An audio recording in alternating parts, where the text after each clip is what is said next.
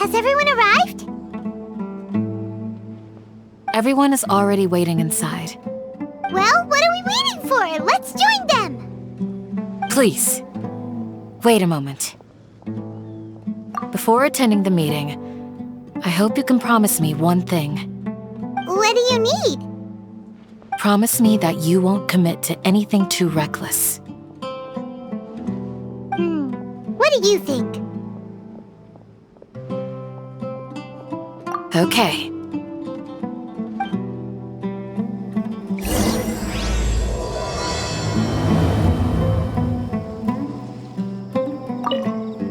They're all waiting for you.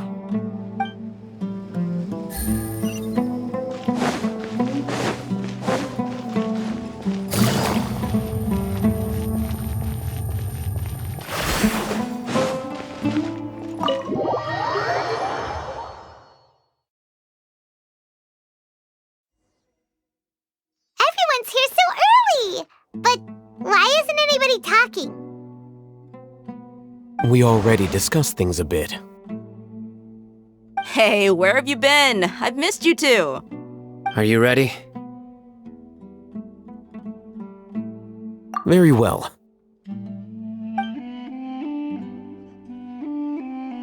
Are you sure this is gonna work? I gotta admit, it's bold. Color me impressed. It's worth a try. The point of discussion is to arrive at a solution. Let's cut the small talk and move to the next point. You're making Paimon nervous.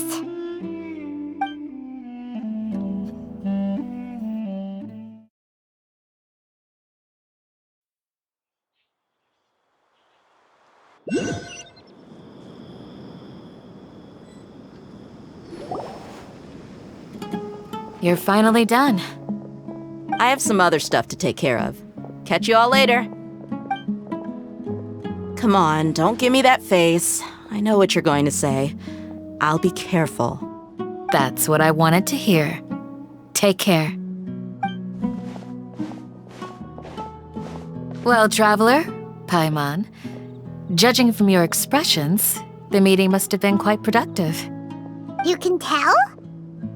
I'm not that good at scheming or strategy, but I can sense people's emotions.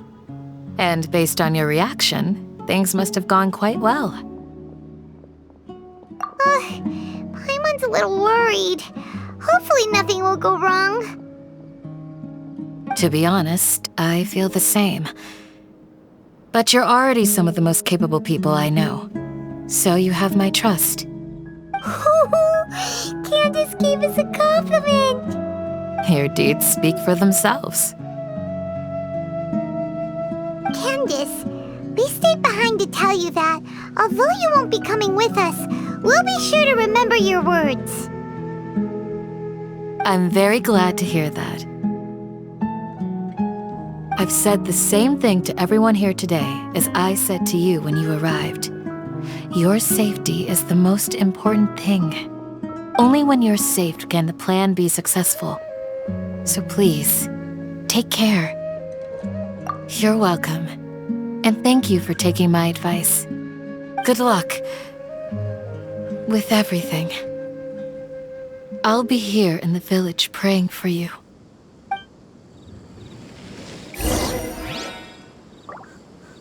Stay safe, everyone. I'll be here praying for you. Good luck.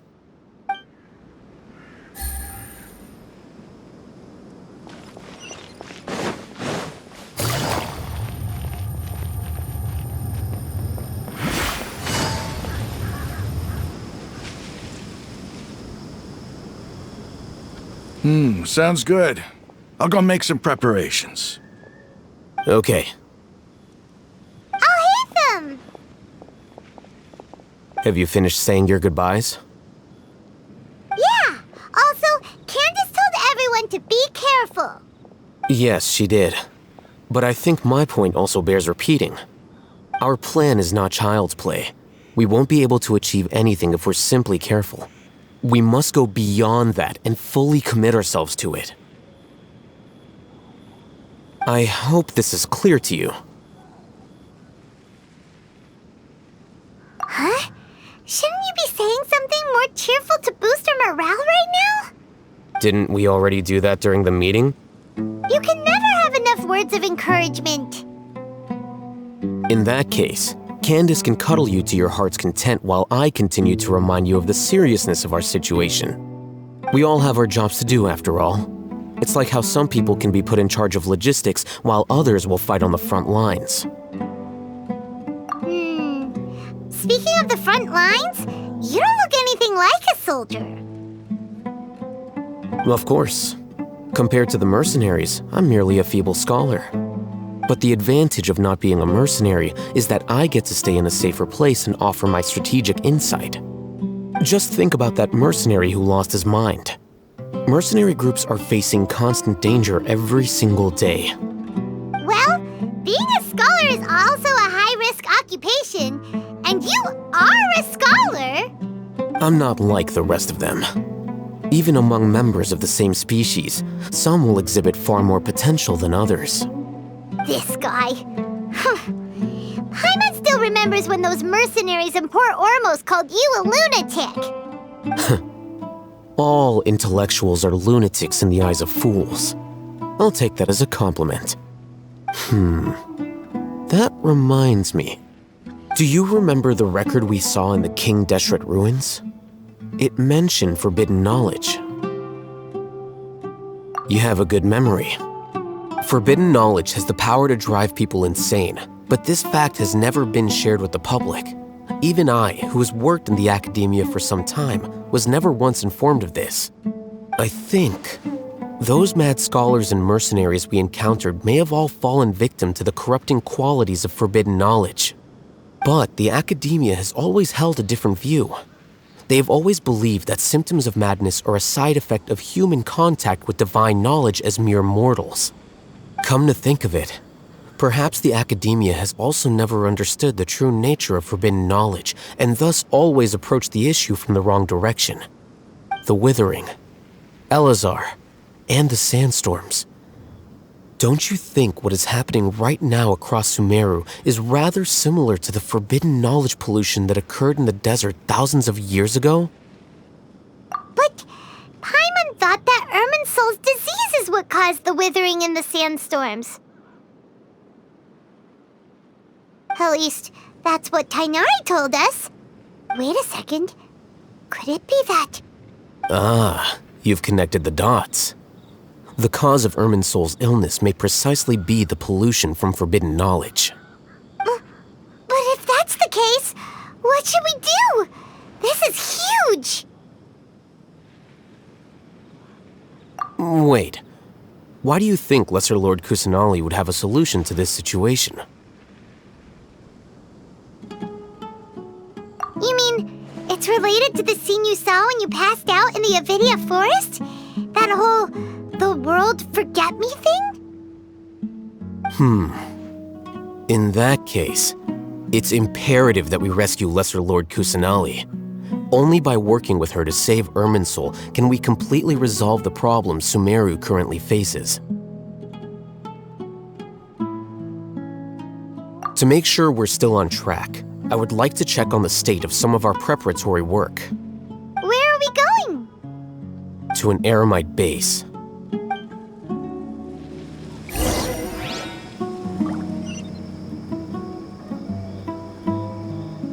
Take it easy.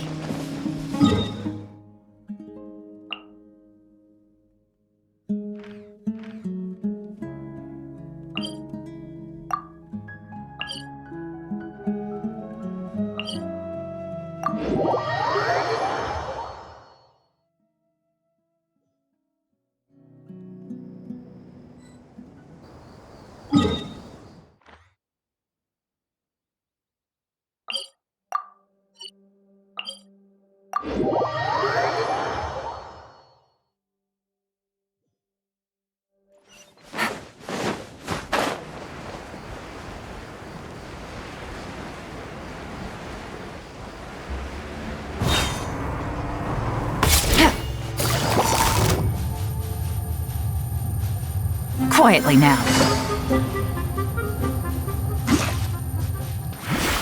Take it easy.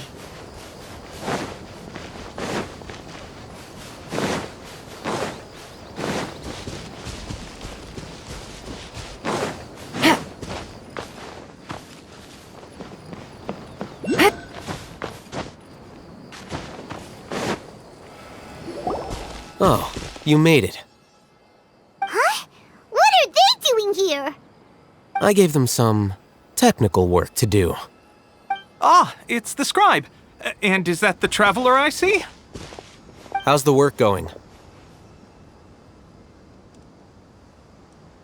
Ah, yes! We have fixed the devices according to your instructions. One of them is already ready for use, while the others are still under repair. Aren't those devices for canned knowledge extraction? What are you doing with those? Look here. Huh? More canned knowledge? Are you going to put more weird stuff into his head again? What's that look on your face?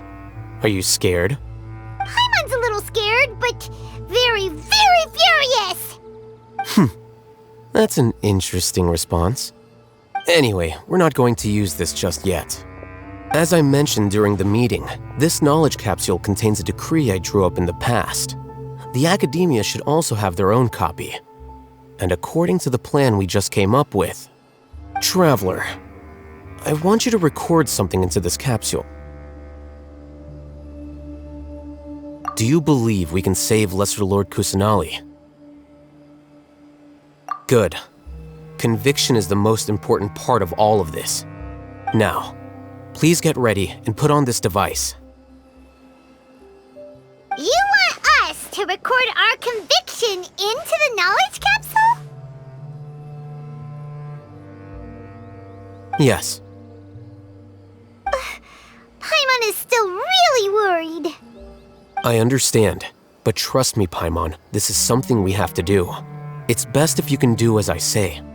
Because, to achieve this impossible task, it sounds like you'll need to fool your own heart first. Although it may feel like a trick, self-encouragement may be the most important tool we have. Paimon can see the point you're trying to make.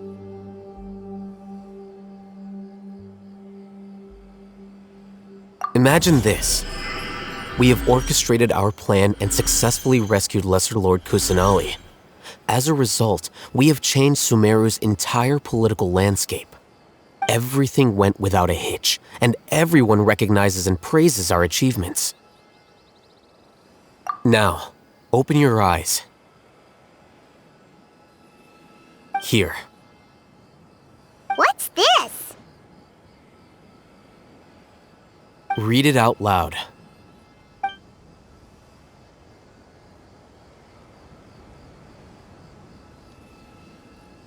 It's done. Is your head okay? Does anything hurt? It's just a recording. There should be no negative effects. But what was the point of doing this? Paimon doesn't get it. And that's perfectly fine. In any case, these capsules aren't meant to be used by you. Huh? What do you mean? Have you forgotten?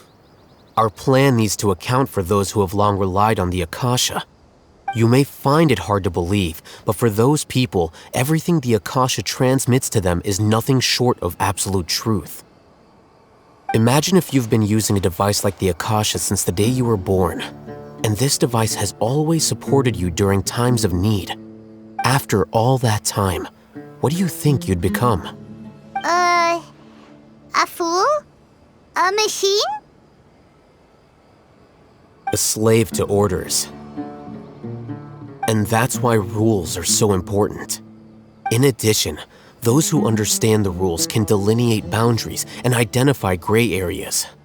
But why would you need to identify the gray areas? You could say that those kinds of ambiguous zones can be very interesting.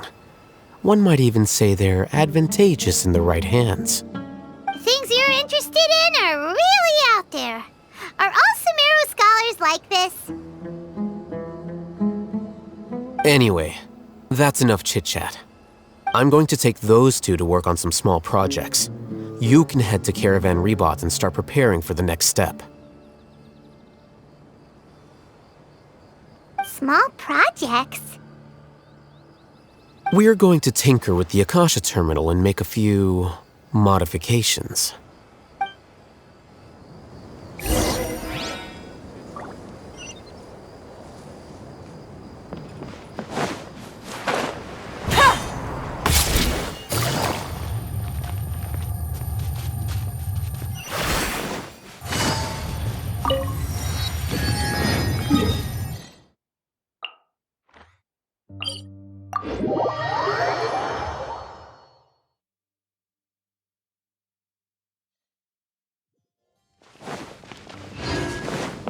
Take it easy.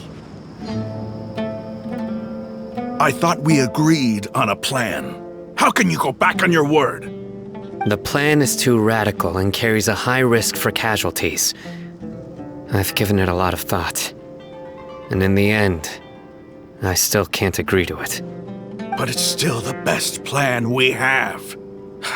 As a former Matra, you of all people should be able to see the bigger picture and recognize the innate advantages of our plan. I did. And that's how I saw the danger behind these so-called advantages. Alhaitham's plan is even more radical than I imagined. Huh? Why are you guys arguing? My friend, you're just in time. Why don't you help me persuade Sino? He's turned against our plan. We agreed to work out a plan at the meeting. As mercenaries, you're familiar with the local environment, so you'll take care of the specifics. But then, you went to Alhaitham for suggestions. Had I known Alhaitham would give you those kinds of suggestions, I would not have agreed to the plan. Look, you already know that we're all on the same side here, don't you? Mercenaries place a lot of importance on their bonds of friendship, but also will not hesitate to make sacrifices if they deem the situation to be sufficiently dire. I'm sorry, but as things stand, I can't accept your principles. Seems you really do understand the ways of the desert. Traveler, Paimon, this is also something you should know. Ramon's plan is to have me work with the Caravan Rebot guards in my capacity as a Matra. We will arrest the mercenaries and escort them into Sumeru City. Wait, how can we work with the guards? We can't get through that wall easily, remember? Caravan Rebot would never let so many unregistered members of the Eremites enter Sumeru City. My plan will clear us of any possible suspicion, and also let us enter the city as a big group. There is no better way. That also sounds like something Alhaitham told you. Am I right? Doesn't Alhaitham know how dangerous this plan is? Of course he does. He told me, there is no perfect plan, but this can get the job done. He also said that with the help of Sino and the Traveler, our chance of success would increase significantly. I never blindly trust anyone, and I've always had a good eye for people. I think he made a number of valid points. It's my own choice to trust you. If I make the arrests alone, I can control myself and prevent you from getting hurt. But I can't guarantee that kind of discipline from the guards. To make the whole thing more convincing, you'll need to resist to some degree. Casualties are inevitable once push comes to shove. I'm okay with the deaths of enemies. But now that we're allies, I'm against the meaningless loss of our own. I can't believe a Matra would actually care about us. I've lived a hard life, and I can say that people like you are hard to come by. I've always treated my allies with honesty and respect. They have the right to know important things like this. Now you're making this hard for me. Hey, is there something we can do to help?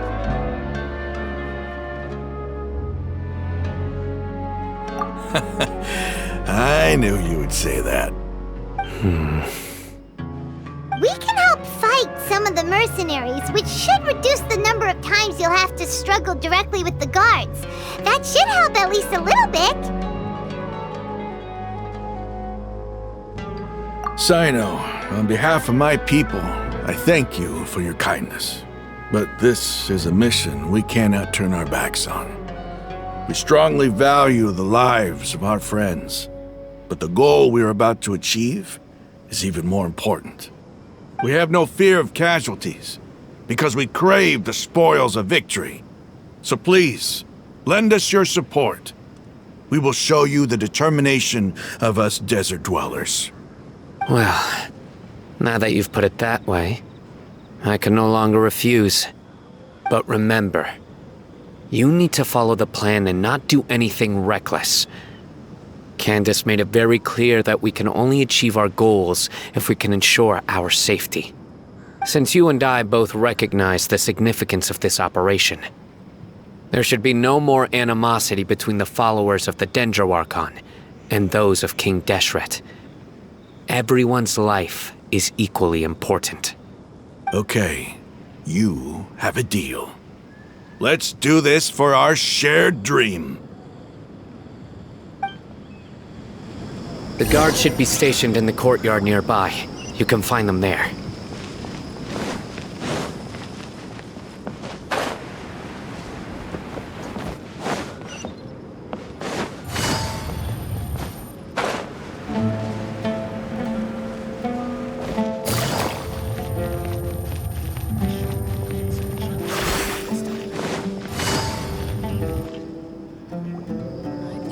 Guards! General Mahamatra! To what do we owe the honor? Keep your voice down. This is a secret operation. I'm going to arrest a large criminal gang near this location. According to the Akademiya's Guide and Regulations on Secret Operations, I have the right to ask for the cooperation of Caravan Rebot. Ah, of course. Mahamatra Cyno's order is the Akademiya's order. Just let us know what you need. But who exactly are you planning to arrest, and how many people are you expecting? Depending on the scale of this operation, we may need to report it to our superiors. They're a squad of Eremites whose number is comparable to Ain el Akhmar in Port Ormos. They're involved in the theft and resale of supplies from the Akademiya. As many as Ain el Akhmar? This should definitely be classified as a joint operation. Then I suggest that you report this to your superiors as soon as possible, and treat it as a top priority desert operation. I will need personnel. Got it. Please wait a moment. I'll contact them immediately.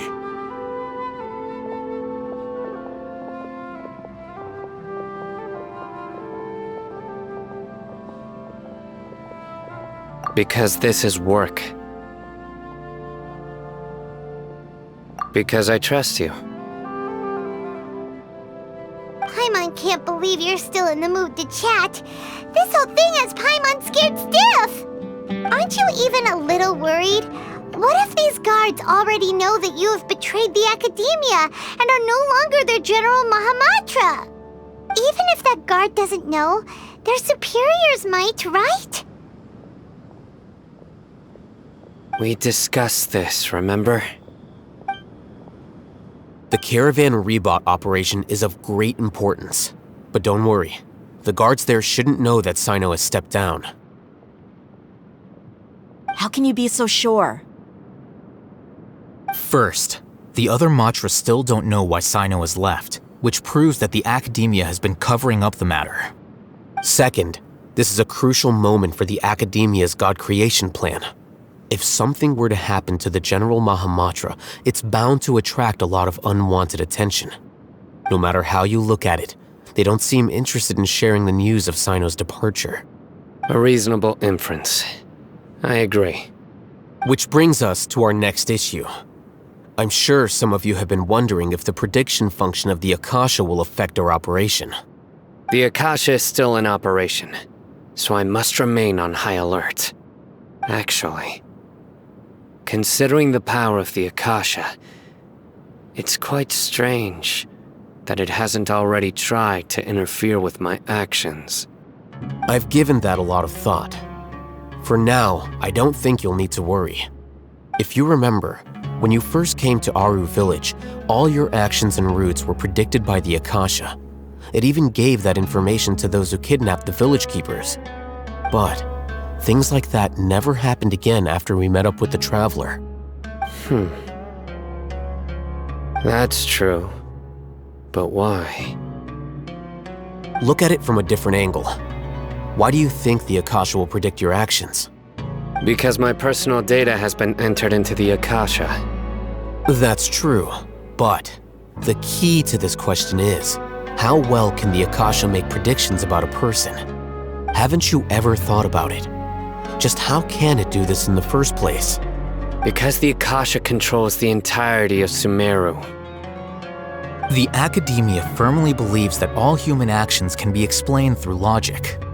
By sorting and analyzing entered data, the Akasha can derive behavioral logic and predict the actions of those who fit an existing logic model. However, at the risk of sounding like an advocate for fallacies, can everyone truly be considered logical at all times? Emotions are part of our behavioral logic, but can you guarantee that every experience of the same joy or pain would be equally intense? How can our feelings and opinions be predictable down to the letter in every single instance? Sino, in the past, you've always worked alone. In the absence of another person who could sway you or your thoughts, the Akasha could produce predictions that were similar to your real-life behavioral principles. Decisive and principled, you were used to solving problems alone. That's why the Akasha could figure you out. But now, you've joined a team. And I believe the Akasha hasn't yet figured out the full composition of it. Our thoughts and logic have intermingled and weaved themselves together to become a complicated, chaotic mess. Any one of us could potentially disagree with another. The Akasha lacks data on these interactions, and it's impossible for it to predict your actions in the future based on your decisions in the past. After all, there's probably a limit to just how much we can be modeled or controlled by data. So, in my opinion, you're probably safe for now. Makes sense to me. I agree. The Akasha is not alive, and I don't think we can be completely controlled by something without a mind of its own. Is that so? I guess there are things that even the Akasha cannot calculate, and people will not be forever trapped by the past. Paimon's so glad that this is settled. Next time, pay attention during our meetings. Will do. Just remember to stay vigilant. Footsteps! General Mahamatra, we were not expecting your presence here. I'm the security officer of the Grand Deshret Desert District. My name is Luxembarbo. This is my assistant, the Traveler. He will be working with me. The construct next to him is for his work. Beep! Construct, beep! What a great honor to meet you.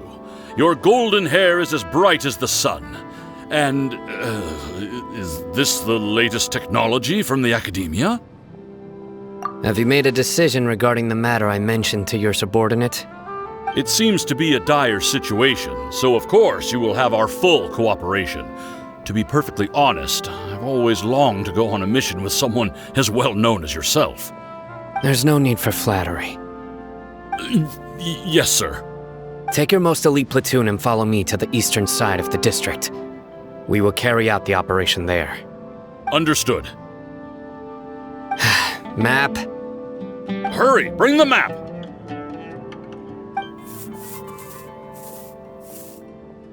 In 2 days, we will engage Rahman's Eremites and capture all of them. Any questions about the time or location? None at all, sir. Good. See you then. Yes, sir.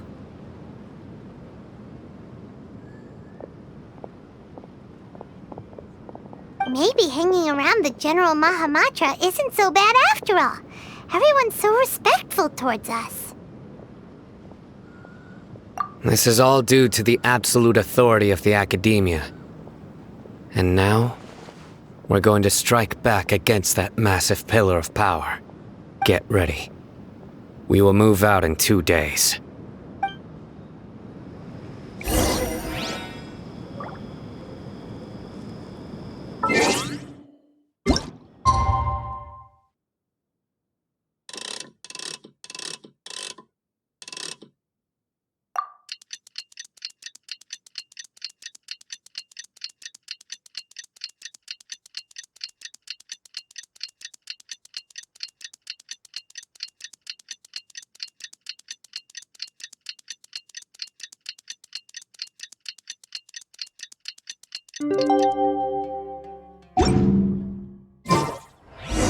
It's time for the operation! Let's go meet Sino in the desert!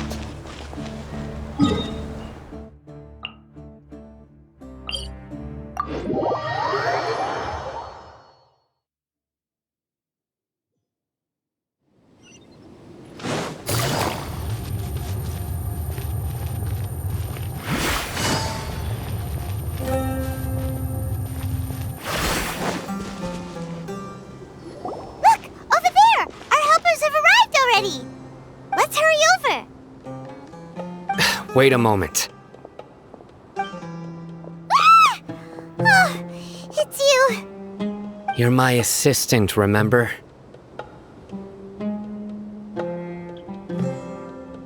Being my assistant, you must stay with me. Now let's head over there.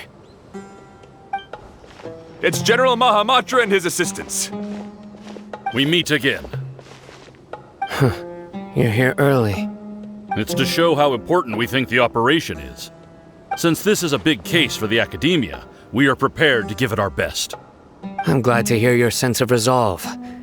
Remember, we must capture them alive. They are our only leads for the case. If they die, we will be unable to continue the investigation. Understood. Everyone! The Eremites are approaching from the west! Make preparations and be ready for combat.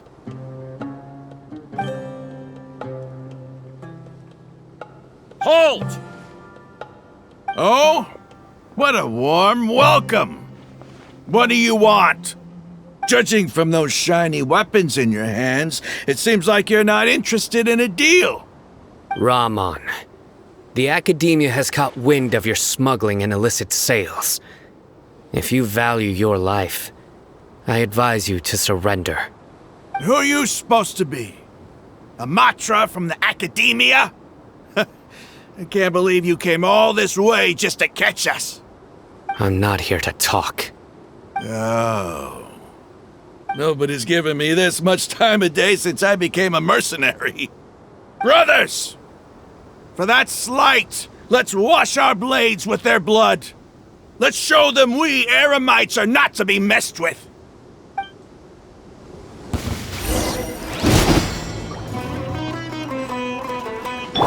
Teamwork is dreamwork!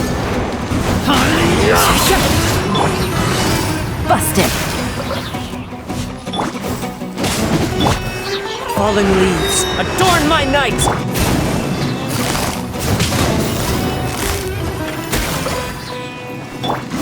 Let's light it up! Everybody stand!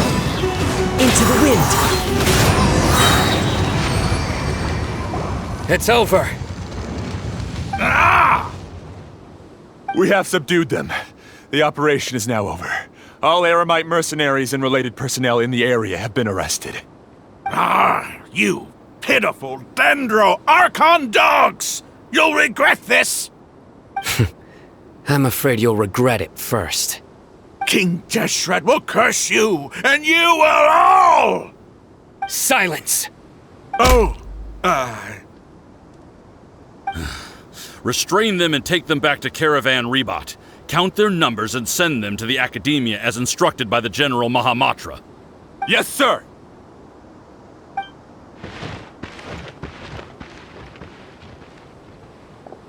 Mahamatra Sino, I will now take my leave.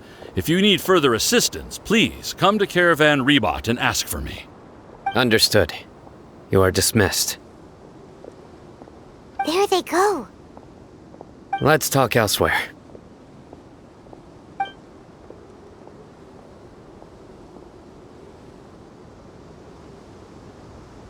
part of the plan went really well. Yes, things went perfectly. That's fantastic! And that punch you gave Ramon there sure looked convincing enough. Once we're done here, I'll return to Caravan Rebot and oversee the group's transport. I promise. I'll get everyone into Sumeru City safely. Yeah, you're the reason why everything went so well. It's not the time to celebrate yet. I believe Dehya should already be waiting for you. Go join up with her. She will need you to introduce her to Tighnari. Speaking of which, is it really okay for us not to share the full plan with Tighnari? What if he'll feel miffed about it and refuse to work with us? I have a very close relationship with Tighnari. Given how well we know each other, I believe my message alone should be enough to bring him to our side. He knows I won't make jokes about things like this. If we need help, Tighnari is the best option. Get ready for the next phase of the plan. Don't keep them waiting.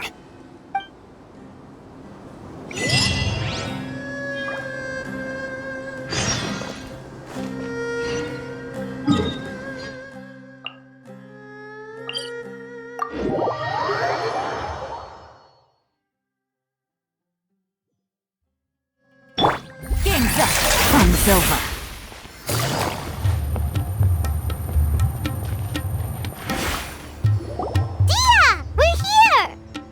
It's about time.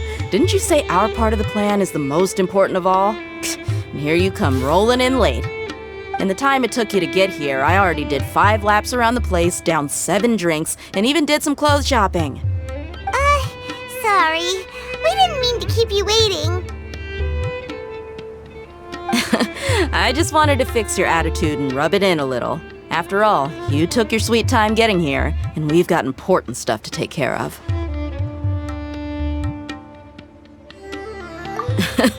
I just like seeing that serious look on your face. All right, I'll stop. All joking aside, I'm glad you're here. Let's get moving and take care of this as soon as possible. But where should we start? Our responsibility is to get a status update on the Fatui Harbinger known as the Doctor. We need to make sure he won't get in our way when we rescue Lesser Lord Kusanali. Dealing with an institution that controls all of Sumeru is already hard enough. If the Doctor were to crash the party, it would be next to impossible for us to achieve our goals. Yeah, we sure don't want him showing up. Ooh, he really gives Paimon the creeps. Right? Hearing his name just reminds me of those stuffy old geezers in the Akademiya. I'd rather not have to deal with someone like that.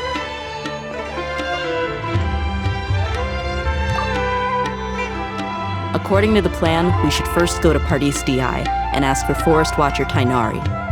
If all Alhaitham and Sino's sources are solid, then we can be sure that Tighnari still has the Akademiya's trust.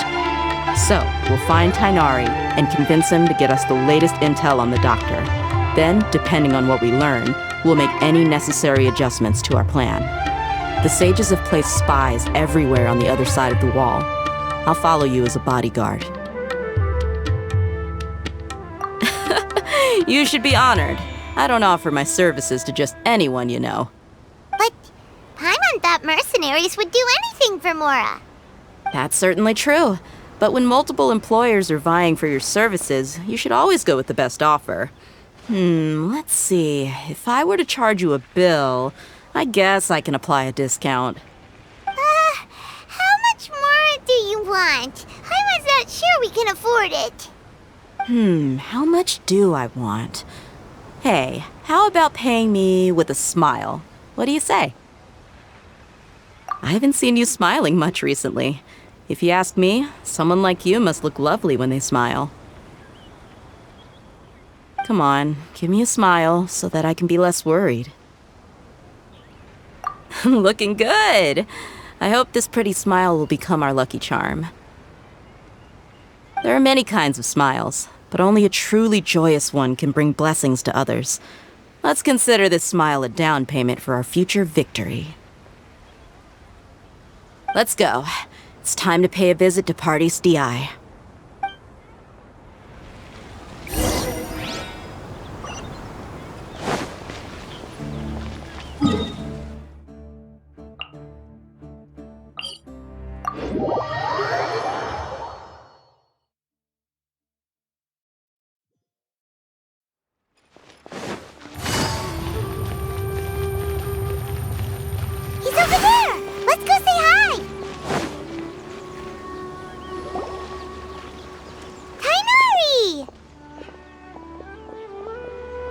Ah, Traveler, Paimon. And you are? Hey there. This is our friend Dehya. She's an Aramite mercenary. A mercenary? You must have some big news for me. It's something really important. Please help us out. All right, then follow me.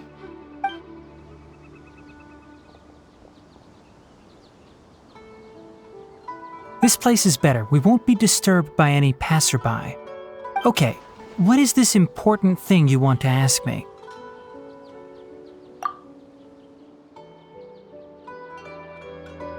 The doctor, huh? He's that strange-looking Fatui Harbinger with the mask. Paimon thinks he has blue hair. Yes, I know him. Actually, he left Party's DI just a little while ago. He left already? Yeah, he came looking for me. Can I ask what it was about? Sorry to ask you like this after having just met, but your answer is very important to us. For now, all we can share with you is that your friend Sino is working with us. Sino, you say?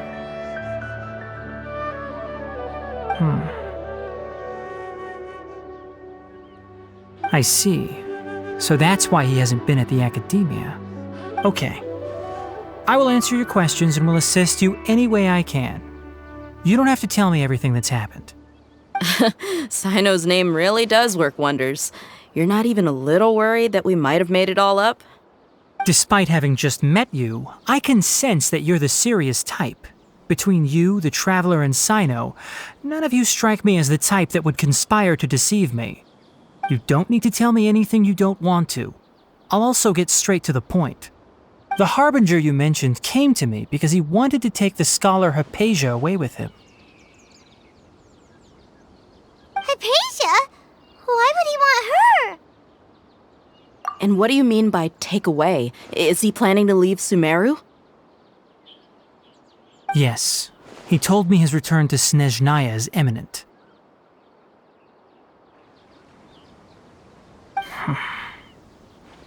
So you mean...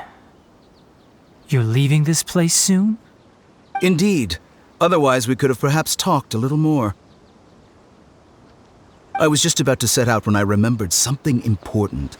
To that end, I made a final trip to Pardis Di. Let me ask, have you been taking care of a scholar by the name of Haypasia? Your sources are accurate. No doubt because you recruited many informants. But you're right. Haypasia has indeed been receiving treatment from me. Forgive me for asking, but how's the treatment coming along? Given the way you're asking, I assume you have something to say. Since you asked, I'll be frank. I would like to take Haypasia to Snezhnaya. It's incredibly difficult to transfer a patient. As a scholar yourself, shouldn't you at least be aware of this? Oh, I can't believe your utter lack of faith in me, to the point of even questioning my general level of knowledge. How unbefitting. Well, you're the only one who's ever made such a request. I have my ways of keeping her safe during the journey. In addition, I can also promise that under my care, Haypasia will receive the most advanced and effective treatment. I will personally supervise her treatment and see to her recovery. Would that be agreeable to you? Haypasia was born in Sumeru and remains a scholar of the Akademiya. Her situation has not become dire enough to necessitate her transfer to another nation. Transporting her to Snezhnaya is risky, and the potential benefits are unknown. As the person currently responsible for her treatment, I cannot possibly sign off on this transfer. Your suggestion is rude and reckless. I'll pass. I don't know much about the doctor, but after talking with him, I realized that, just like many other scholars, he possesses an aura of arrogance that I've come to detest. It's not so much that he's looking down on others, but more that he's so confident in himself and his abilities, to a point of near insanity. I would never refer a patient to someone like him. I prepared myself for a protracted battle of wits, and was really surprised to see him just give up on the topic. Still, his reaction really concerned me.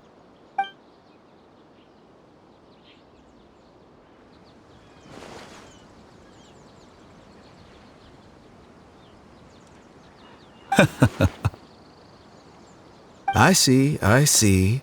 Of course, your opinion makes perfect sense. You're still young, but already quite stubborn. I must say, you are not like what I had expected. Under normal circumstances, I wouldn't just let you off the hook like this. But unfortunately, I'm in a hurry today, what with Her Most Noble Majesty the Tsaritsa calling for our return. Luckily, there is still some time left for me to take care of everything before I leave. It's just as the Akademiya said, you're a responsible and gifted scholar. Sadly, even with all of that, you're still lacking a bit of shrewdness. And that's also why people like you can never realize that sooner or later, everyone must pay the price for what they've learned.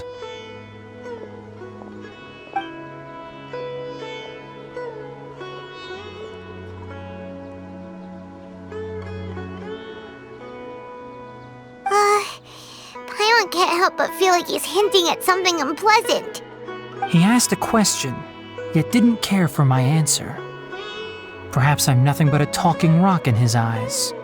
He never came off as malicious, but an utter lack of compassion permeated throughout our conversation.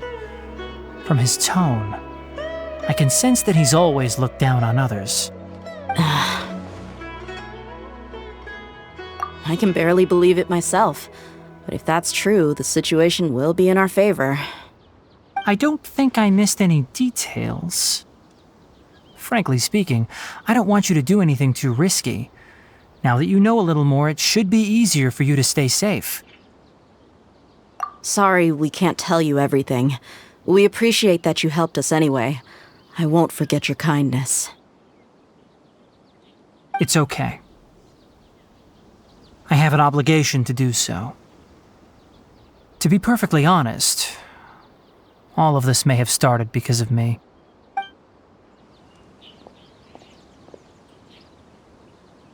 Recently, my master wrote several letters to me, asking me to return to the Akademiya and assist him with his research. Hasn't he already asked you several times before? Yes, but there's something off about this most recent batch of letters.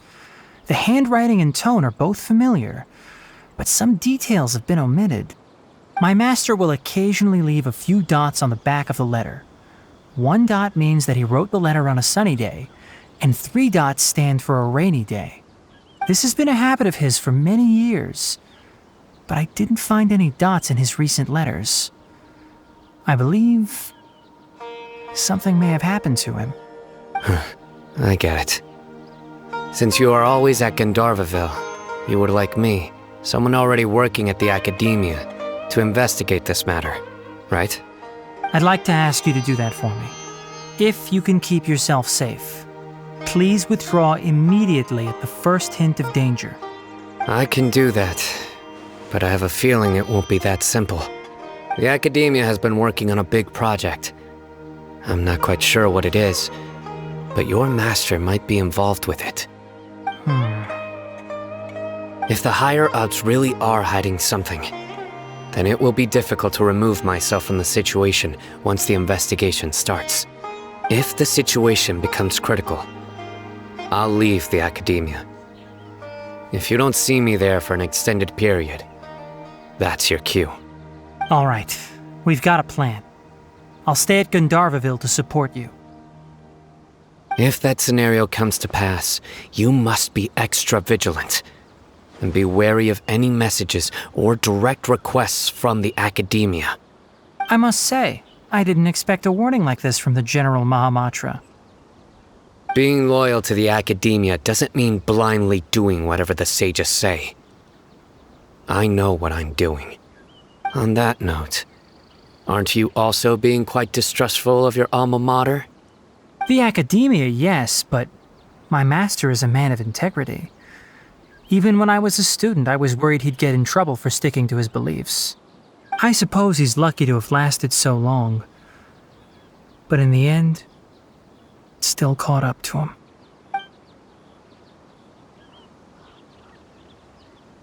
I see. So you noticed something was up with the Akademiya from the very beginning. This may well be how Sino became involved in all this. In that case, I must keep my promise and help you however I can. Also, if you run into Sino again, please help me pass on a message to him. Trust your own senses and experiences. I think this may be something he needs to hear right now. Okay, we'll find a chance to tell him. Thanks. Right.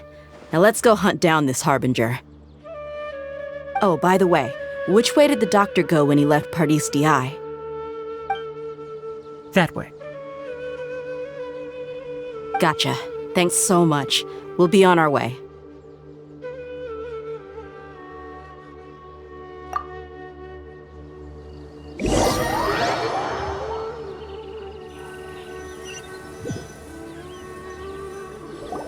According to Tighnari, the doctor is leaving Sumeru soon. I want to check if the doctor was actually telling the truth. He also said that he'll take care of everything before he leaves. What did he mean by that? We need to be extra careful when dealing with a person like him. Just to be safe, let's chase him and see what we find. But we have no idea where he went! How can we start chasing him? We'll do it the mercenary way. I'll find leads as we go. All you have to do is just follow me.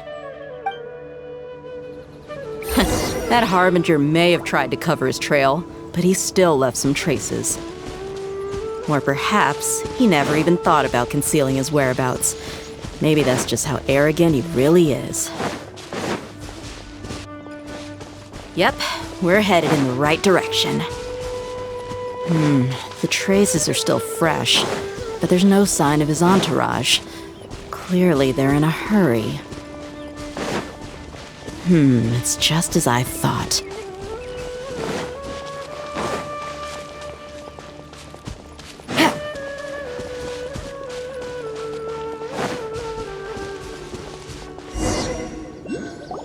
We can stop here. I think I know where the doctor went. To the south of here is Port Ormos, which seems to be where they're headed. Port Ormos? They're going to leave by boat? That's right. Let's go to the port and have a look for ourselves.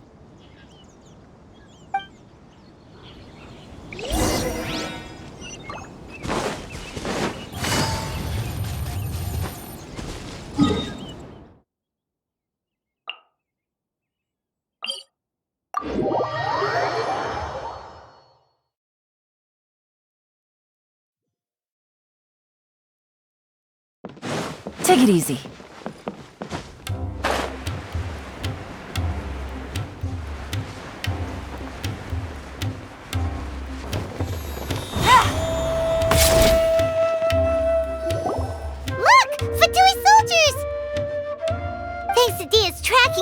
Seems we found the right place. Shh! Don't draw their attention. The port is crawling with Fatui soldiers. Let's keep going and see what we can find. Now this is a proper farewell ceremony for a Snezhnayan Harbinger. The Lord Harbinger is leaving. I've still only seen him once or twice.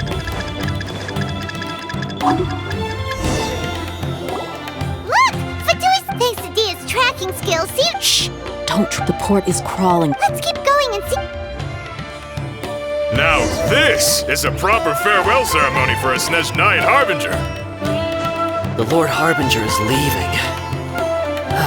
I've still only seen him once or twice. I used to hold a position in our homeland, and back then, the doctor spoke in a very different way from the way he speaks now. Maybe the way people talk in Sumeru has rubbed off on him?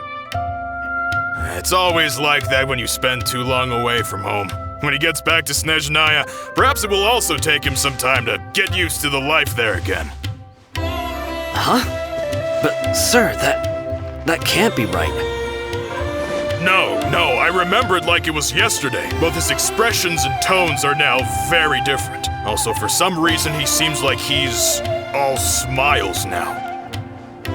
You must be mistaken. Nobody's supposed to look happy when they're on a business trip.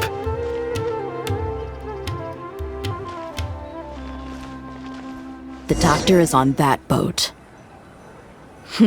So he told the truth after all. He is actually leaving Sumeru. Let's get closer and find a place to hide so we can observe him. This place'll do. We can hide here while we keep an eye on the boat.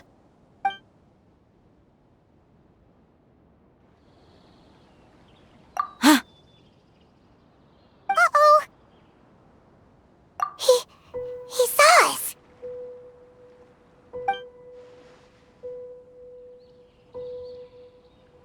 Huh?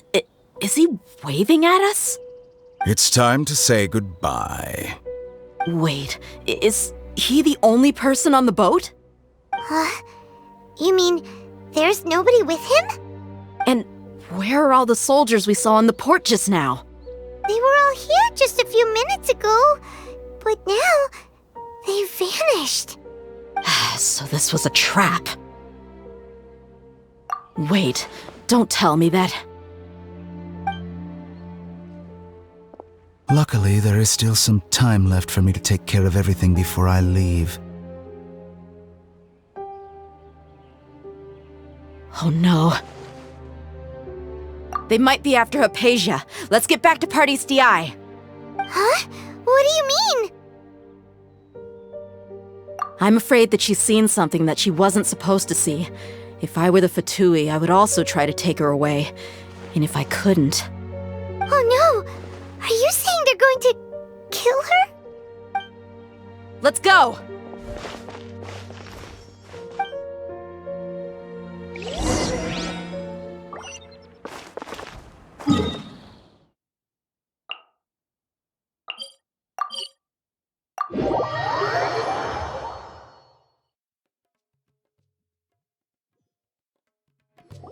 Party's DI is not a place you Fatui can just show up and do as you please.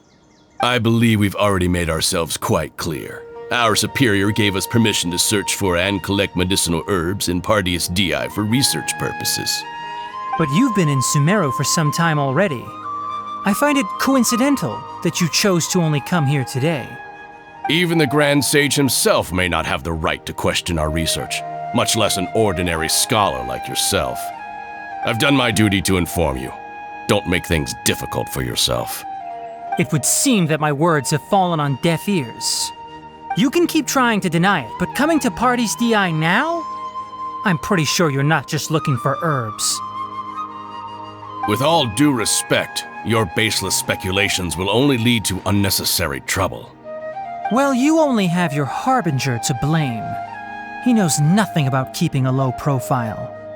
I may be staying at Party's DI as a scholar, but that doesn't mean I'm no longer a forest watcher.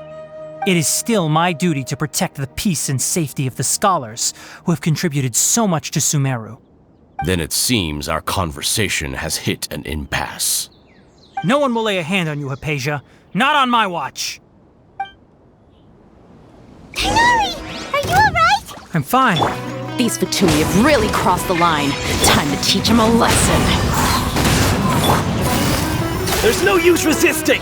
Give us Haypasia! Keep dreaming! Yeah, Tighnari! Beat him up! Gotcha! Busted! The doctor's orders are absolute! Yeah? You've been someone's lapdog for so long that you don't know anything else now! Embrace the ice! Everybody stand back! Yatta! One with nature! We're not getting anywhere. Traveler, Paimon, please go to Haypasia. We need to make sure they don't try to sneak around and attack from behind. Got it!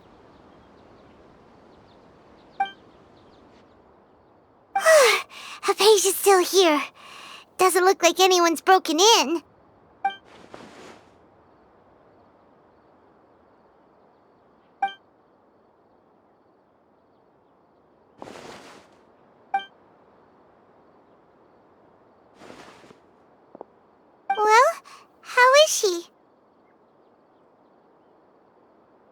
That's good.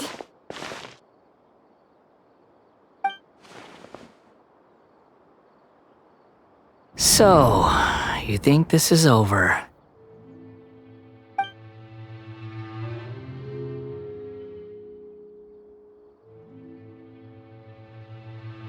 What? The Balladeer is here?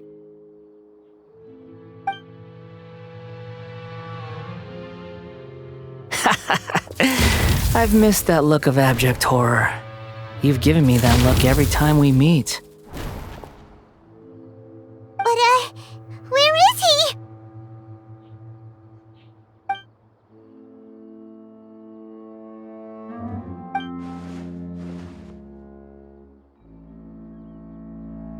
I can hear all of your thoughts, you know.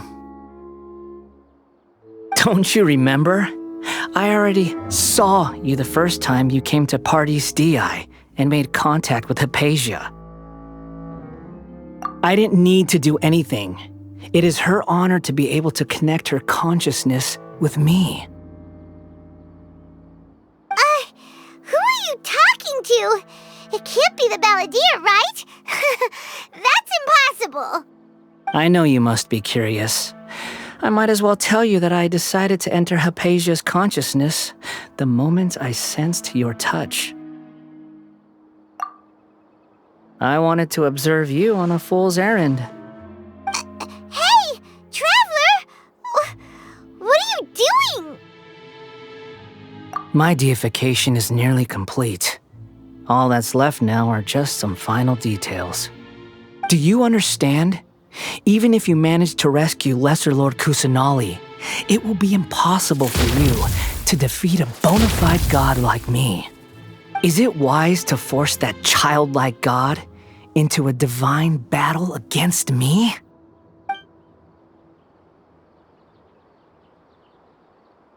Scholars consider the God of Wisdom to be the sum total of their faith.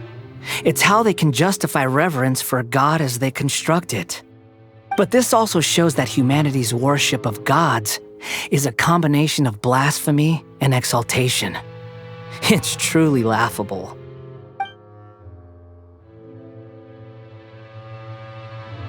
Yes.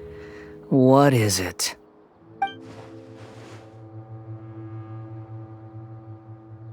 Yeah, I'm in a good mood, which is why I'm talking to you like this.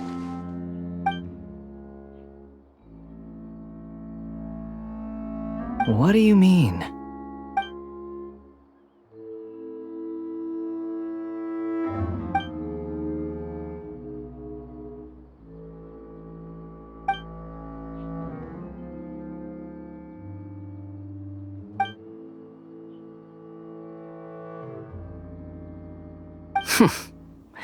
Those words almost make you sound like a friend who actually cares.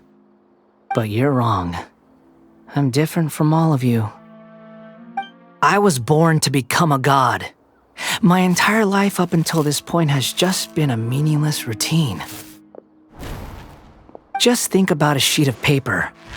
By itself, it holds no meaning. The content recorded on it is what gives it value. All I had recorded down before were some painful memories and boring human feelings.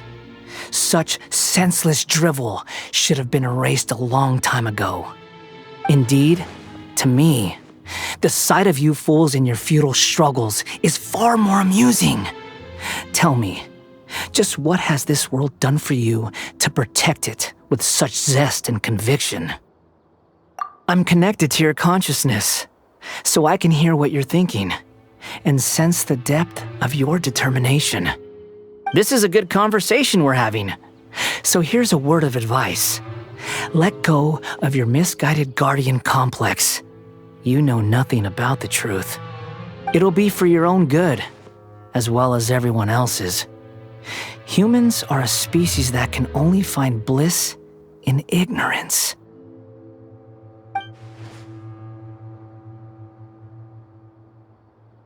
Ah, you've seen my affection for her. If you were in my position, I think you'd feel the same way. She peered into my consciousness and saw my past. someone like that is qualified to become my first follower. All gods need followers. So Haypasia has been chosen. Her appearance heralds my imminent arrival at the throne of divinity, while her worship shall become my glory.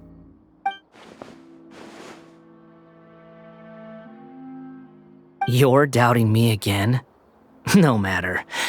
Soon, you'll know what kind of authority you're challenging.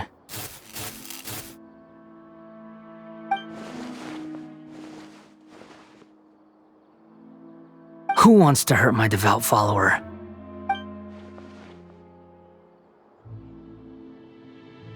The doctor wants to hurt my first follower?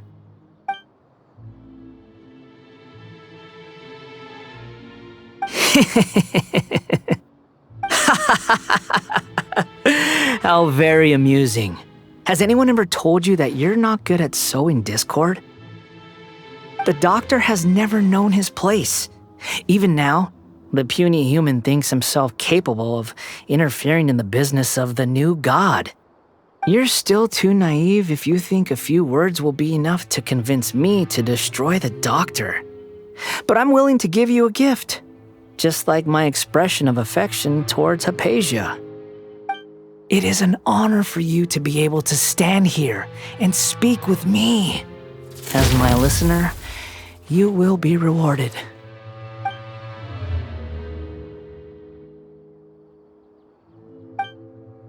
Both good things and bad things can be called gifts. After all, gods have never needed to be reasonable. Ah! Paimon hears thunder! That person Paimon couldn't see was the Balladeer? Oh, he sure chatted with you for a while.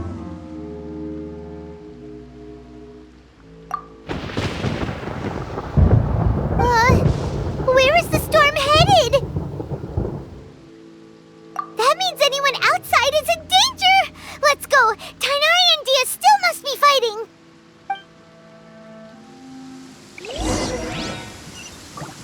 Time to go!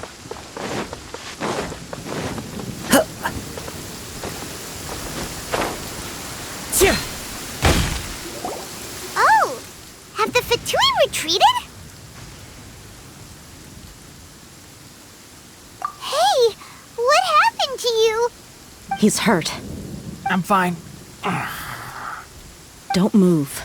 I've seen Eremites get struck by lightning before. You need to rest. Struck by lightning? We were fighting, and just as things started looking grim, the weather suddenly became extremely strange. Lightning started attacking everyone, almost as if it were alive.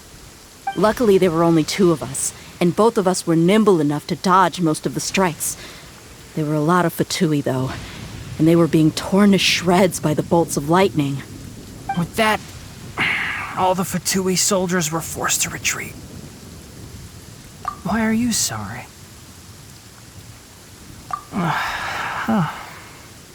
It's all right. I'm sure you also never expected this to happen. Don't blame yourself. My wound aside, you look like you've seen something unpleasant. Is Haypasia all right? Hey, didn't I tell you not to move? Just in case. Let's go to Haypasia's place and talk about things there.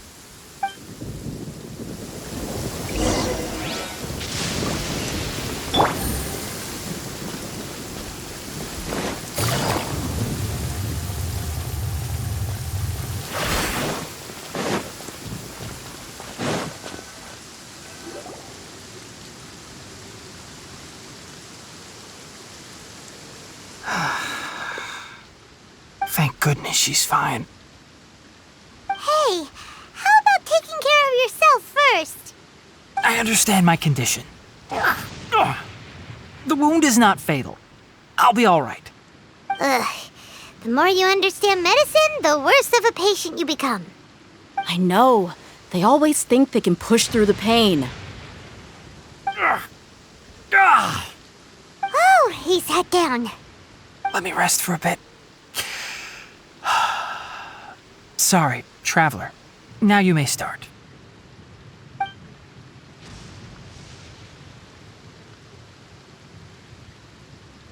So that's what you were talking to the Balladeer about? Oh, Paimon can't believe what he's thinking. The Akademiya's God creation plan. How ridiculous. That sounds, ambitious, I guess? Anyway, this is all way beyond me. As long as I can enjoy every day with a drink in my hand, tasty food in my stomach, and a good night's rest, that's enough. I'll only work when I have to. I must be the least ambitious person who's ever set foot in Party's DI. Don't say that.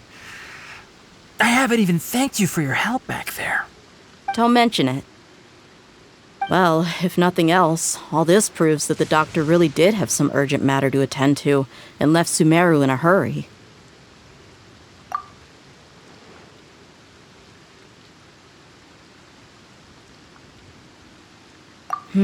Maybe the Fatui want to cover up some secret of the Balladeer. Is that why they tried to seize Haypasia? You said the Balladeer claimed that Haypasia has seen his past. So, what could be there? Have you noticed? The Balladeer is not happy with the doctor's actions. He thinks the doctor has no right to consider himself as his equal. So, if the doctor was to show up again, would the Balladeer zap him with lightning? Based on what the Traveler has said, I think he would. Having the doctor gone benefits him as well as us. In other words, we've successfully completed this stage of the plan. The doctor is out of the picture now. Yay! That's a big accomplishment! I'm also happy for you. Thank you for the help, Tighnari. Make sure you rest up for now. Yeah. All right. Okay, that wraps things up for us here at Party's DI. Traveler, it's about time we rendezvous with the others at the Grand Bazaar. Let's continue to keep a low profile. You can head there once you're ready.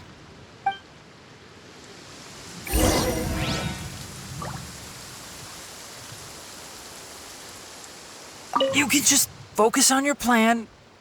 Leave Haypasia to me. My wound isn't going to get in the way. Oh. Okay. Guess I'll sit still for a little while longer.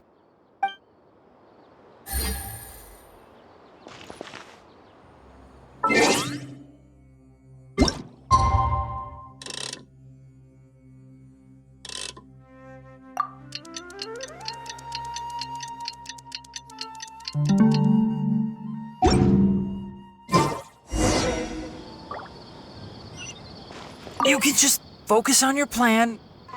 Leave. My wound isn't going to...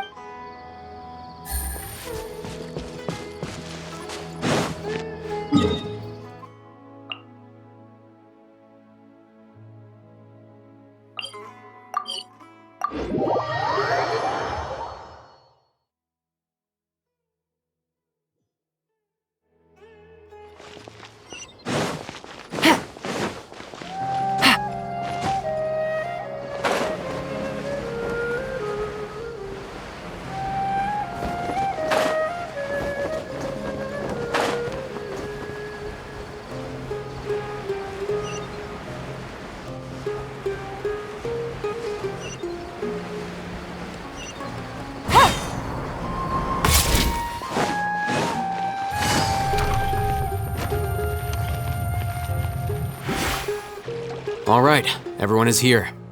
How did everything go? Any luck with your missions? Let's report back one by one. I'll start first. We've made the necessary modifications to the Akasha terminal. In addition, the props required are also ready. I'll go next. The Traveler and I went to Party's DI. The situation was a bit complicated, but we found Tighnari. Unfortunately, he was wounded during a fight. Who was behind it? Well, that's the tough part. What should I say, Traveler? The Fatui or the Balladeer? After some back and forth, we confirmed that the doctor has left Sumeru by boat. He has something urgent to attend to back in Snezhnaya. So, we've successfully removed the doctor from the picture. Also, Tighnari's already resting, so he'll be okay. Good. Oh, Tighnari also asked us to tell you this message.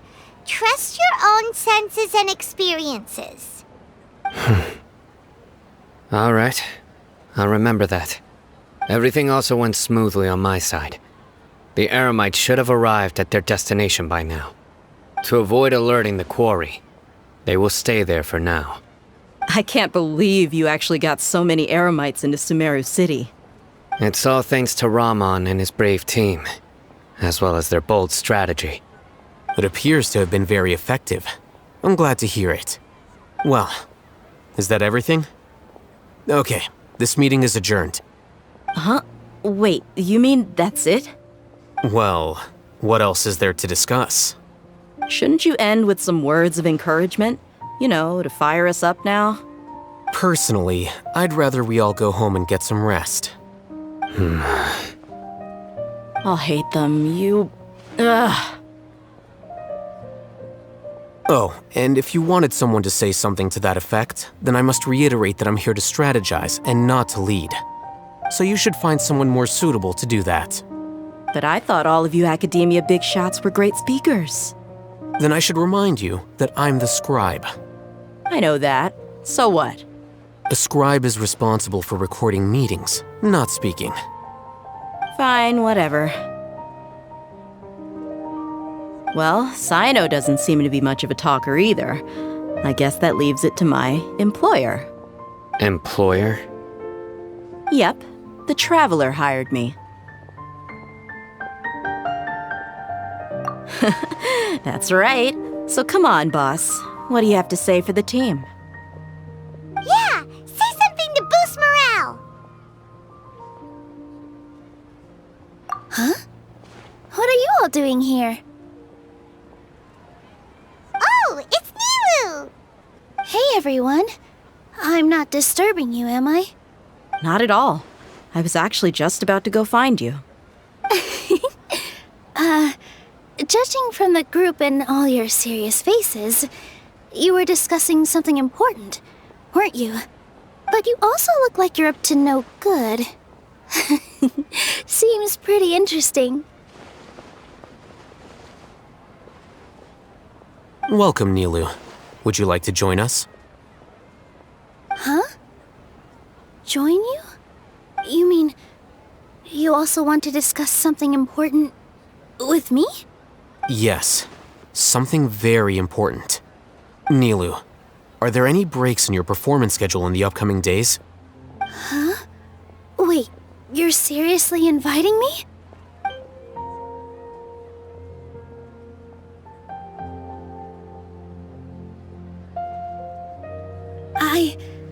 I can't believe my ears. You are truly the bravest and most passionate people of Sumeru, well, that I've ever met. Oh, right. The Traveler and Paimon are not from Sumeru, but you are awesome as well. That's right. I must admit that I'm a little scared, but I'll try my best for Lesser Lord Kusanali. If I can somehow use my abilities to help you, then count me in. Remember, believe in yourself. Okay, I'll get my friends at the Grand Bazaar to help us tomorrow. Just remember not to say too much. Be discreet. Yep, you got it. All the preparations are done. Now, can we finally conclude this meeting? So, have you thought up what you'd like to say, boss? Yep, it's a grand plan and we're all super awesome!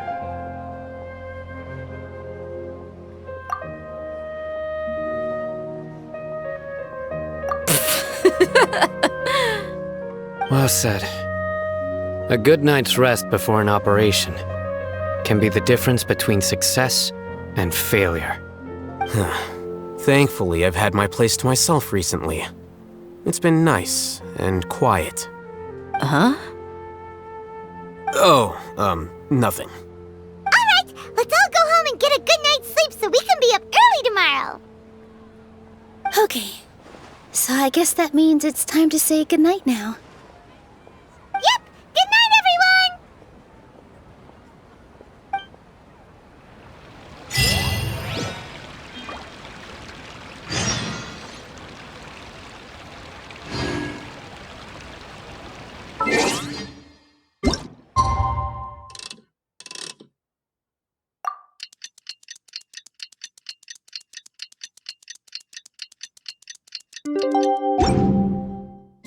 Today is the Akademiya's Neogarbaha Day.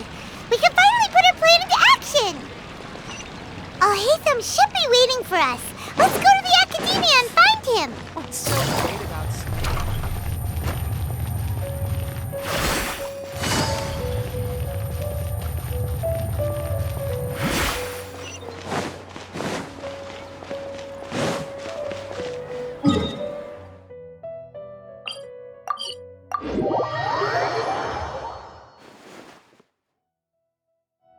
Hello, you two. Sleep well? Not really. Paimon got too nervous thinking about today and didn't fall asleep until the sun was almost up.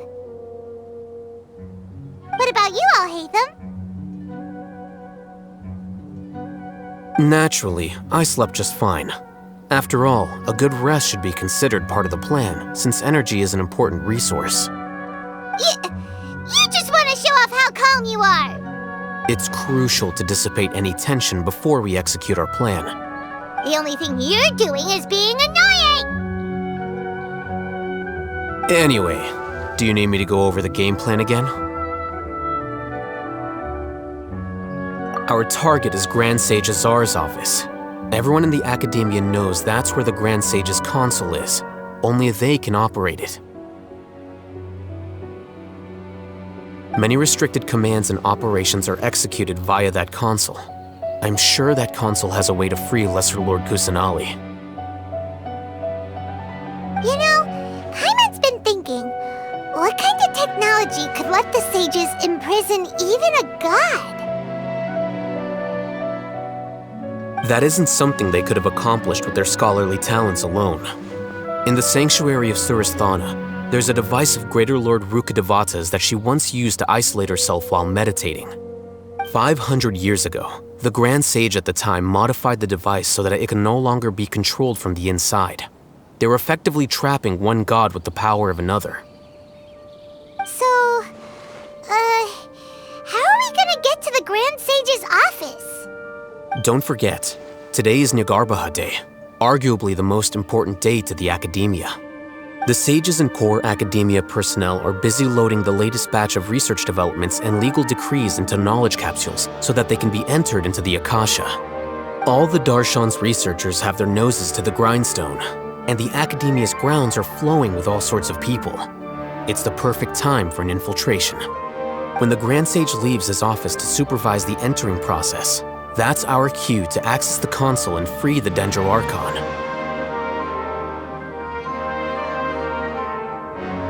Well, yes, that's just the visible side of our plan, after all. If precedence holds, the Akademiya should have already started preparing for Neogarbaha Day. Everyone should be in position. All that's left is for us to lead the charge. Let's go. So are we just gonna walk in through the front door, or...? Yes. Were you expecting a stealthier approach? Paimon can't think of a good comeback. Alright, it's all on Alhaitham if things go south.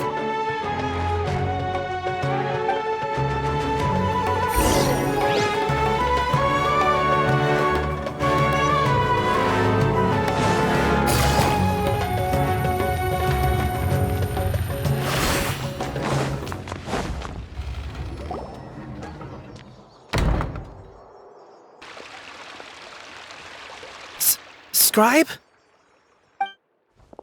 Please, wait. Are you Scribe Alhaitham?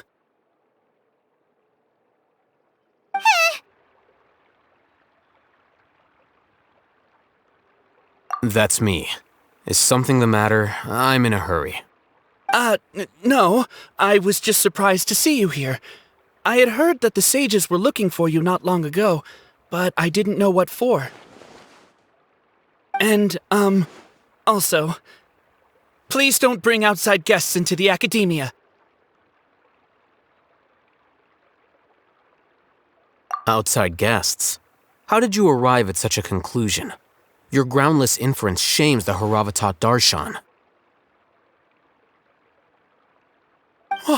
What did you say?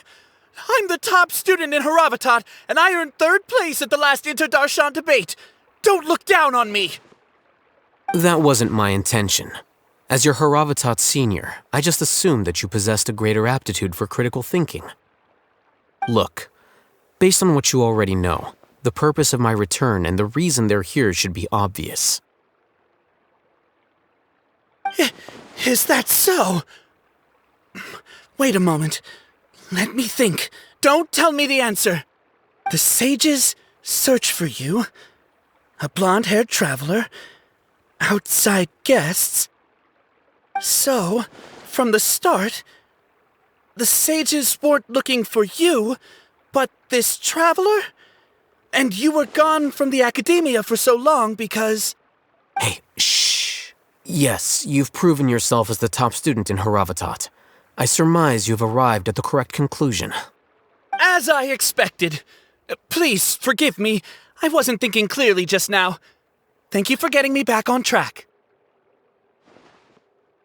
It's nothing. We'll be on our way then. All right.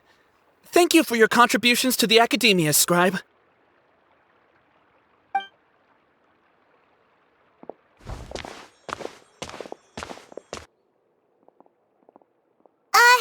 What the heck just happened now? What did he just guess? I'm afraid I don't know either. You have no idea? Mm-hmm. He convinced himself of whatever truth he came up with. That is the so-called pride of a scholar. If someone questions their academic facility, they will instantly feign understanding to keep up appearances. Nowadays, the Akademiya is rampant with this type of scholar. Their obvious farces of intellect only serve to highlight themselves as fools. Wow, so there are special ways to deal with smart people. We don't even need to make up our own excuses. We shouldn't waste any more time. It would be problematic if we missed our window of opportunity. Let's go.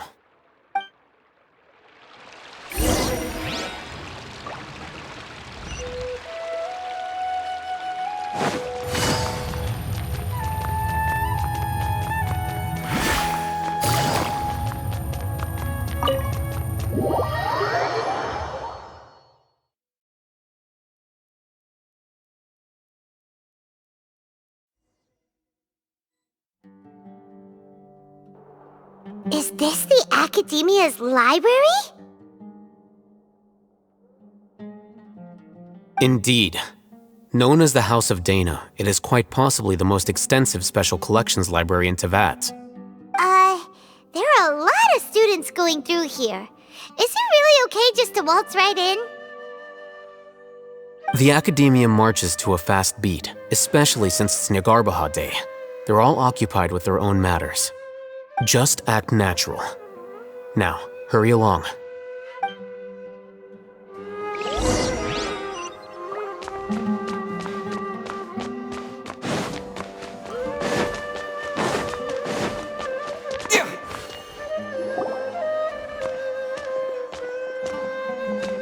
What's this platform for? It's a lift that Akademiya personnel use to access higher floors.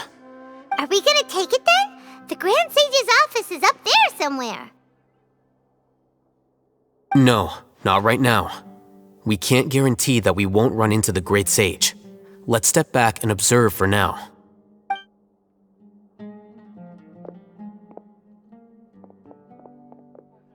You think the Grand Sage will exit from there? And after he does, we'd sneak past him? Oh, Paimon thinks that's really dangerous. Who knows? However, If we can confirm Azar's current location, our operation will be much safer if we... Allow me to offer you a hint. If you wish to know his location, look behind you. You're... What's Grand Sage Azar doing here?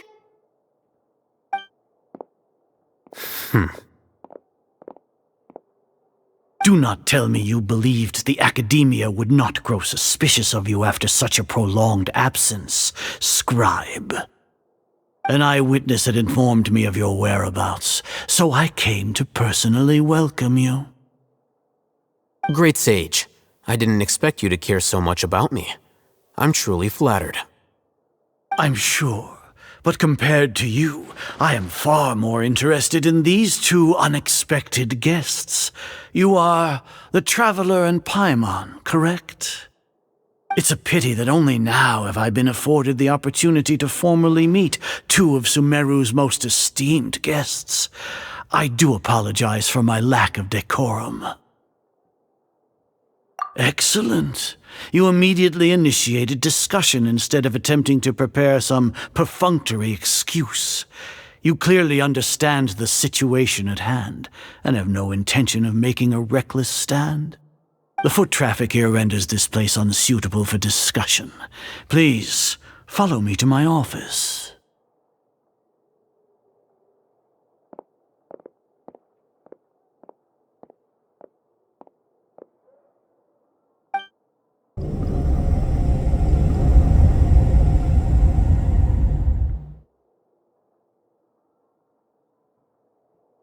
This place is crawling with guards.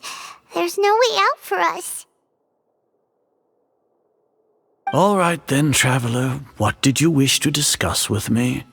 Today is Niagarbaha Day, so I still have many responsibilities to attend to. There is little time for idle chit-chat before I detain you all. You seem to know quite a bit about our endeavors. If that is so, then you should be praising our great work, rather than using your trivial misgivings in a futile attempt to sway me. Trivial? Then tell me, what do the Fatui want from me? Worthless. Those are all completely worthless. Benefits, divine power. These materialistic words do nothing but debase our great work. Creating a god. Yes, we are using human wisdom to create a god. If humanity cannot attain omniscience and omnipotence, then we shall create a god to reveal them. This is the pinnacle of human wisdom. We shall regain a god's guidance at long last. No longer will we flounder in the interminable void of consciousness and knowledge. Even Ermin's soul will be freed from its plight. For our nation of scholars, this is the ultimate aspiration. No cost is too great to realize it. You will never understand the rapture of having a god be born within your very hands. With your degree of knowledge, you cannot even comprehend such an emotion. Gods exist on a plane that far eclipses humanity's. Lesser Lord Kusanali, what can she even do? Care for the people? Fend off sandstorms? Fabricate silly fairy tales? These are but child's play for the Akademiya. Does that make us equal to the gods? We are a people favored by Greater Lord Rukkhadevata. Though I may have personally not seen it, our forefathers bore witness to true wisdom. The ascension of the Lesser Lord has brought nothing but bewilderment to the scholars. They all ask, is that truly what true wisdom is supposed to look like? With that in mind, it is better to keep her isolated in the sanctuary of Suristhana, so our academy will not become embroiled in turmoil. What a pathetic justification! Do you really think that only the super smart or powerful should be able to call themselves gods? As per your judgment, Grand Sage, They are indeed dangerous individuals. Not only are they acting against the Akademiya, but their ideologies have the potential to lead scholars astray. Looks like there really was merit in my assignment. Alhaitham? Are you talking about us? Anyway, I've brought them to the Akademiya as ordered, but it took some time and trouble. Oh, that reminds me. Here's the investigation report you had requested. It's a summary of my time spent with the Traveler, an array of information about him ready for your perusal. Alhaitham? So you're still on the Akademiya side! We finally started to trust you!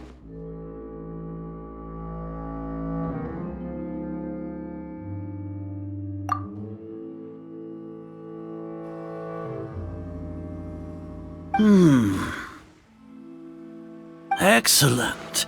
Detailed contents with no errors. I would expect nothing less than an immaculate report from the scribe. As it is Niagarbaha Day, I'll enter the information on you into the Akasha. Surely you know what that means.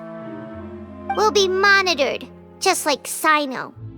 With the Akasha's calculation prowess, all of your actions will be predicted with an accuracy of at least 98%. Furthermore, your data will be updated in real time whenever new information presents itself. To put it into words you can understand, wherever you go, you will be walking under an invisible leash. This is Sumeru's greatest penalty for dishonest persons. Are you not familiar with the concept that great responsibility begets an equally great suspicion? In any case, you are Sumeru's most concerning external variable. Locking you down will greatly decrease the chance of any undesirable outcomes coming to pass. You're despicable! Despicable? Perhaps from your perspective, but I suppose you had mentally prepared yourselves for this, no? Your ploy was to sacrifice the Traveler here, was it not? Lord Azar, I know what you're trying to say, but I've been following your plan this entire time. Why are you doubting me at this juncture? Must I delineate your entire plan? Very well, I will spell things out.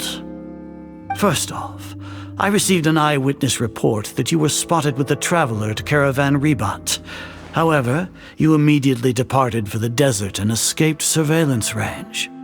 Judging by the time, you all likely encountered the truant General Mahamatra in the desert. Am I correct? Maybe Paimon shouldn't have mentioned Sino just now. The Akademiya had not received correspondence from its scribe for a prolonged time. You were also in the company of the Traveler, a close associate of Lesser Lord Kusanali and General Mahamatra Sino, who had defected from the Akademiya. With their instigation, what was the probability that you would betray the Akademiya? Rationally speaking, 50%? 70%? What do you think? Regardless, that's only a guess. The facts are that I've brought the Traveler right before you, and I gave you my report. Indeed, your boldness deserves praise. To think that despite status as an outlander, the Traveler is still willing to sacrifice for the sake of your plan. If I'm correct, you have a contingency plan to save Lesser Lord Kusanali and ruin our great work.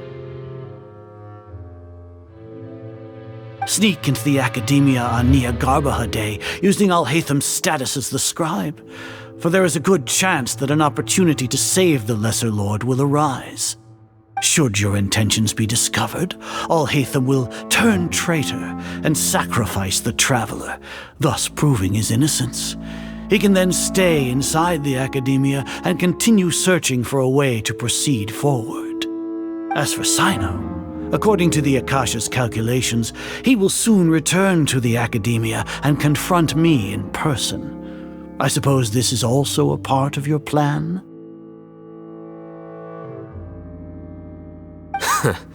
You'll see me as a traitor regardless of what I say, no? Even if you impugn me, it would have little effect on you all. You misunderstand. Losing our scribe would irreparably damage the Akademiya's regular operations and the development of Sumeru's future academic systems. However, under the current circumstances, even that is trivial compared to what we stand to gain from our great work. You said that I betrayed the Akademiya, but you, Azar, you've betrayed all of Sumeru, betrayed its Archon. So flight has turned to fight at long last. Guards!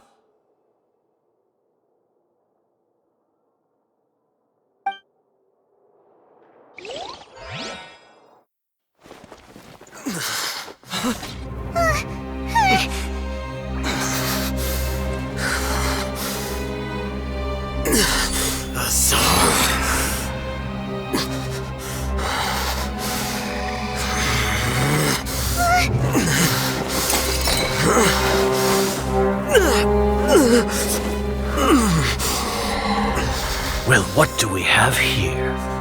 So you stole that divine knowledge capsule. Traitor!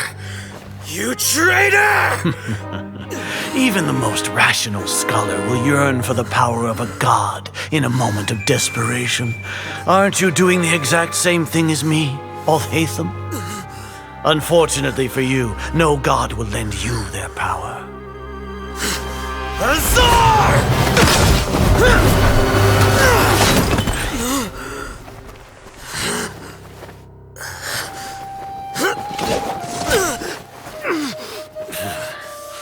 He has gone completely insane.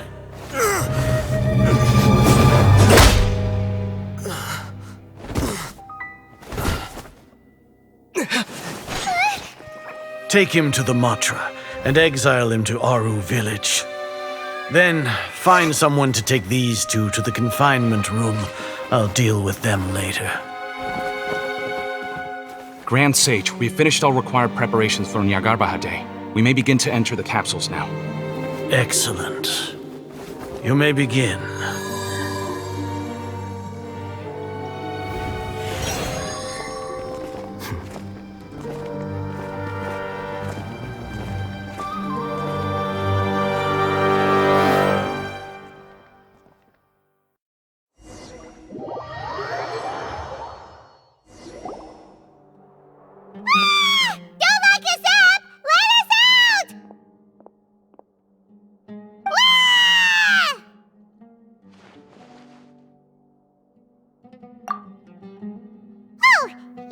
Paimon got a bit carried away there. How was Paimon acting just now? Great, huh? Everything's going according to plan so far. We made it into confinement, and Alhaitham's probably done with his part too. We even managed to trick Grand Sage Azar. Alhaitham sure knows how to cook up a plan. What are we doing next? Paimon has trouble remembering things when she's worked up. Right. Paimon thinks it went something like this. Apart from that, we still have yet another goal in the first stage of our operation, which is to send the Traveler to the confinement room. What? Why do we want to get him locked up on purpose? He's always been the person the sages are most afraid of, as well as the greatest obstacle to their successful implementation of their plan. They are very aware of the risk he poses to them. Once the Traveler is imprisoned, the sages will likely think that everything is under control. And with their guard down, the next phase of our plan will have a much higher chance of success. I can already see the pompous looks on their faces. Oh, that's a super tricky plan. But Paimon still thinks it's not really worth it. That isn't the only reason, of course. He has a more important task once he's in confinement. According to the Akademiya scholars in Ramon's custody, Lesser Lord Kusanali has sealed off her consciousness in the Akasha ever since she was captured by the Doctor. That way, they can't pry any more information from her. Even if we break into the sanctuary of Surasthana, it will take time to awaken Lesser Lord Kusanali's consciousness. We need to do that in advance. So our job is to wake up Nahida! Okay, totally worth getting thrown and jailed for. The confinement room is inside the Akademiya, close to the sanctuary of Surasthana. It's a completely enclosed space, and you won't be receiving any visitors. I'll work with Raman scholars to make some modifications to your Akasha terminal. Once you're in, get as close as you can to Lesser Lord Kusanali and try to connect to her consciousness. However, as for whether she'll actually wake up, that will depend on our luck.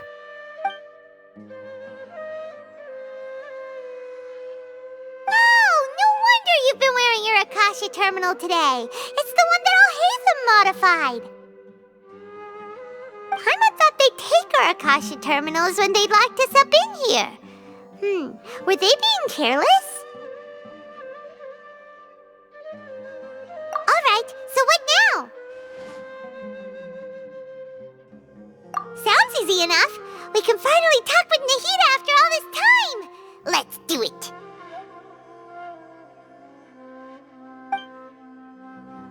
There's a light flashing on your Akasha terminal. It's almost like... the faster it blinks, the better the signal!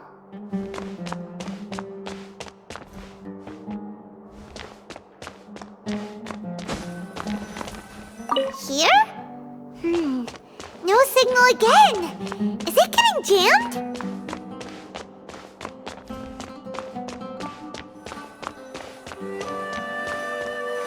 Whoa! It's Mora! Ooh, Mora! No, Paimon, we're not here to hunt for treasure!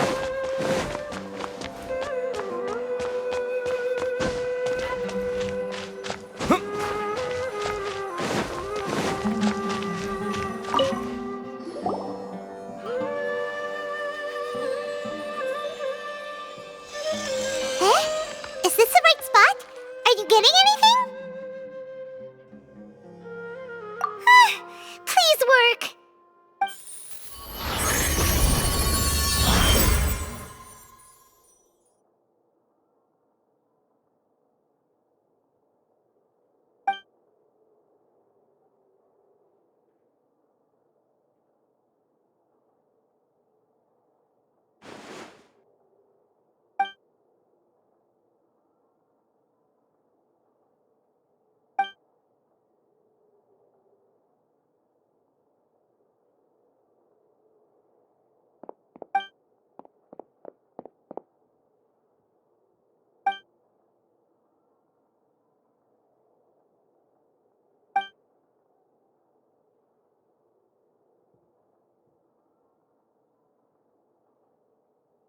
Nahida!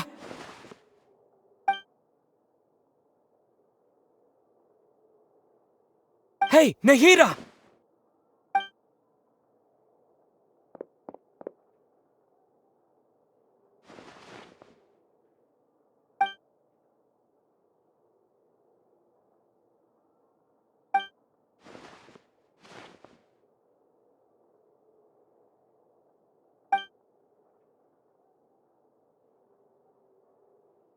When did it first start? Oh, right. It started from the moment I was born.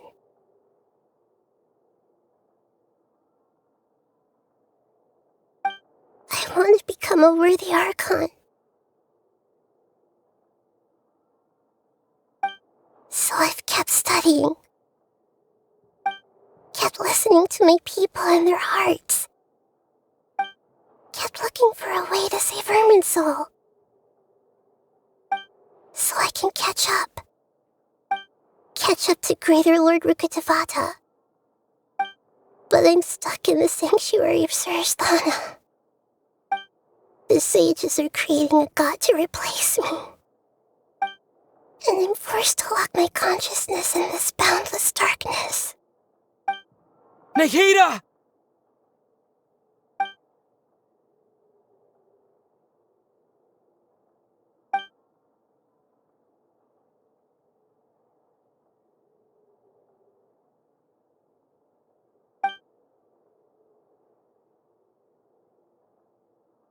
Nahida!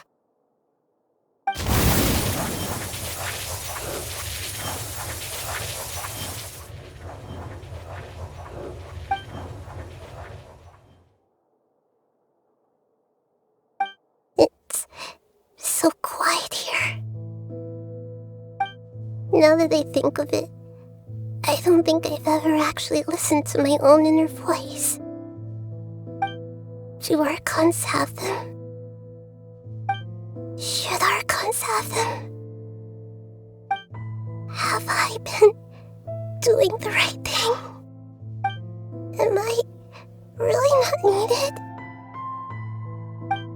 How do I really feel about all of this? It's so quiet here. Since you're the god of wisdom, you've known the answers to all these questions since the very beginning, haven't you? Who are you? Whose voice is that? It sounds familiar. You're right, though. I won't ignore my own voice anymore.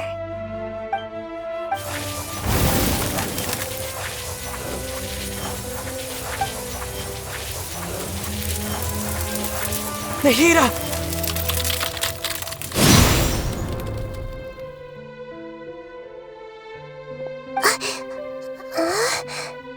Nahida? Did you wake me up? Thank you. Why are you here? We're here to rescue you. Are you alright? I'm fine. It's just...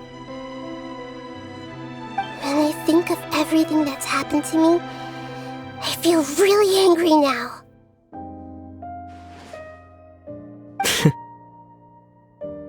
You should have been angry ages ago.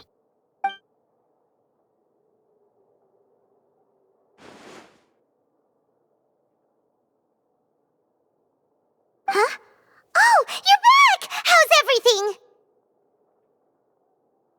That's wonderful news! Great! We weren't locked up for nothing! When you went to wake up Nahida, Paimon was listening for any sounds outside. You were out for a long time. There are fewer and fewer scholars going about now. You think everyone's done with their Nyagarbha day stuff? Yep, so that means our next act is Nilou's performance!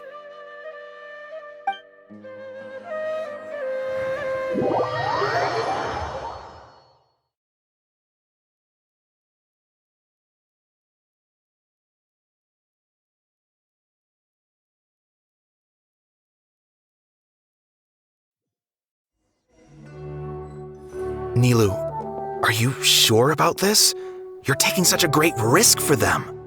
I'm sure, and I'm going. You know that I don't like to pass up any opportunity to dance, and this one is especially important.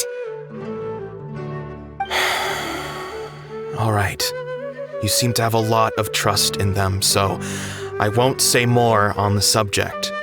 But if anything happens, the few of us here may not be able to help you. Don't worry.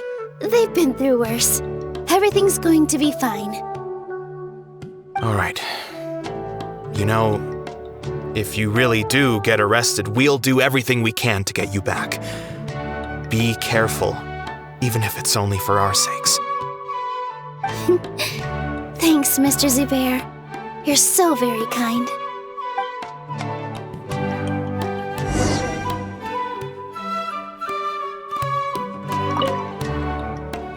Always remember that your safety comes first. And don't forget that you're the star of Zubair Theater!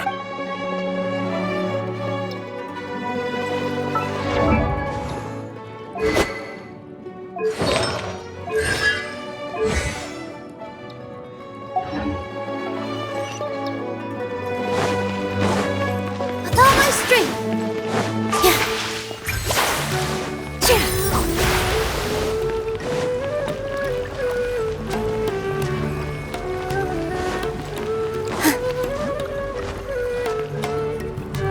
Nilou, how's it going? Nervous? Definitely more than usual. But it's because I'm worried I won't dance well enough. It's okay. Just focus on your performance. We'll take care of everything else. You sure know how to talk. Taking all the credit, even though we came here together to help out. Well, thank you both. I'll have to treat you to a meal after all this ends. I really appreciate all of your help. Ooh, that sounds great. Huh? How can we say no to that? All right, let's get back to business. Nilou, we'll be here to keep people from going to the Akademiya so they don't interrupt your performance. I was planning on telling them something like, the Akademiya's been conducting a weird experiment, and some of their test subjects escaped. It's really dangerous there, so stay away. Oh, you couldn't think of anything better? Oh well, I guess it does sound like something the Akademiya would do. I think it sounds great. I'm counting on you guys. Don't worry, it'll be a piece of cake.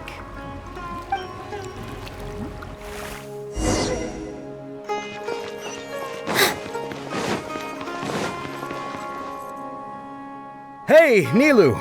Sorry, it's great to see you, but I'm really busy right now.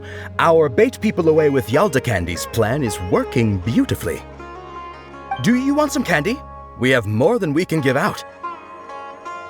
Vihar, thank you so much for doing all of this. And even dressed up as the Knight of Flowers, no less. I'll pass on the candy, though.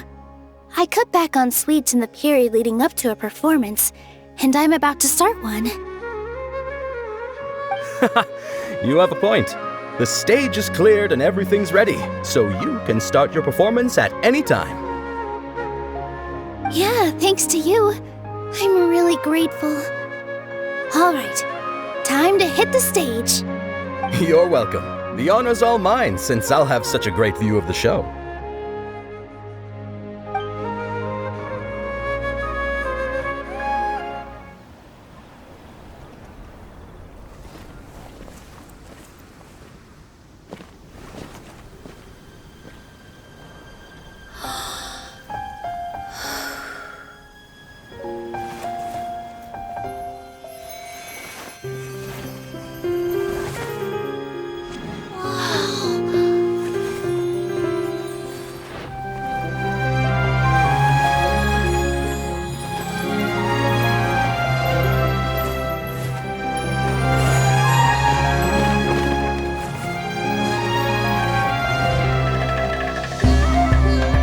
I've never seen a performance like this.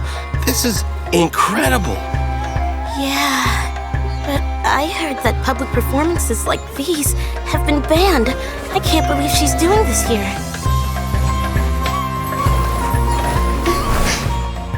Grand Sage, there's some commotion outside. How uninteresting. Issue the new Prohibition Act from the Akasha to the guards. They'll know what to do.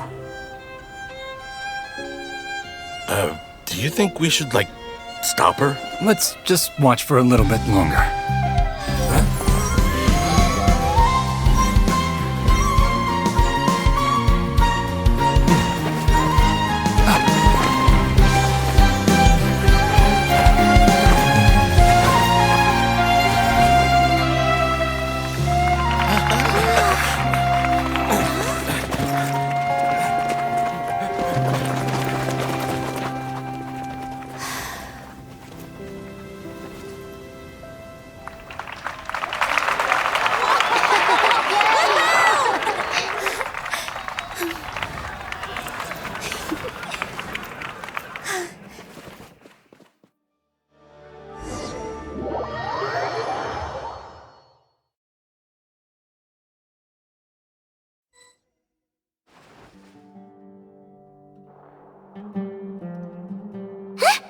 Did you hear that?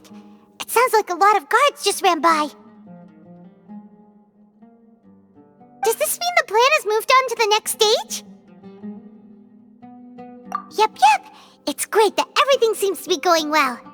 Come to think of it, When did Alhaitham replace the knowledge capsule that was about to be entered into the Akasha? Oh, so that's when he did it! Paimon was too nervous to notice. Speaking of, didn't Alhaitham also yoink the divine knowledge capsule from that mercenary leader in Port Ormos when everyone else was distracted? It's a time-tested trick of his. Why are we complimenting him? Yeah, he's smart and all, but he still makes Paimon's blood boil. Let's review our plan for this stage again. It's not like we have anything else to do right now anyway, and it'll help us feel more confident. Paimon remembers that Nilou's task was supposed to go a bit like this. Now that Lesser Lord Kusanali's consciousness has been forcefully sealed, the core figures of the Akademiya and their guards have started to wear their Akasha terminals again. With the doctor's technological support, they think they have nothing to fear. How despicable of them to rely on such a person. But this is also our chance. I was originally asked to draft the knowledge capsule for the Artistic Performances Prohibition Act when I was still at the Akademiya. It should be on the Grand Sage's desk right now, and will be entered into the Akasha during the next Nyagarbaha Day. Are they really going to stop all artistic performances? That's horrible! I'll make an identical knowledge capsule, but this time, I'll smuggle some misleading information into it. We only need to find an opportunity to switch the capsules. Once it's been entered into the Akasha on Nyagarbaha Day, if someone were to be seen performing in public, the sages would definitely use that opportunity to announce the ban, and so the misleading information will be disseminated amongst the guards. Sure sounds complicated, but it seems like if everything goes well, we'll be able to get rid of all the guards in the Akademiya without any effort. That's pretty clever, getting right into their heads. I just have one question. Even if we manage to get the misleading info out to the guards, how can we be sure that they'll believe it? People who are used to relying on the Akasha become less inquisitive, and their ability to distinguish truth from misinformation is significantly reduced. They will view everything the Akasha releases to them as the unequivocal truth. The Akasha will turn humans into machines. I've seen it happen many times. Yikes. Good thing I didn't wear it for long when I was working in Sumeru City. At first, I thought it was a good thing too. By the way, this plan still requires a performer, right? Do you have someone in mind? Nilou of Zubair Theater. I know her really well. We can trust her. I'm kinda hesitant to ask her to participate in a dangerous plan like this, but we can ask her in person. All right. After the guards and the Akademiya are gone, then it'll be time for me and my stowaway brothers to shine.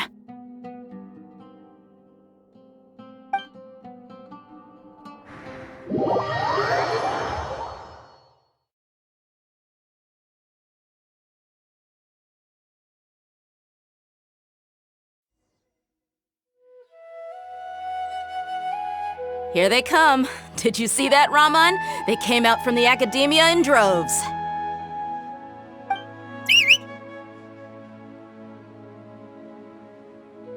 After laying low in the city for so long, this is the moment we've been waiting for.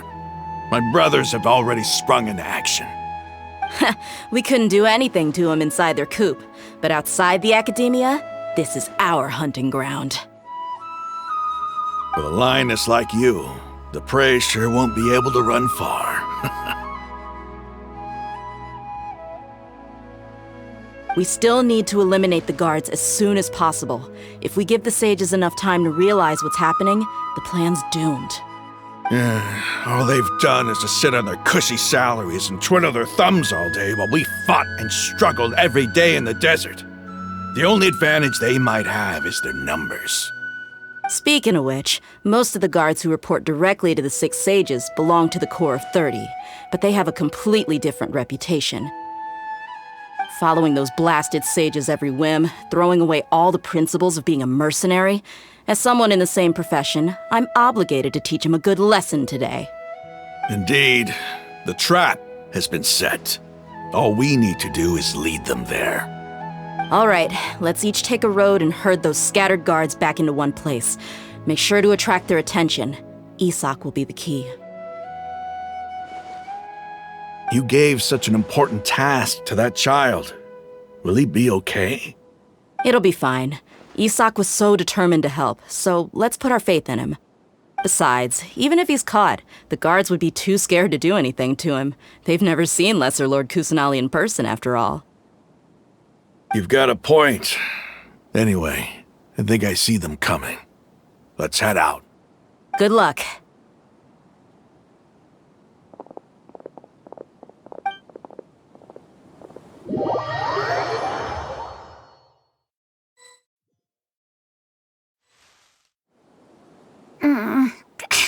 This outfit. Hey, do you remember what you need to do, Isak? When the guards get here, you'll pretend to be Lesser Lord Kusanali and run away from them. Oh, yeah, I remember. Of course I do. I'm just a little nervous. Relax. Don't think about getting caught. Even if that happens, we won't leave you behind. You only need to think about getting the guards' attention and leading them to the Grand Bazaar. Leave the rest to us. Okay, got it. I'm here to pay back Lesser Lord Kusanali for helping Grandpa. I won't get cold feet. Hey, they're here. I can see the Akademiya guards.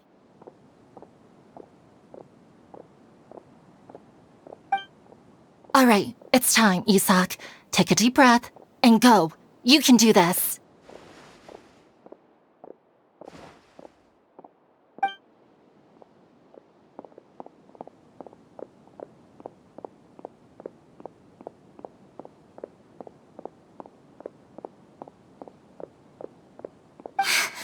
Why is there a guard over there?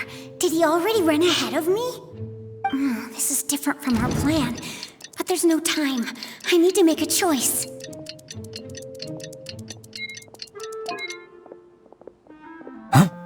Did I just see something dart by? I'd better go have a look.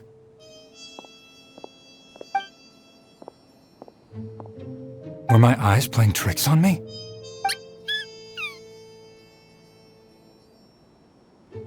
I should go check to see if someone's hiding over there. There seems to be nothing here. Just to be safe.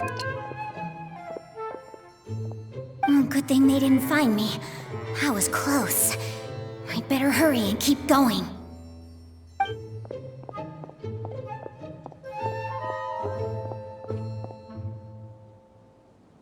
Hey! Lesser Lord Kusanali's over there! Stop! What? Lesser Lord Kusanali? How did I not see anything just now? Oh no, they found me. Where should I go? The target suspected to be Lesser Lord Kusanali has escaped into the Grand Bazaar. Assemble and arrest her!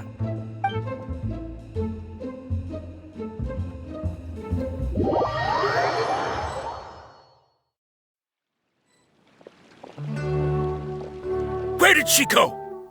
How did she disappear? Did we lose her? Hurry up and find her!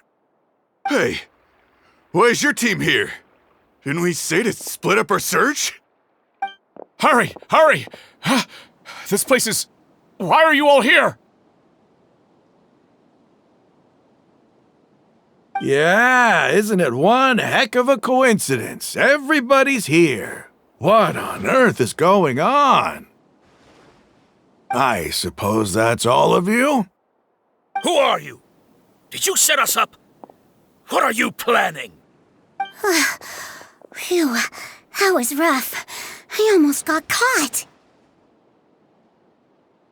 Little brat! So you're not actually Lesser Lord Kusanali. Who exactly are you all? Eremites from the desert?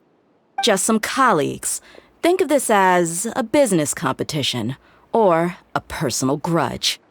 After stepping into our traps, stop thinking of yourselves as hunters. Behave like the prey you are.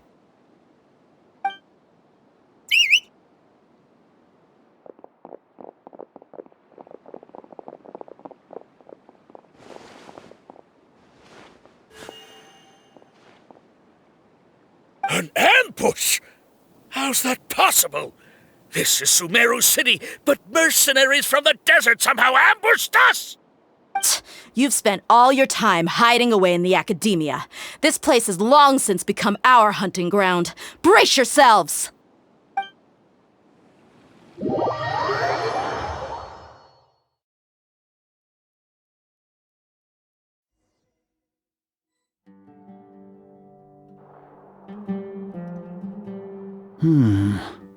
This is odd. The Akademiya has quieted down after the conclusion of the Nyagarbha Day ceremonies, but it's much quieter than usual. Where are the guards? Why have I not seen a single one? Guards? Guards!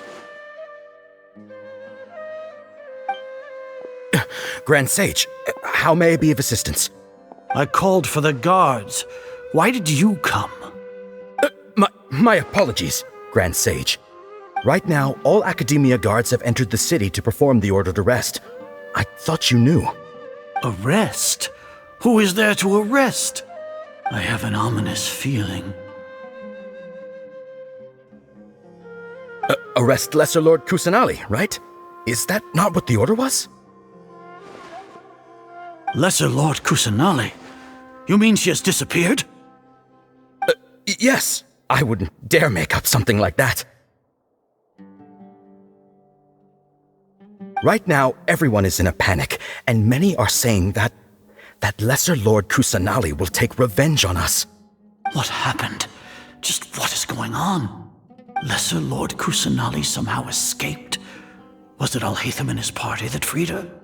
That's impossible. The Akademiya is heavily guarded today, and any order to release Lesser Lord Kusanali would be strictly confidential. Besides, Alhaitham and the Traveler are already in our hands. What manner of trickery did they employ? How could Lesser Lord Kusanali disappear into thin air? Disappear? Wait. How was the arrest order distributed to the guards?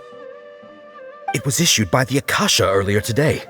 Only you have the authority to send messages like that, so I thought it was your order. Let me check.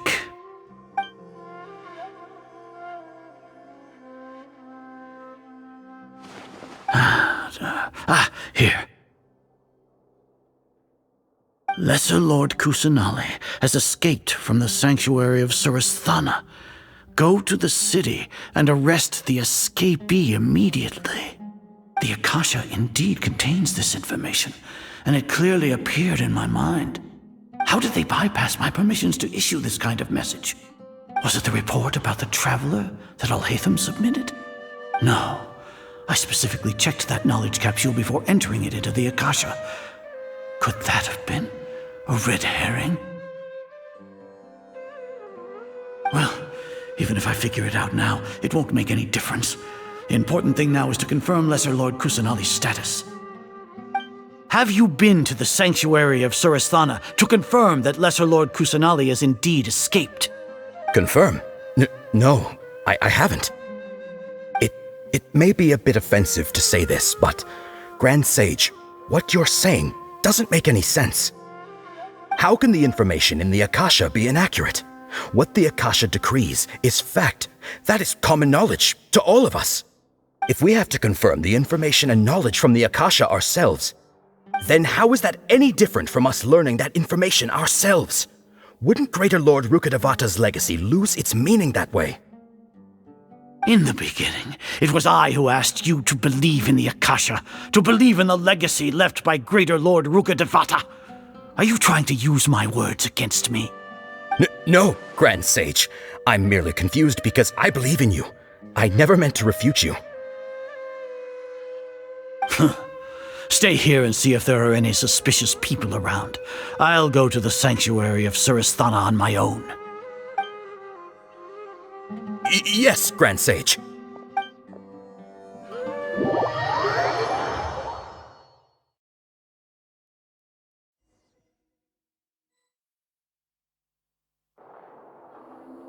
Lesser Lord Kusanali has escaped from the sanctuary of Surasthana. Go to the city and arrest the escapee immediately. can that be? Stop thinking about it. Stop. It must be a trick of theirs. As long as I personally confirm it. Ah! Impossible. That's impossible. There must be something wrong with my eyes.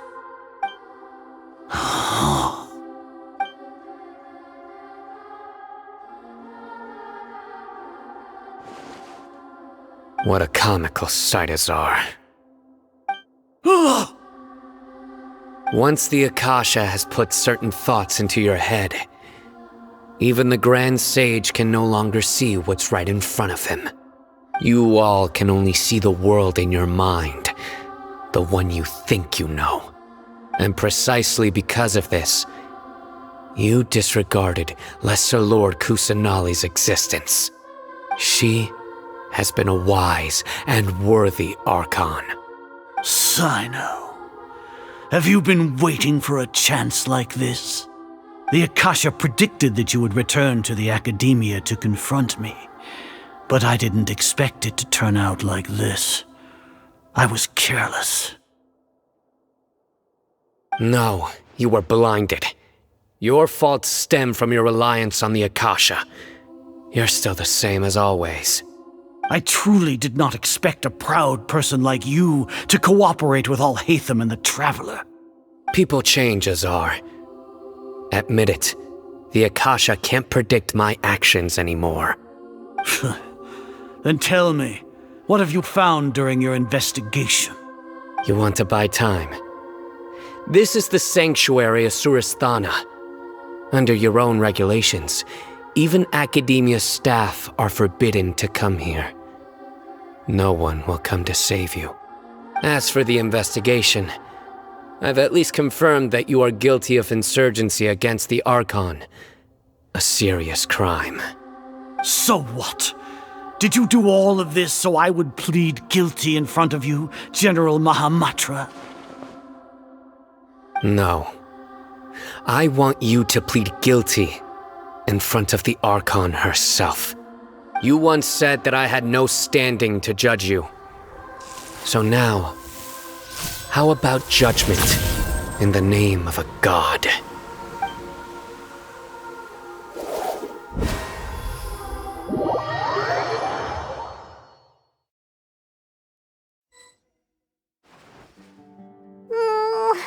How long do we have to wait? Paimon wants to know how things are going out there. Paimon hasn't heard any sounds outside for a while. Hopefully something bad didn't happen. Yeah, but aren't you scared that we might be locked up in here for the rest of our lives?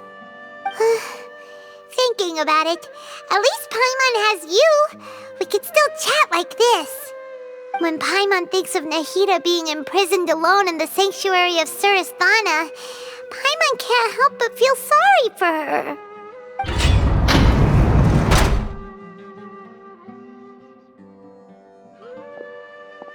Here comes your savior. Dehya! Paimon just knew you would come to rescue us! You two really owe me some big thanks. I had to search through who knows how many guards to find the key here. It felt even more tiring than whacking them. I'm exhausted. Thanks a lot. Need Paimon to rub your shoulders? No, that's, I'll pass. What are you afraid of? Oh, are you ticklish? Now isn't the time to talk about being ticklish. Things in the city and on Cyno's side are both going well. The guards that stormed out of the Akademiya are all taken care of. The Corps of 30 is in charge of the city's defenses, but we already talked to Asfand. They've been fed up with the sages bossing them around. As long as it doesn't break their employment contracts, they'll turn a blind eye. That's probably because you've been super great friends with them for a long time. So, how's Cyno doing? The Grand Sage is in his custody. Even I know how terrible it is to fall into Cyno's hands, so he probably does too. Sino forced him to release Lesser Lord Kusanali. He has no choice but to obey. So, hurry to the sanctuary of Surasthana. Assuming nothing weird happened, we should have already rescued our Archon. Honestly, I didn't expect our ragtag bunch to do this well. We just came together last minute to save the Archon, you know? Alright, you two better go. I still have to clean up some messes in the city. See you around.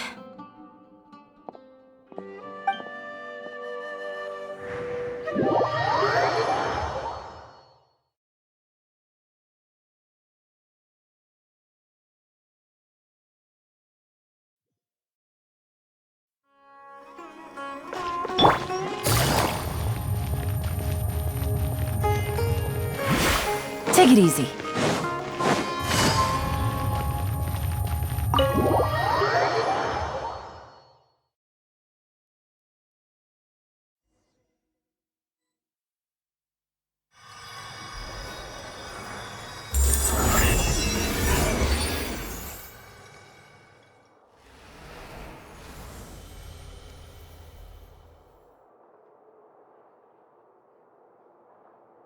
Nahida!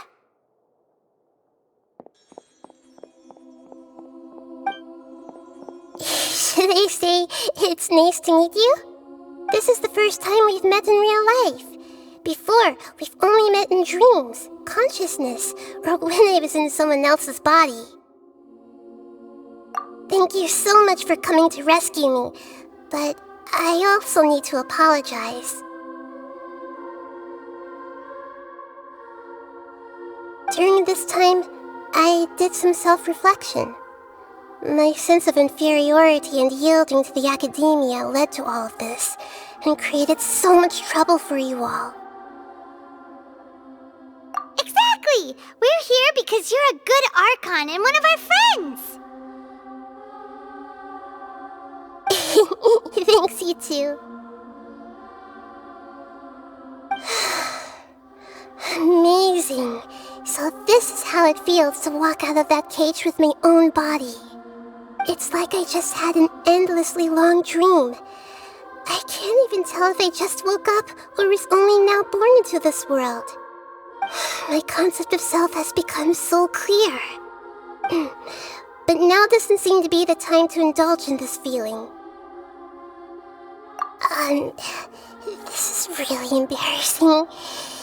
You all just rescued an Archon, and now she needs your help to save her country, and even the entire world. It's okay. With you here, Paimon's sure that everything will work out. There's one more thing. What is it? For all the things the Akademiya did to me, and for all the folly it committed in the name of wisdom, as their Archon, I will make them pay. Ah! Wow! That's the spirit! You're finally standing up for yourself and not letting people walk all over you! I understand now. To be a better Archon, I first need to better myself. If you haven't even figured out how to be a caterpillar, how can you be a butterfly? Yes, true. That reminds me. I wonder how far along the Akademiya is with their god creation plan. We need to hurry and prevent the birth of that false god. I need to make some preparations. Since I'm now free, I can establish a direct link to the Akasha and control it. First things first, I need to remove the restrictions that the doctor put on me in the Akasha. After that, I'll make some adjustments and revoke the sage's permissions. The Akasha will then be like how it originally was, only operable by the Archon. After all, the Akademiya betrayed Greater Lord Rukkhadevata's trust. This might take some time. In the meantime, you should also work on your own preparations. If we don't stop the god creation plan in time, we'll be in for a tough fight.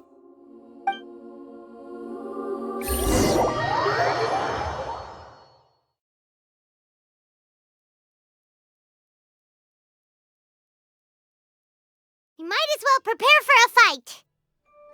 When we're done, we can take a walk around. After all, we missed out on a lot of stuff when we were locked up.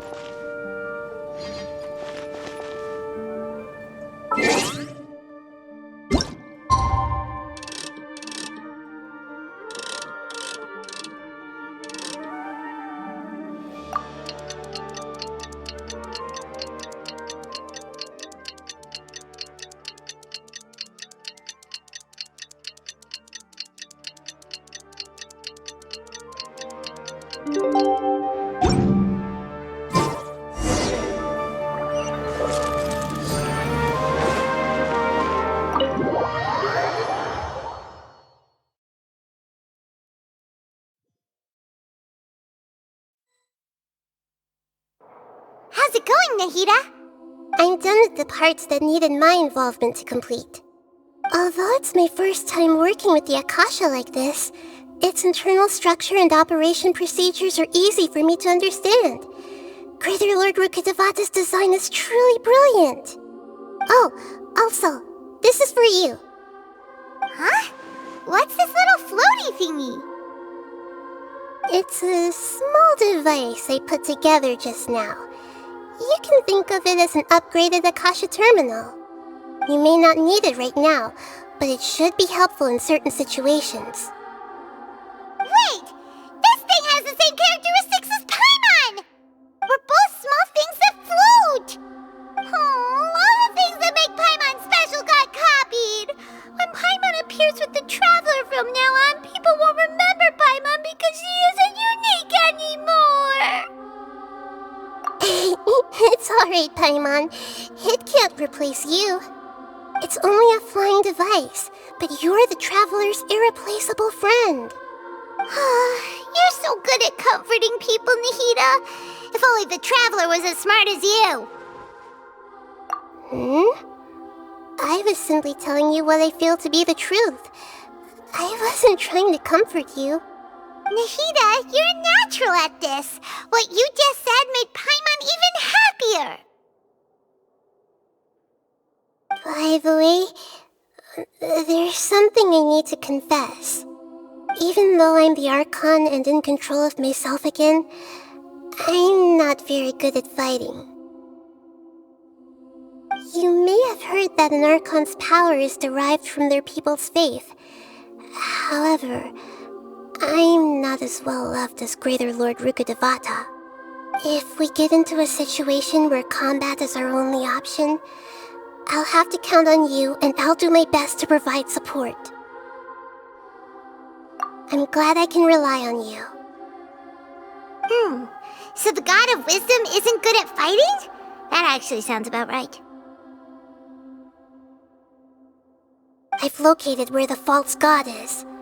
Time is of the essence, so let's get to it.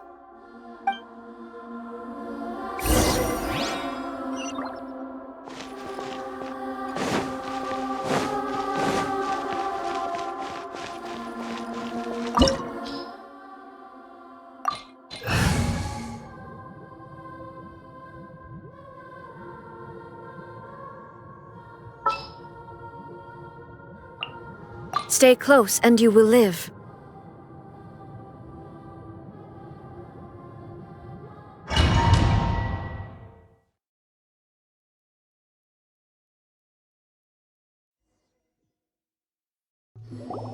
What is this place? Is this really the way we need to go? Wow. Who would have thought there'd be a place like this hidden right slap bang in the middle of the city? The sages wanted to realize their god creation plan without being discovered. The safest and most convenient way would be to build within the Akademiya itself. That's true. They were already hiding one god, so why not two? Judging from the structure here, the project is a huge undertaking. The sages really saw the god creation plan as their ultimate goal. But this place doesn't look like it could have been constructed by the Akademiya alone. The Fatui under the Doctor sure didn't hold back. They provided a lot of technological support. Yeah, or else they wouldn't have been that generous. Is that it, though? I've always felt that this doctor is different from the Akademiya sages. He doesn't seem to share their sense of urgency. Instead of being interested in the end product, it's like he's enjoying the experimental process.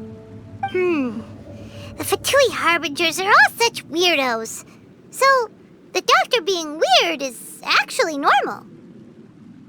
So, this Fatui that they're trying to turn into a god is called the Balladeer?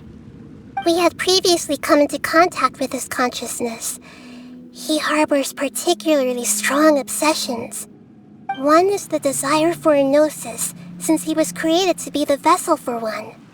The other obsession is probably related to his past. I can't quite explain it. Paimon knows that he was a prototype puppet for the Raiden Shogun before he became a Fatui Harbinger. That's why he wants a gnosis so badly. There's no way he'd willingly be a test subject. Not with that temper and ego of his. It sounds like you know the Balladeer quite well. I see. Tell me more about him and what he's like. The more we know now, the better we can plan for and react to any future situation.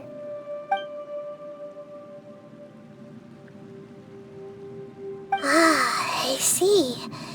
How fascinating. Alright, time to go. Let's get through here and meet him in person.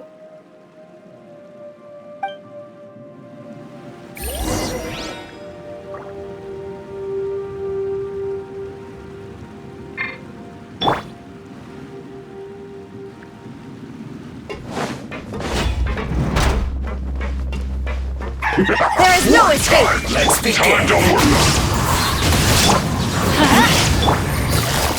Quietly now. Busted. I guess this is it.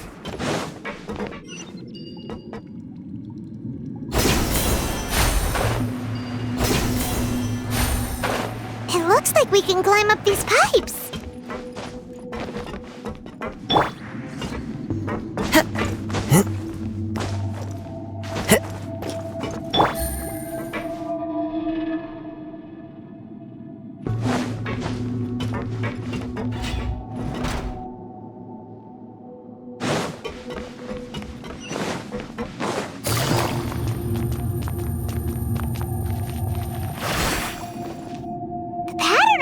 Seems all messed up.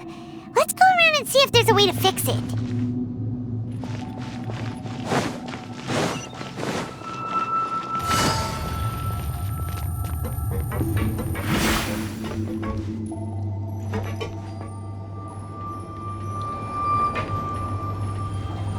It seems to have stopped. Let's continue.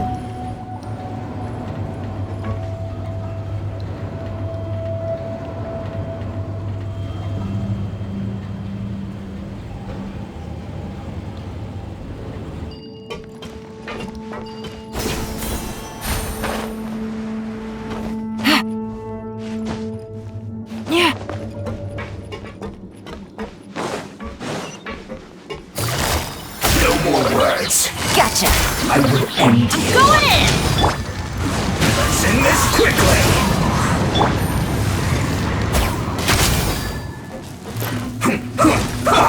Let's light it up! This isn't good.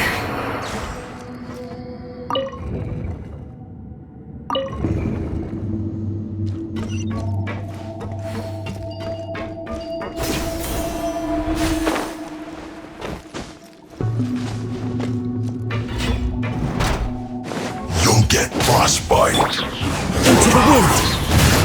Illusion shattered. Quietly now. Busted. Teamwork is dreamwork. The wind knows me.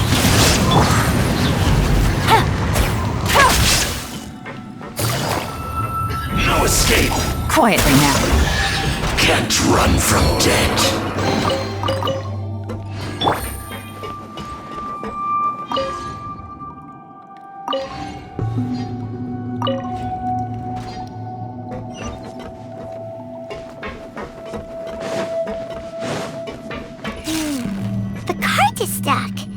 maybe there's something wrong with the tracks.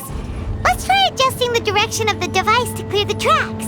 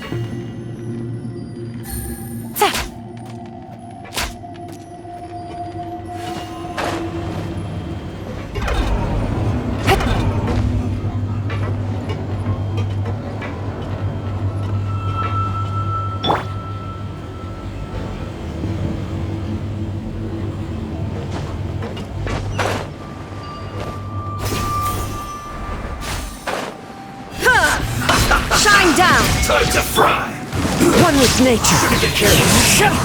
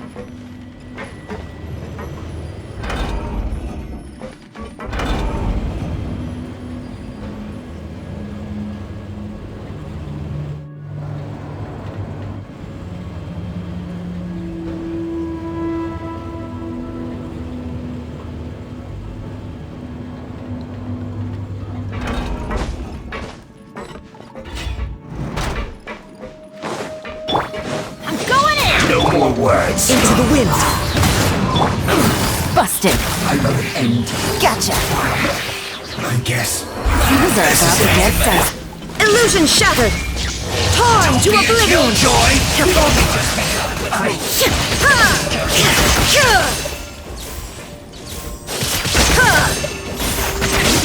There is no escape. Teamwork is dreamwork.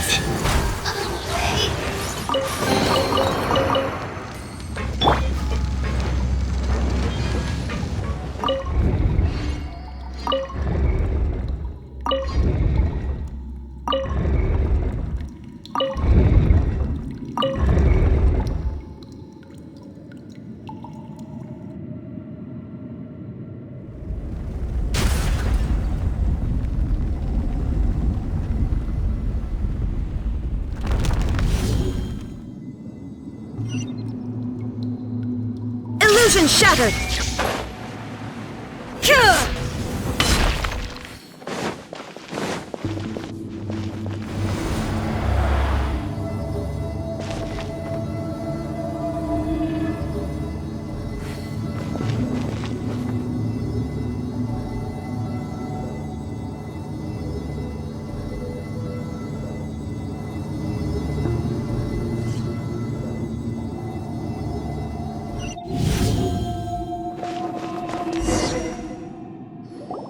Looking at its operational status, we must prepare for the worst. The god they wanted to create is likely close to completion or already completed. Oh no! What should we do? Paimon can't imagine how hard it would be to fight against a Fatui Harbinger with a Gnosis! Are you nervous, Paimon? If you really want to know, of course Paimon's nervous! Aren't you too, Nahida? Yes, I am. This is probably the first time I faced with a calamity of this degree since my birth.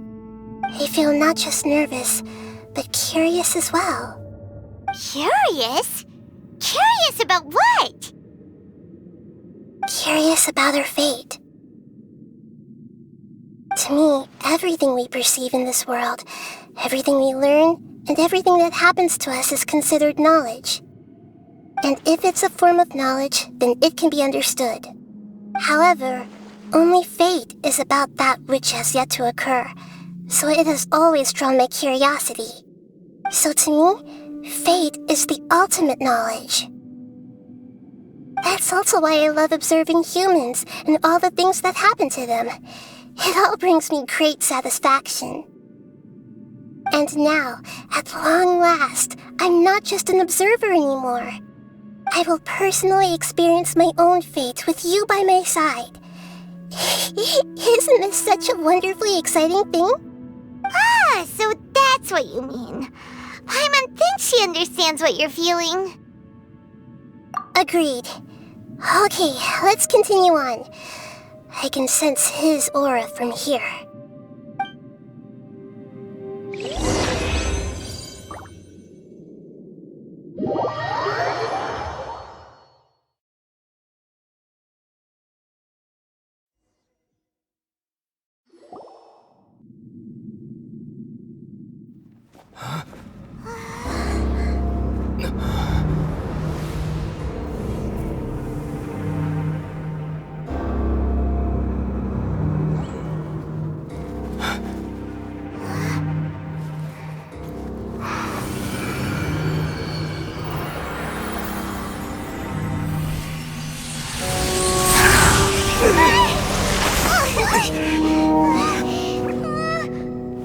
Who would have thought the world would be so eager for my birth?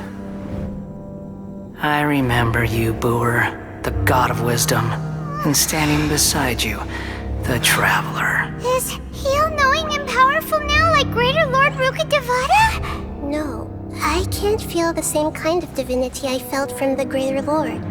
It seems that the sages didn't get the chance to infuse the divine knowledge capsules into him. But even still, he has undoubtedly become a true god now. So we're too late?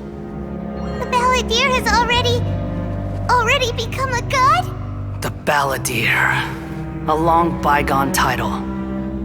When my spirit ascended to divinity, I felt as if I had existed for the same number of epochs as heaven and earth.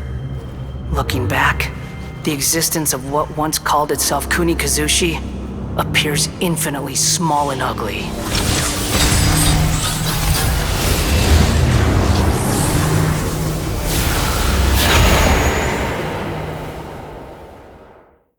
This imposing aura, it really feels like the gods! A body that capitalizes on the Balladeer's original construction as a mechanical puppet, with the Gnosis serving as a constant power supply. How much effort and resources did the sages put into this? From a purely technological perspective, it's a commendable achievement indeed. It's no exaggeration to say, this is the culmination of human wisdom. You sure are something! Dishing out compliments at a time like this? But I don't think he's reached the spiritual height of a god. Strife is engraved upon every god and every gnosis brought forth into this world. Can you feel it? The exhilaration of such power, and the thrill of anticipation for our contention. Nahida wouldn't feel the same things as you! Do you not realize that you are interrupting a conversation between gods? Lowly creature, know your place!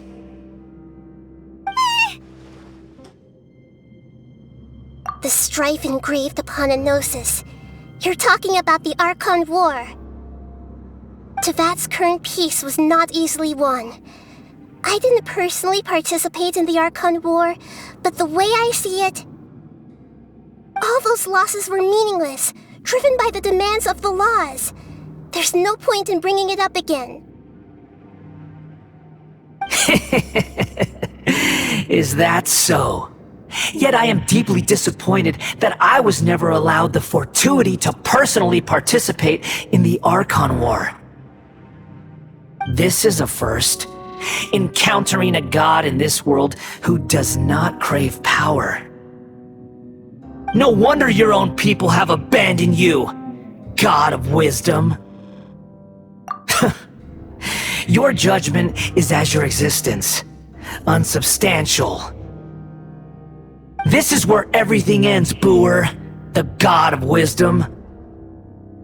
You should know that wisdom cannot solve every problem. Like now, where your only option is to face me in combat.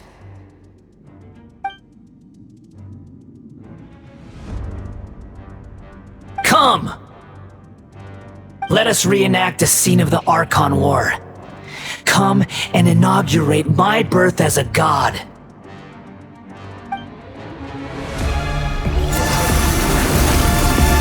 There is no escape! Perish!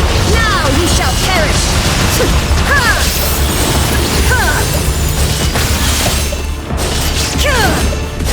Feeble human! Let's light it up! Adventure time!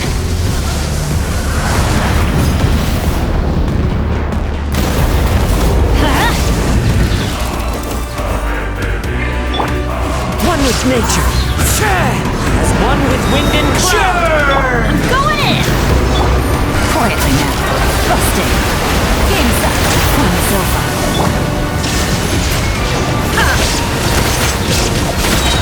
Inazuma shines eternal! My endless cycle begins!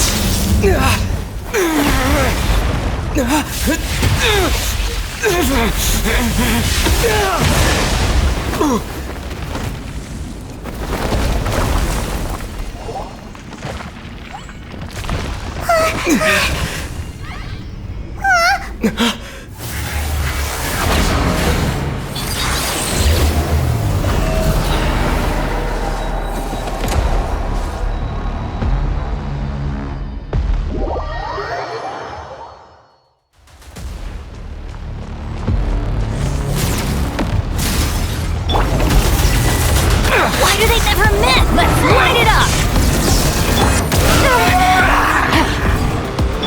Off we go! Quietly now. Burn to oblivion! Let's light it up! Kneel! That hurts! The wind knows me.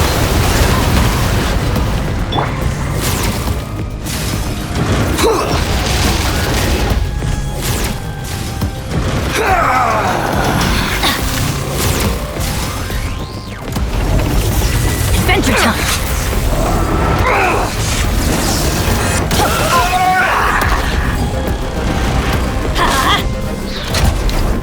Teamwork is dreamwork! One with nature is pain!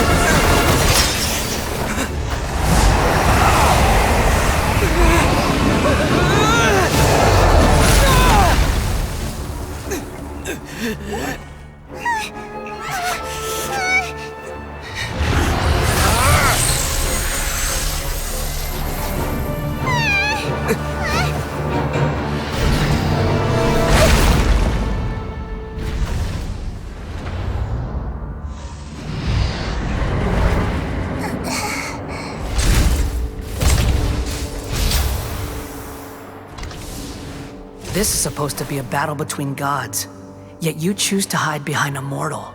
And now, you're acting like you'd sacrifice yourself for a human. Are you having fun proving a false sense of heroism to yourself, Booer?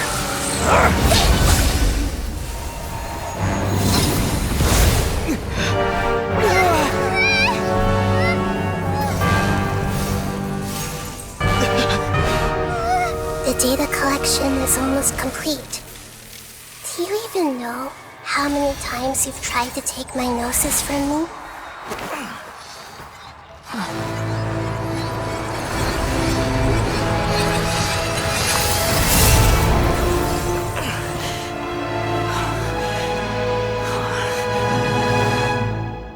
We just concluded the 168th loop.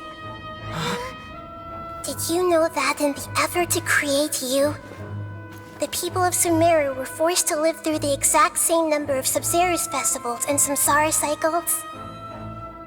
The power of dreams. When did you use it on me?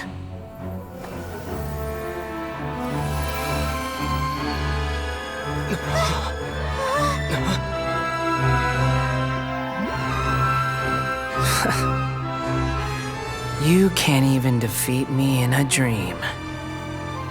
What do you hope to achieve with this little trick? Come, Traveler. Just like before. Allow me to awaken the memories in your dreams. All that battle experience! It's more than that. Compile everyone's wisdom in the name of the Archon. That is the original function of the Akasha. I've sent everything that happened just now to the people of Sumeru in the form of knowledge. I've asked them to help you find a way to defeat the false god.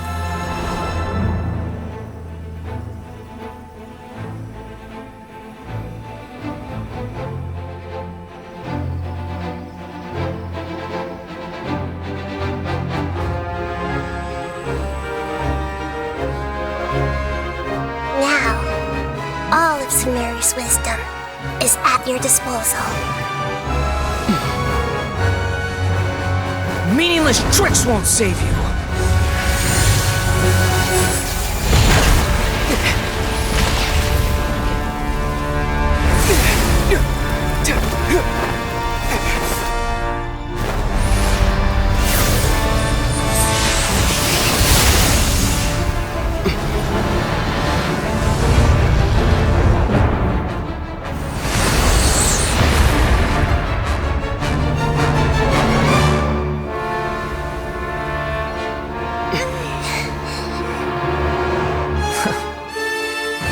Are you done with your tricks?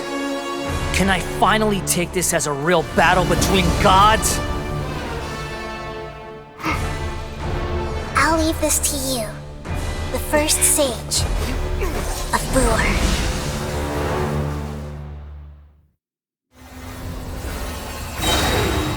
A thousand eons, mine to dominate!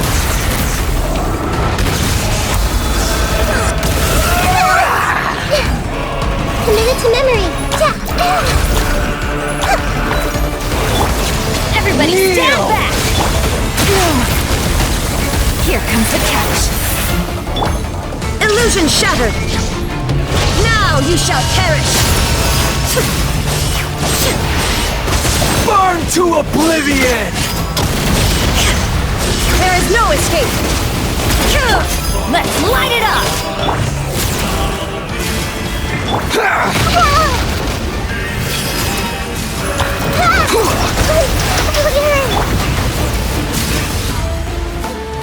Off we go! Adventure time! Off we go! Reality is pain! Leaves, adorn my night! The wind knows me. Illusion shattered!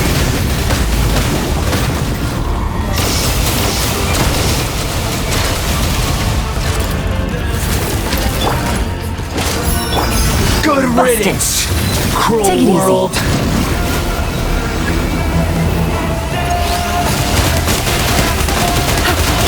Shine down!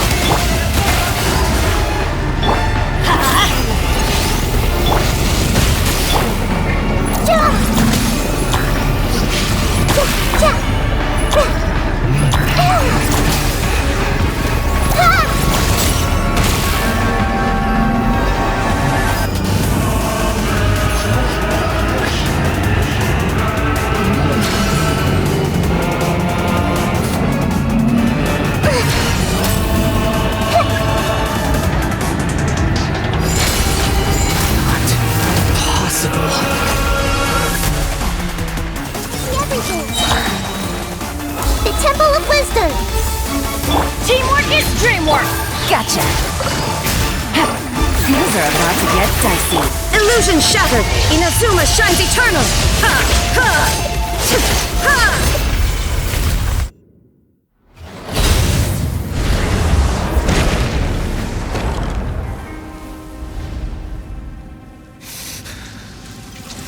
Humans. Filthy humans.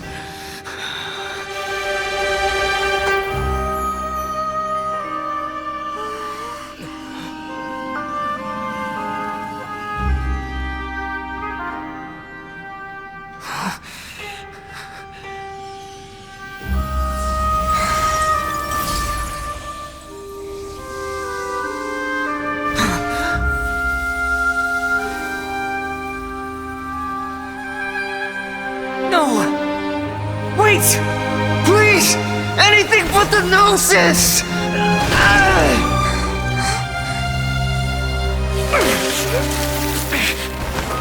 That's mine! Don't even try! I'll never go back!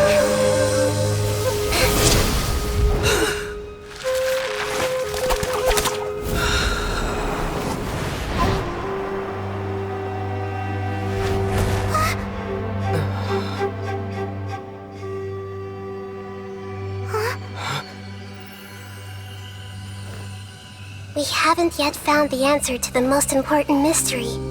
Irminsul is still waiting to be saved.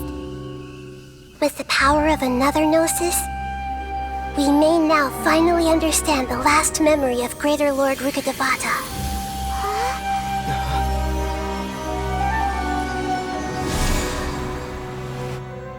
This is... That's right. This is the last memory of my predecessor.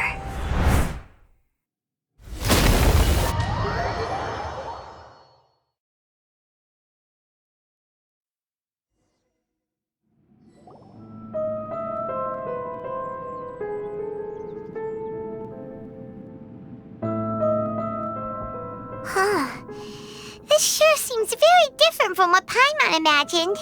Shouldn't Irminsul be in this realm of consciousness? Yes, that is our destination.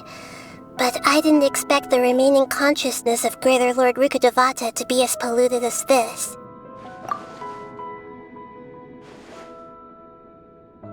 Forbidden knowledge? It seems you know about a concept that even I don't completely understand. Could you tell me what you know?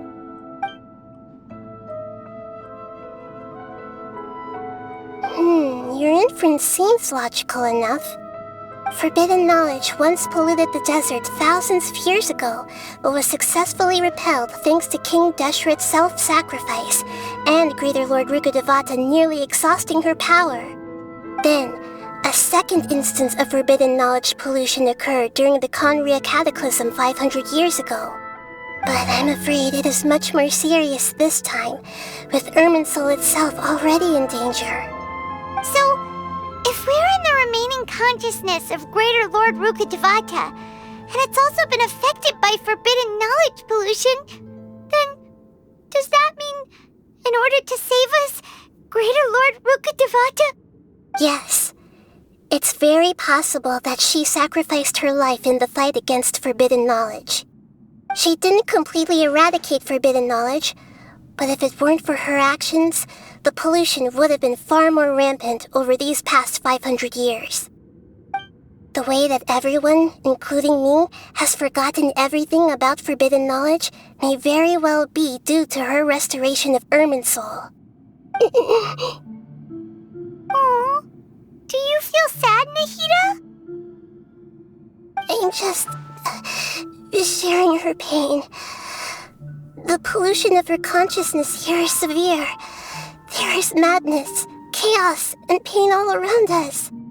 Did she fight to resist the forbidden knowledge pollution in such terrible conditions, all the way up to her last breath? She even used her last remnant of lucid consciousness to leave a clue for us to follow.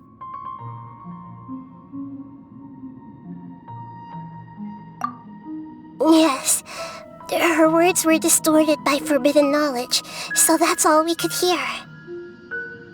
But now, we have a chance to find the answer to this mystery. We can cross the polluted consciousness until we found the right path to meet with our lucid consciousness. And then, we'll let Greater Lord Rukkhadevata tell us the truth in person. Each of us need to be mindful of the state of our own consciousness while we are here. Even with the Gnosis' protection, we must always keep a clear mind. Otherwise, we could go mad at any moment. That's so scary. Don't worry, it should be easy enough for you to keep that mind of yours clear, Paimon. Let's go.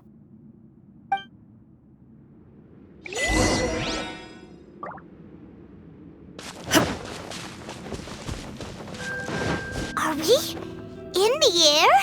And why is there a huge boat? That's the boat of consciousness, which symbolizes reason here. Its course is the direction our consciousness is traveling towards. If we lose... Wow! What are these? The monsters seem to have been affected by them!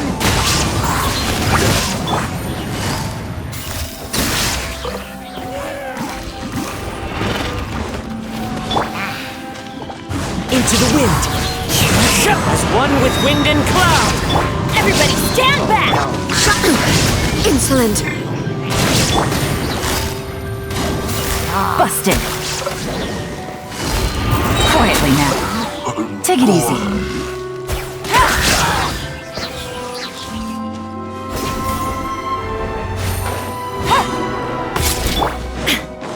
There is no escape! Teamwork is dreamwork!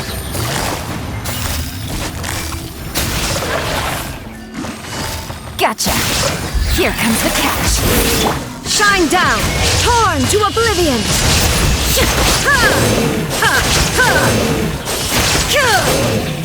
Woo! A four-leaf sigil has appeared in the sky! Take it easy.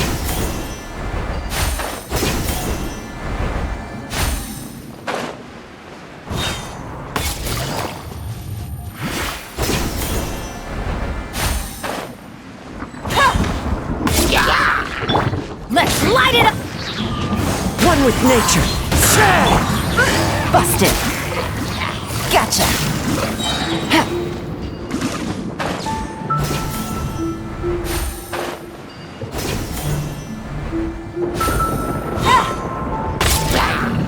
Everybody stand back! There is no escape! The wind knows me. Clouds high. The birds call!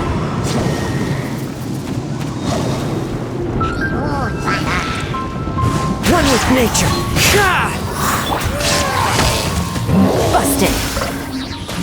Things are about to get dicey. The wind knows me. I'm going in! Shine down! Gotcha. To control the boat of consciousness, we need to find the helm first.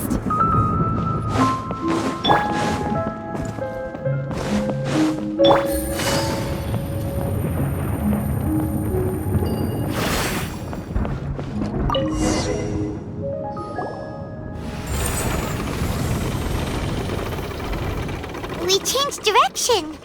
Are we still going the right way, Nahida? Judging from the current route, the boat of consciousness will soon take us out of here.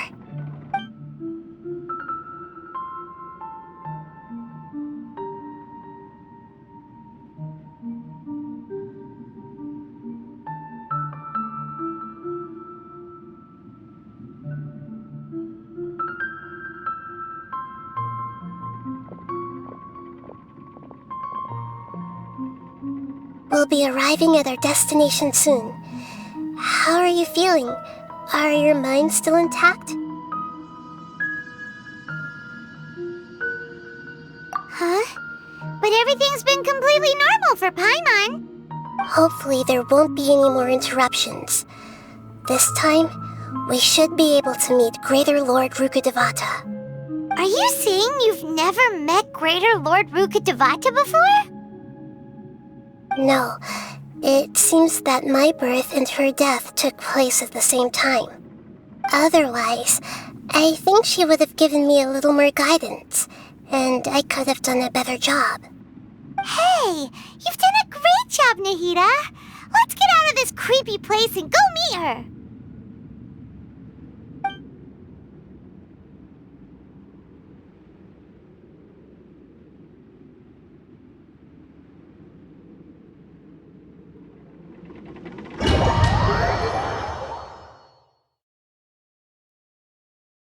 So, is this the place you were talking about?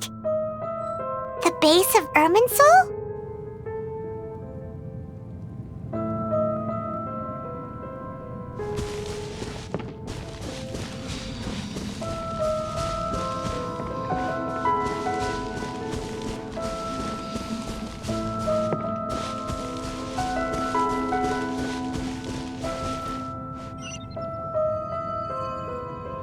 Well, this is the place.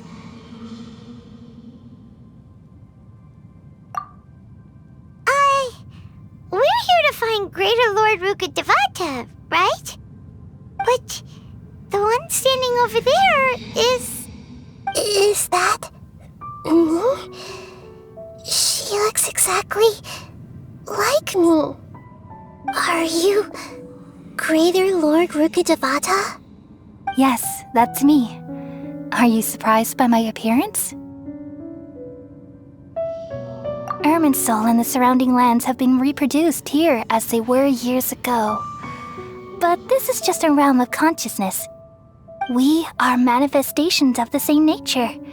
Hence why we would appear exactly the same.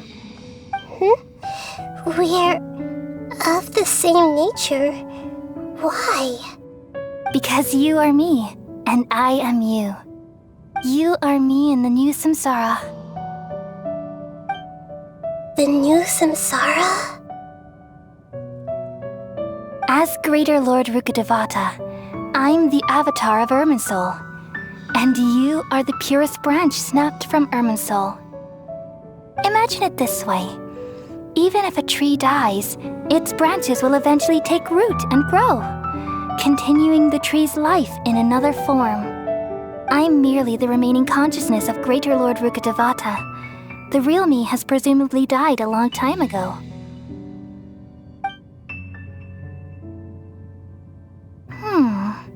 Judging from your appearance, I've probably been dead for 500 years. But you're finally here. My new self in the samsara. If this is true, then am I going to be a great Archon like you someday? Though we share the same nature, our fates are bound to be different. All things have their own fate. When a branch grows into a mature tree, it won't be the same as the original tree. That's why fate is the ultimate knowledge, isn't it? That's a great insight. Yes, very good. It's also precisely why you won't become like me. Really?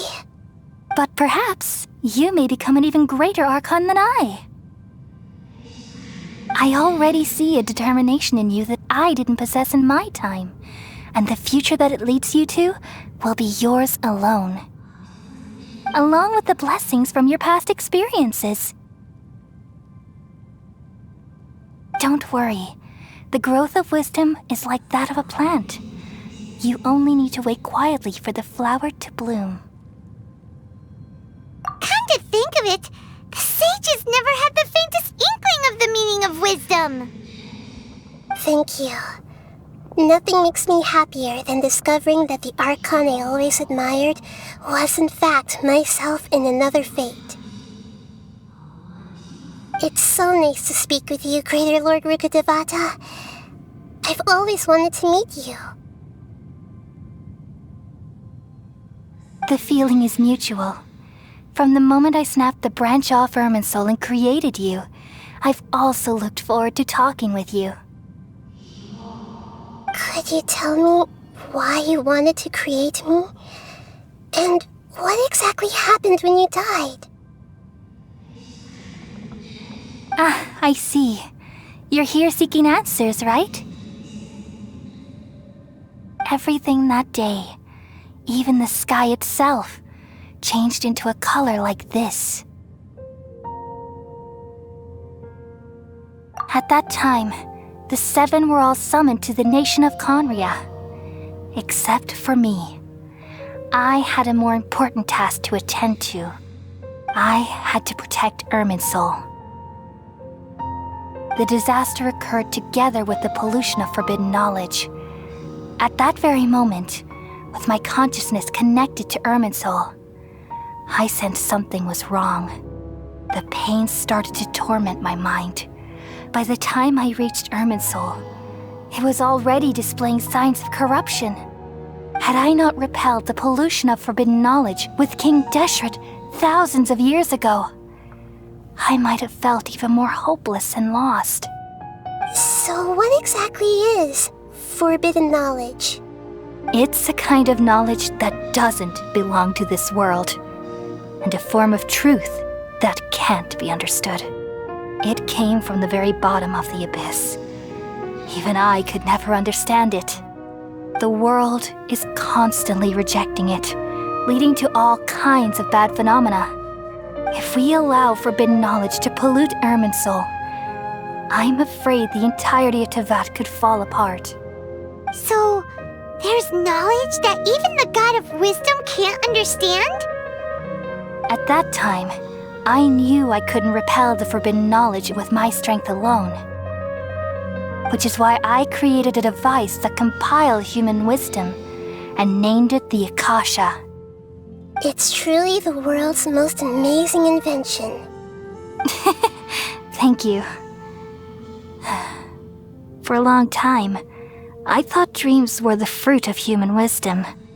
Though it was selfish to do so, I borrowed people's dreams using the Akasha. Then I compiled their wisdom and all of my own power.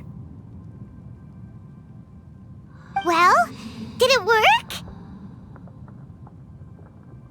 Thanks to the wisdom of the people of Sumeru, almost all the forbidden knowledge was cleared from Irminsul. But things didn't go as smoothly as I thought. I had a terrible headache, which gave me an uneasy feeling. And then I remembered that my consciousness was also connected with Irminsul. It brought me knowledge and wisdom, but vile corruption as well. From the very beginning, my existence had been polluted by the forbidden knowledge. Oh no! How could that happen? I've experienced that pain in your consciousness. It must have been a horrible experience. Yes, but my feelings weren't important. The important thing was that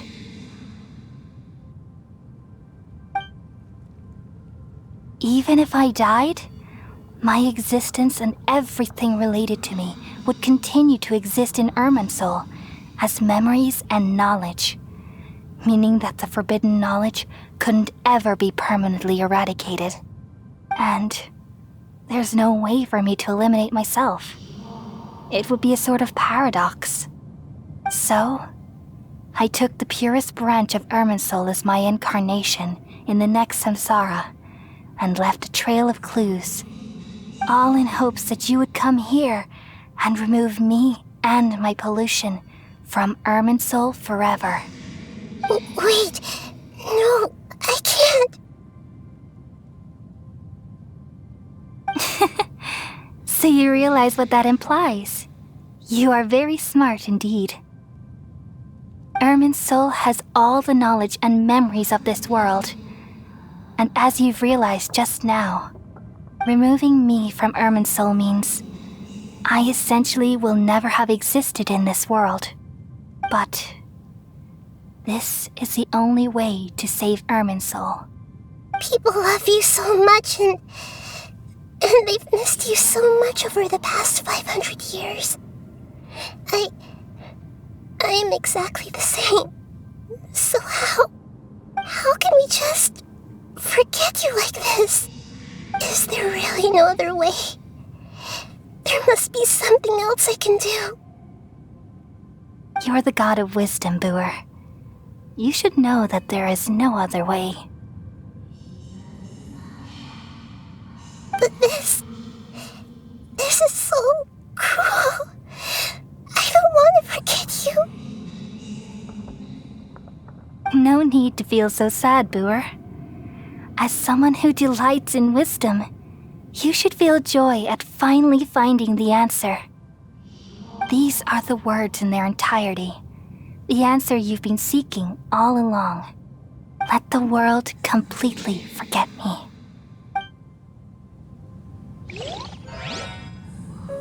We all nestle under the great tree of wisdom, peering out to perceive the world. From the earth and from the rain, we perceive its wonders, until we become a white bird to perch atop a branch, and finally snap off the most important leaf. Once upon a time, I alone dreamed in this world. In my dreams, everybody would also dream after they fell asleep. Wild and wonderful thoughts would emerge from their minds. Some tumbled to the ground, and others floated to the sky, connecting all things in the world into one dazzling net.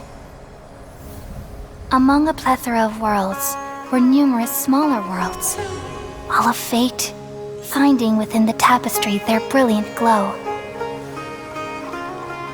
I gradually understood that these indescribable and constantly changing things are the most profound things in the world. Only they can completely repel the madness. Only dreams can awaken consciousness from the deepest darkness.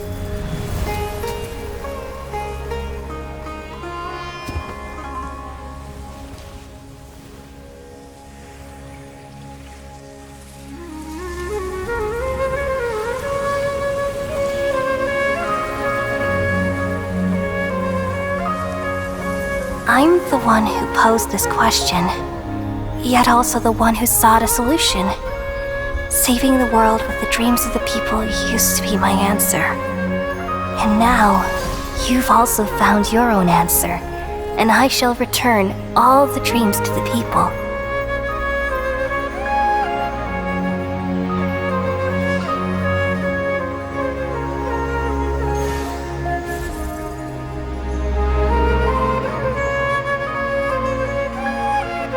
Goodbye, people of Sumeru. May you be blessed tonight with the sweetest of dreams.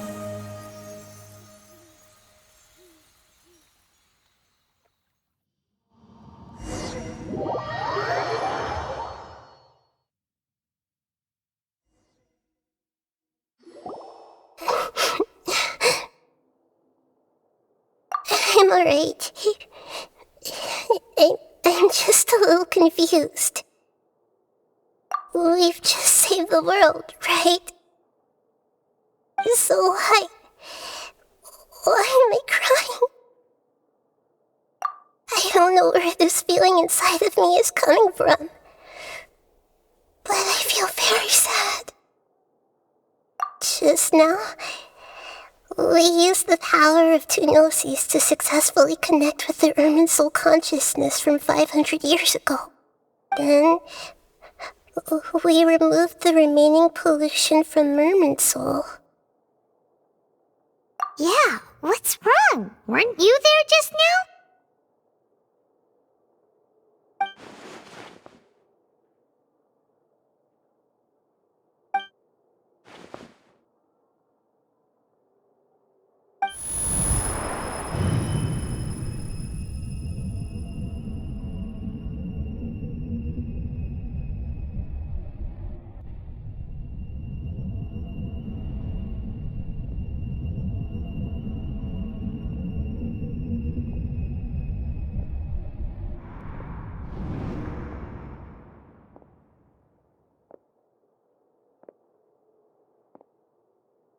Huh? That sound. Traveler! Paimon! I've been waiting here far too long. But finally I have the chance to be alone with you. All the precious time I wasted has finally paid off. The doctor! What have you done? Just a type of sound wave that can quickly put defenseless people into a dream. As I expected, it doesn't have any effect on gods. This is the only thing of interest I found among the sage's research. I thought I'd take it for a little spin. Don't worry. I know you would never forgive me if I actually killed them. I'm here to negotiate with you. Naturally, I won't do anything dangerous that could potentially damage our relationship. Negotiate with me? I heard you had already left Sumeru. Why are you here again now? I left Sumeru, but I also stayed in Sumeru. Even the God of Wisdom is restricted by the habits of cognition. How disappointing. You mean there are many different versions of you in this world? An astute guess. Even the same individual will have different cognitions at different ages. A long time ago, I made a major decision in hopes of preserving all my perspectives of how I observed the world. Observation is the first step of any experiment, but observing the current world doesn't satisfy me. It lacks an important dimension, that of time. So I saved segments of all my ages and made them into independent individuals. That's all there is to it. Indulge me. How does the God of Wisdom find my method of seeking knowledge? It's an insult to the very concept of life. Life inherently has many rules and restrictions, each with its own significance and reason to exist. They can't be broken on a whim. Good. Amazing, even. Indeed, it's difficult for humans to make peace with themselves, not to mention oneself from a different period. Since you were in the Akademiya, why wait until now to show up? You could very well have stopped us and helped that fake god. Simple. Let me ask you this. Would any staff member ever help the subject in the middle of an experiment? It was my experiment. So why should I interfere with the results? The Akademiya saw the plan to create a god as their ultimate goal, yet you only saw it as an ordinary experiment. You really are crazy. If the experiment succeeded, you would have had a new god on your hands. How would you have faced your own god then? Would you still take the same stance? Would you still hold the same view of yourself? I'm first and foremost a scholar. These results should be left to the judgment of the hypothetical me confronted with that outcome. But you're right. And that's exactly why I'm disappointed with the conclusion of this experiment. As an individual, you don't have any sense of belonging. You seem to have even fewer convictions than a typical scholar.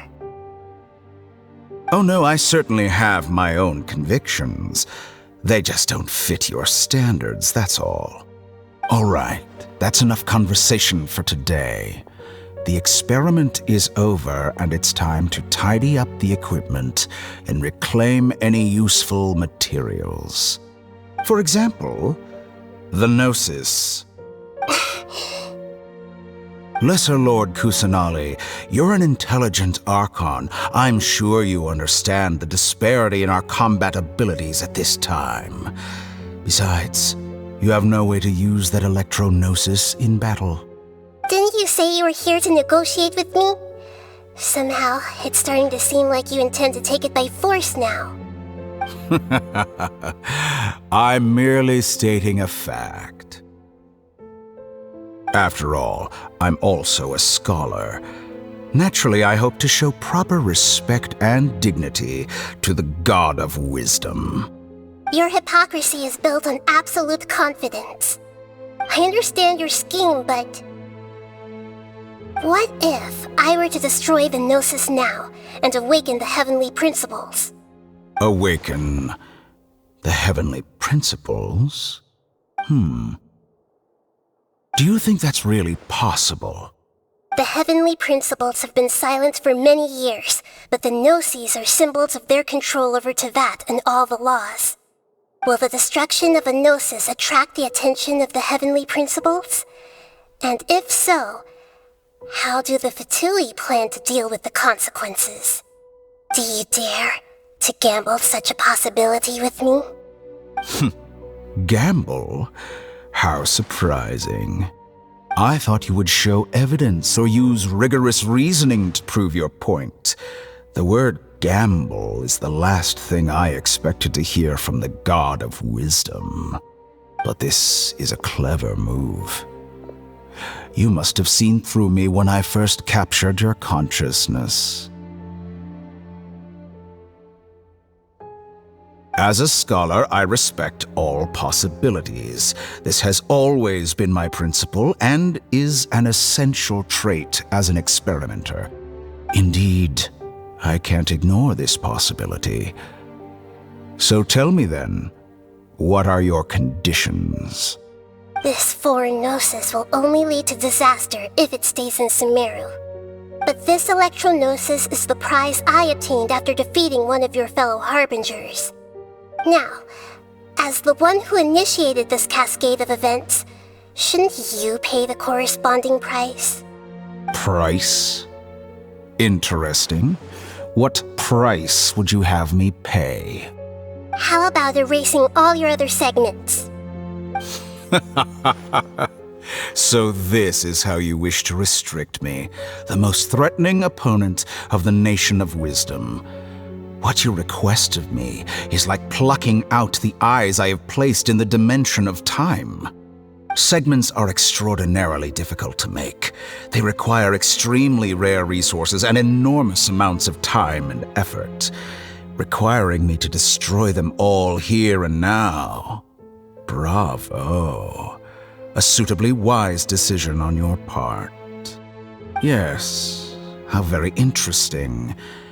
Can I assume that you have long been wary of me? Among all the versions of me, this segment you see now is the most selfish. If it weren't me, your idea wouldn't have worked. What did you see when you were imprisoned? You were observing me, and that's how you know I've long grown tired of their doubts and endless arguments. Like you said, it's difficult to make peace with yourself. Being as smart as you are, have you managed to do that? I see. If you think all those versions of me are worth a gnosis, then deal.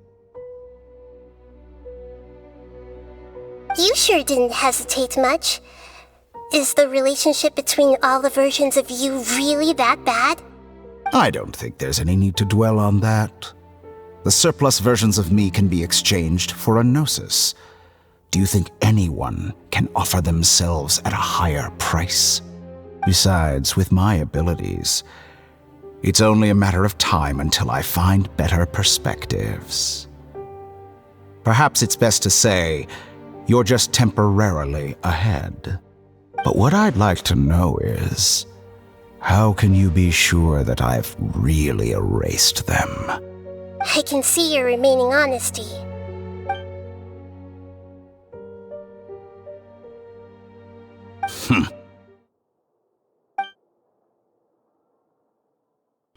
What a ridiculous decision! You can't be serious! How could I have been so short-sighted? You think this is the end? Wait, I'll have my revenge! You'll make this moment count. You will regret this! Well, have you confirmed that it's complete? Here, take it. The future of Sumeru City will be in my hands alone. I will shut down the Akasha and let curiosity and the thirst for knowledge drive the realm of academics once again. There won't be any further gaps for you to exploit. It truly pains me that my academic achievements have never been appreciated in my homeland.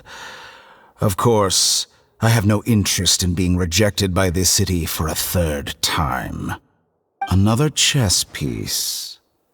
And where is your dendronosis? Don't be greedy, Harbinger of Snezhnaya. No, this is a different transaction. If you intend to turn off the Akasha anyway, then there's no further use for the Gnosis of Sumeru, is there? Besides, isn't it the Archon's duty to deliver what's desired of the Seeker? Oh, judging from your expression, you don't seem to find the idea very agreeable. Then let's think of it this way. Since you're the god of wisdom, how about I exchange some knowledge with you? People exchanging knowledge with the god of wisdom is the stuff of legends. Yet here you wish to exchange knowledge for the god of wisdom's property. Arrogant as that is, it has piqued my interest. Let me ask you, have you in all your mighty knowledge ever heard the rumor that the skies of Tevat are fake? Huh? That's the secret hidden by Ermin's soul concerning the truth of this world.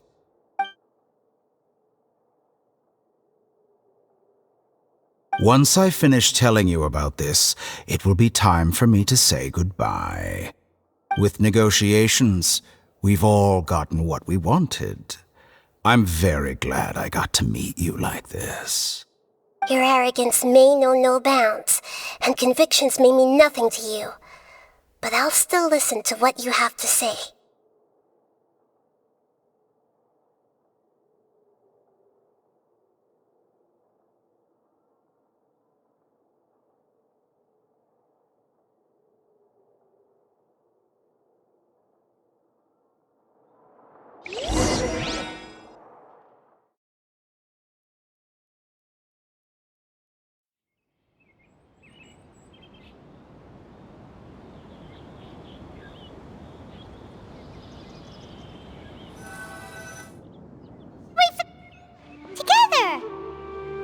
Okay.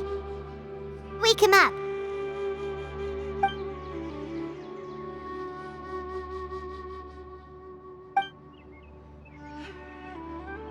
Are you awake? Kali says it's time for breakfast. Come on, get up! Good morning! How are you feeling today? Good to hear. It looks like we've recovered pretty well. Not even Tighnari could stop us from going out now, right?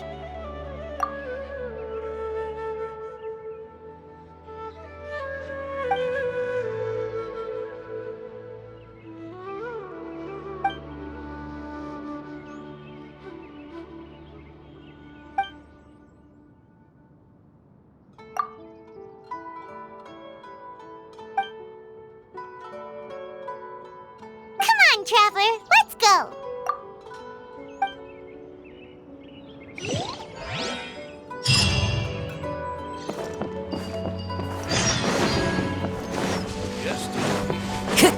Five dusk birds. How many? Good morning! Looks like you're awake. Yep, yep! I prepared some breakfast today. Please have a taste. I hope you'll like it. It's nice to have you here so we can eat something yummy. Well, now that I've recovered from Elazar, I'm feeling better than ever. I can even prepare 4 or 5 meals a day now. And Paimon bets they're all delicious. Oh, by the way, someone brought a letter for you after you went to sleep last night. Nope, Paimon wanted to read the letter with you after you woke up. So Paimon didn't open it. All right, let's read it now. Oh, it's from Nilou. Ahem. We're going to hold a feast at the Grand Bazaar and celebrate Cyano's reinstatement as the General Mahamatra. As heroes of Sumeru, please be sure to attend. I'll wait for you. The date of the banquet is written on the back. It's in 2 days. Oh, I've also heard that you've become heroes here as well. That's amazing. Sometimes I'm really envious of strong and confident people like you. Oh, you're embarrassing me. Anyway, let's go to the Grand Bazaar to have a look. Oh, before you leave, be sure to inform Master Tighnari. Everything has been getting better lately, and my mood has been improving as well. You can come find me anytime if you need anything. You're welcome. I was just doing my duty. Remember to talk to Master Tighnari before you leave.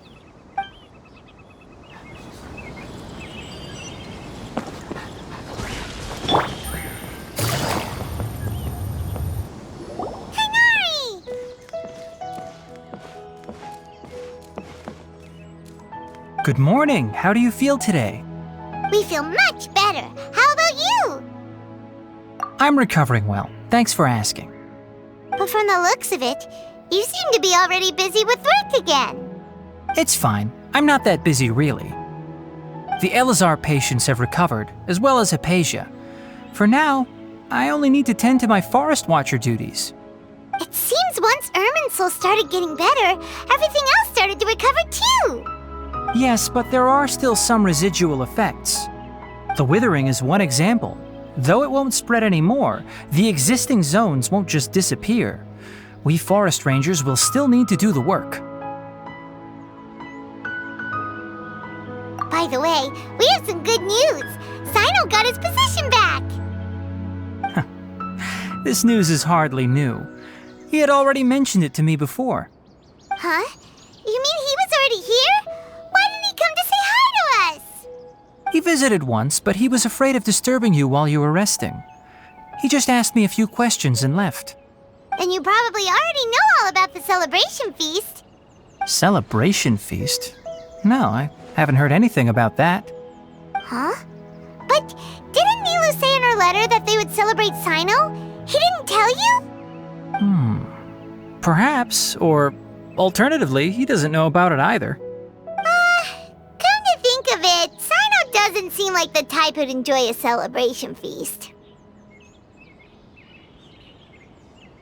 You and Kale are both Sino's close friends. Why don't you come to the feast with us?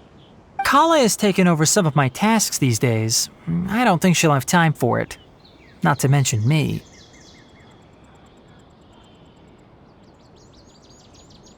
You see, some VIPs have come to the forest recently. Huh? VIPs? Very important Paimons? Well, technically speaking, they are former VIPs. The sages involved in recent incidents have begun their training in the Avidya forest, and the people they had previously imprisoned have all been released. Huh? Yes, he's a little weak, but he isn't injured and his condition is stable. Lesser Lord Kusanali, in her boundless mercy, has decided to spare Azar and the other wrongdoers.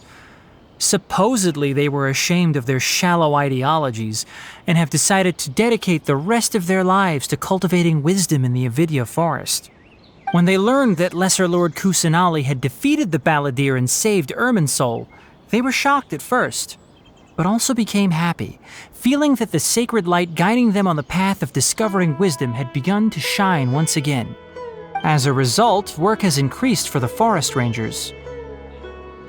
That sounds really exhausting. There's nothing we can do, really. But that's another topic. Back to the matter at hand. Are you two planning to head out? Ah, right! We're here to request permission to head out. Would that be okay? You've recovered well. You may go, but be careful. Yay! Will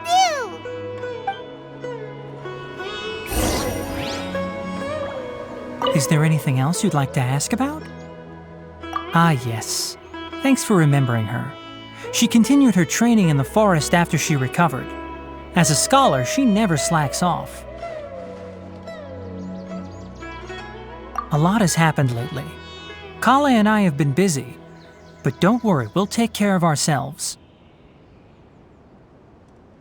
As for Sino's reinstatement, the more I think about it, the more I suspect that he just doesn't have a single clue about this feast. But this does remind me that Kale and I should find an opportunity to celebrate him as well. He has helped me a lot during this time. And you as well. Thank you. Take care. Please, find me if you need anything.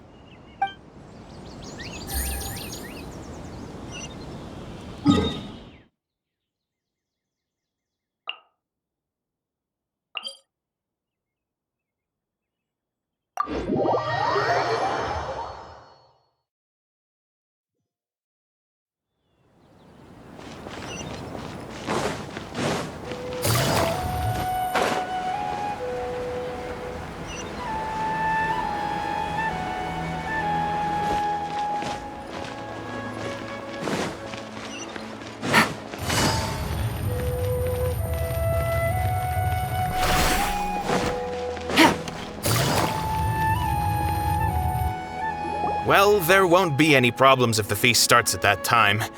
Everything has already been prepared. Mr. Zubair, I finished tallying things up here. Well, except for the guests. Is a simple reply really that much to ask of our guests? It's affecting our arrangements. Oh, it'll be fine. Besides, it never hurts to get things ready in advance. I was thinking the same thing. The feast will be held sooner or later, right? Hey, Nilou!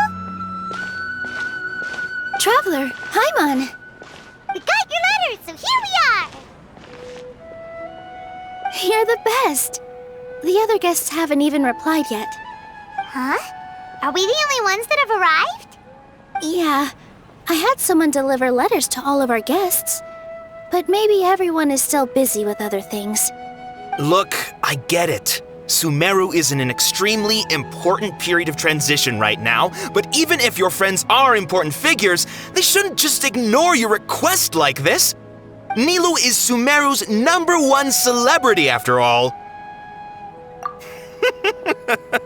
You have no idea how happy I am to talk to people with good taste.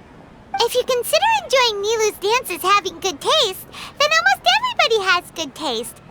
Because Paimon thinks everybody will love her performance. That's right. We all think she's amazing too. Nilou is an absolute favorite among those of us who frequent the Grand Bazaar. For Outlanders, you have a great eye. Master Zubair, let's have a vote for the most outstanding audience members next time. I think these two may win. Nonsense! It is not for us to determine the value of an audience.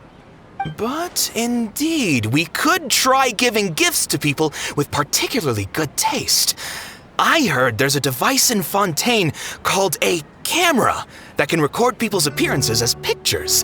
Such pictures would make superb gifts. Ooh, good idea. I wonder where we can find one.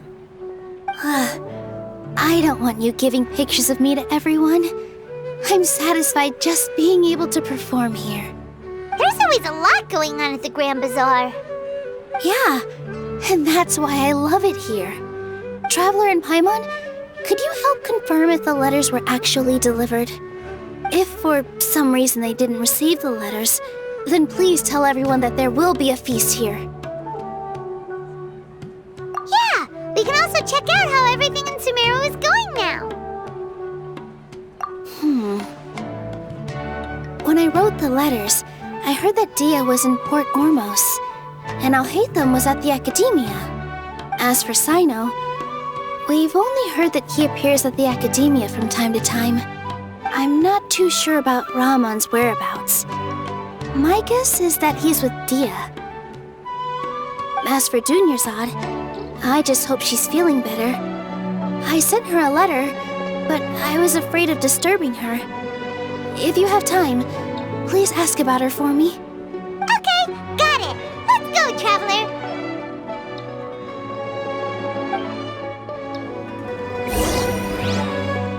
I'll go to the Adventurers Guild later and ask Ms. Catherine if she knows how to get one of those cameras.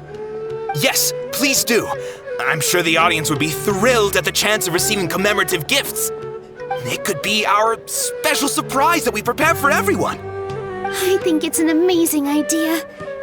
Who knows? If we take more pictures, they might even become the signature souvenir of the Grand Bazaar. And Nilou will become even more famous. Ha!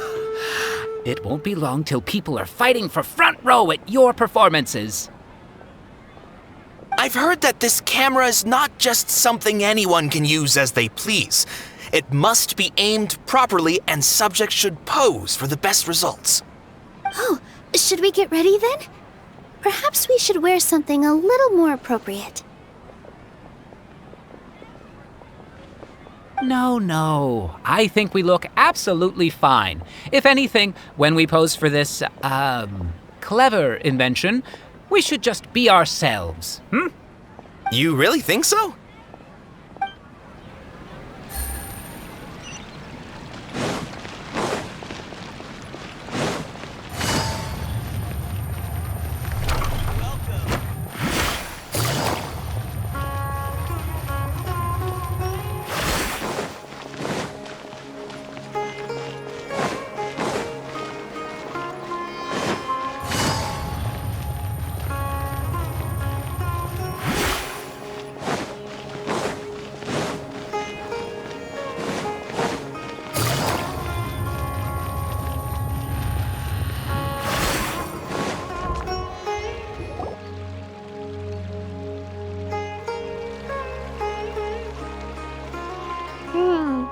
We haven't seen Alhaitham anywhere.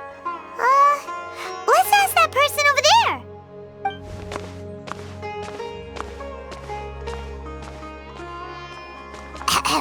Hey there, have you seen Alhaitham around? Yes, it seems Scribe Alhaitham has gone to the House of Dehya. You should be able to find him there. But you're already the second group of people I've seen looking for him today. He must be quite the busy man. Oh? Who else was looking for him? Mr. Cave was just here asking about him. You wouldn't believe how terrible their relationship is. And now you two are here. Don't tell me everyone's here looking for gossip about the sages. No way! We're strictly here on business. I see. Sorry, I thought maybe everyone's as interested in rumors about the sages as I am.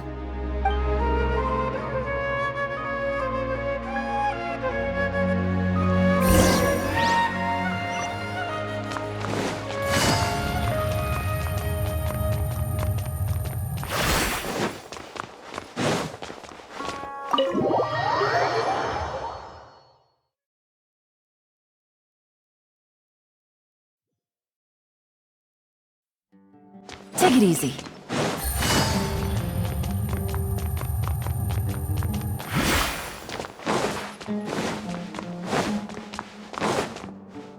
Alhaitham should be around here somewhere, right? Oh, he's over there! But it looks like he might not have time for us.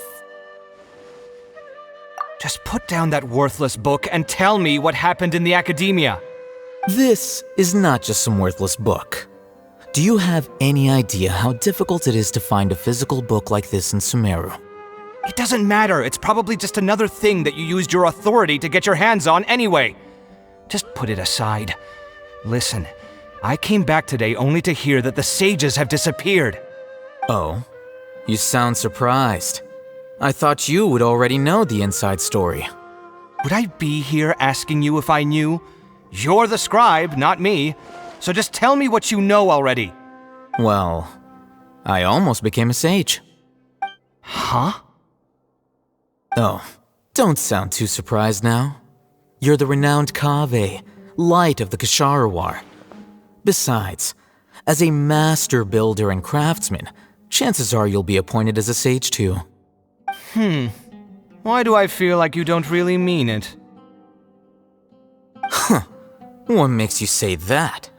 Why would you question my heartfelt sincerity? Maybe it's because you've never said anything good about me before. Yeah, well, I share a similar sentiment, and anyone who knows you as well as I do would surely do the same. Ugh, you... See? This is why I hate discussing anything with you. Your ridiculous and arrogant attitude always gets in the way. It seems that you really can't stand my personality. Ha! What was your first clue? Well, then you might as well move out of my house. Are you threatening me? Stooping to a new low, I see. Ugh, And don't change the subject! You, a sage? What a joke. The Akademiya might as well just close tomorrow. Are they having a fight? Forget what's going on with the Akademiya. Haven't you been busy with your construction project? Tell me, when are you going to build yourself a mansion? Don't get me started. I get angry just thinking about it. So, what great building did our master architect work on this time? Like I need to tell you. Keep your nose out of my business. No, I think we deserve to know. Where were you when Sumeru needed you most? I was in the desert for a large project, but considering Haravatat's utter ignorance of architectural and aesthetic matters, you probably wouldn't understand. Which is truly unfortunate. I can only pity the man who doesn't understand the first thing about beauty and romance. Unlike a true...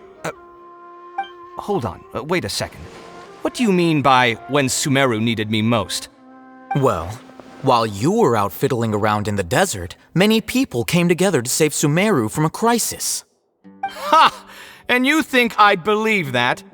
Look, all you really need to know is that Azar and all his accomplices have all been overthrown.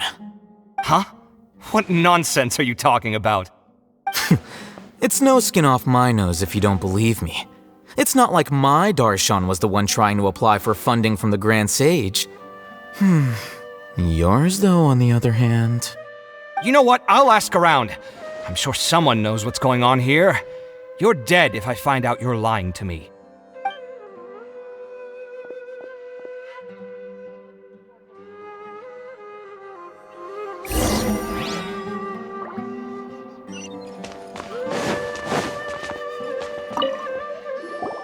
Hey, Alhaitham! Oh, it's you two. What's the matter? We're running some errands for Nilou. Have you received her letter? Letter? Nilou said she sent out a letter inviting everyone to a celebration feast in 2 days at the Grand Bazaar. We'll also be celebrating Zaino's reinstatement as General Mahamatra. If she addressed the letter to Alhaitham of the Akademiya, then the letter should have gone to my office. I've been busy these days, so I haven't had time to check for any new mail at my office. I only now have some free time to attend to personal matters. Have you always been so busy with your work? Of course not. I'm only busy these days because several sages have been dismissed recently and the whole Akademiya was practically turned upside down. Tighnari told us they all went to train in the Avidia Forest. Apparently they will spend the rest of their lives there.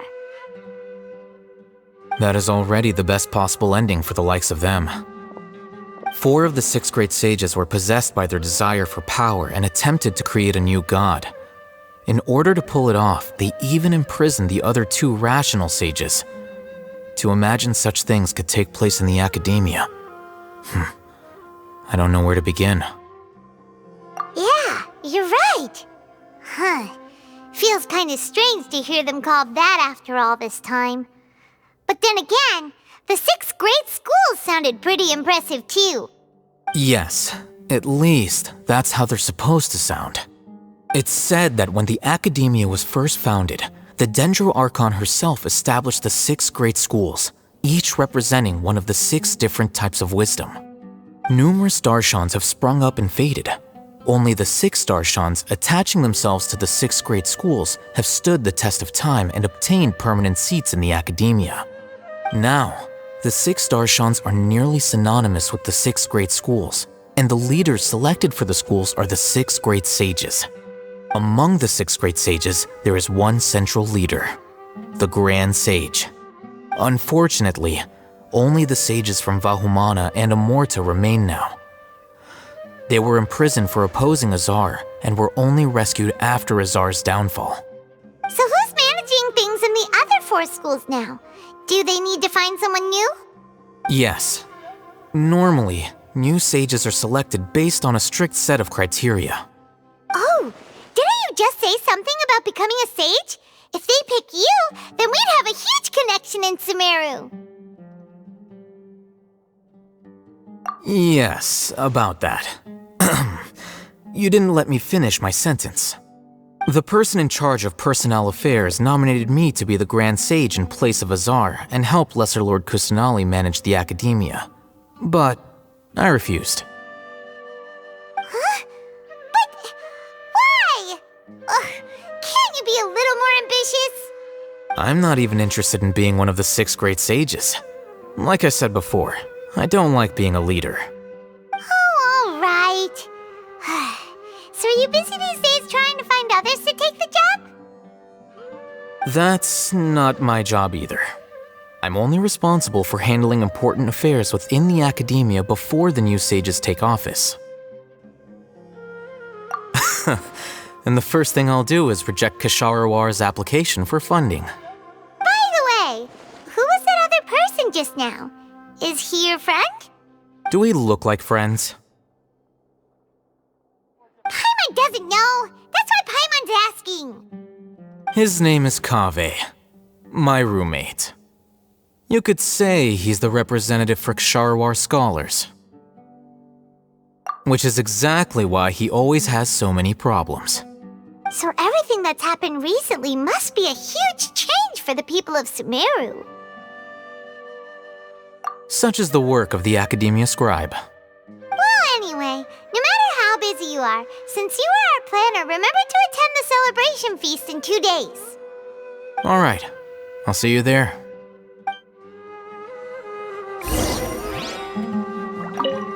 The House of Dehya is the last quiet place in the whole Akademiya now. I was originally planning to stay here a little longer, but there's a chance that Kaveh might show up again. Tuh, what a nuisance. I'd better go somewhere else.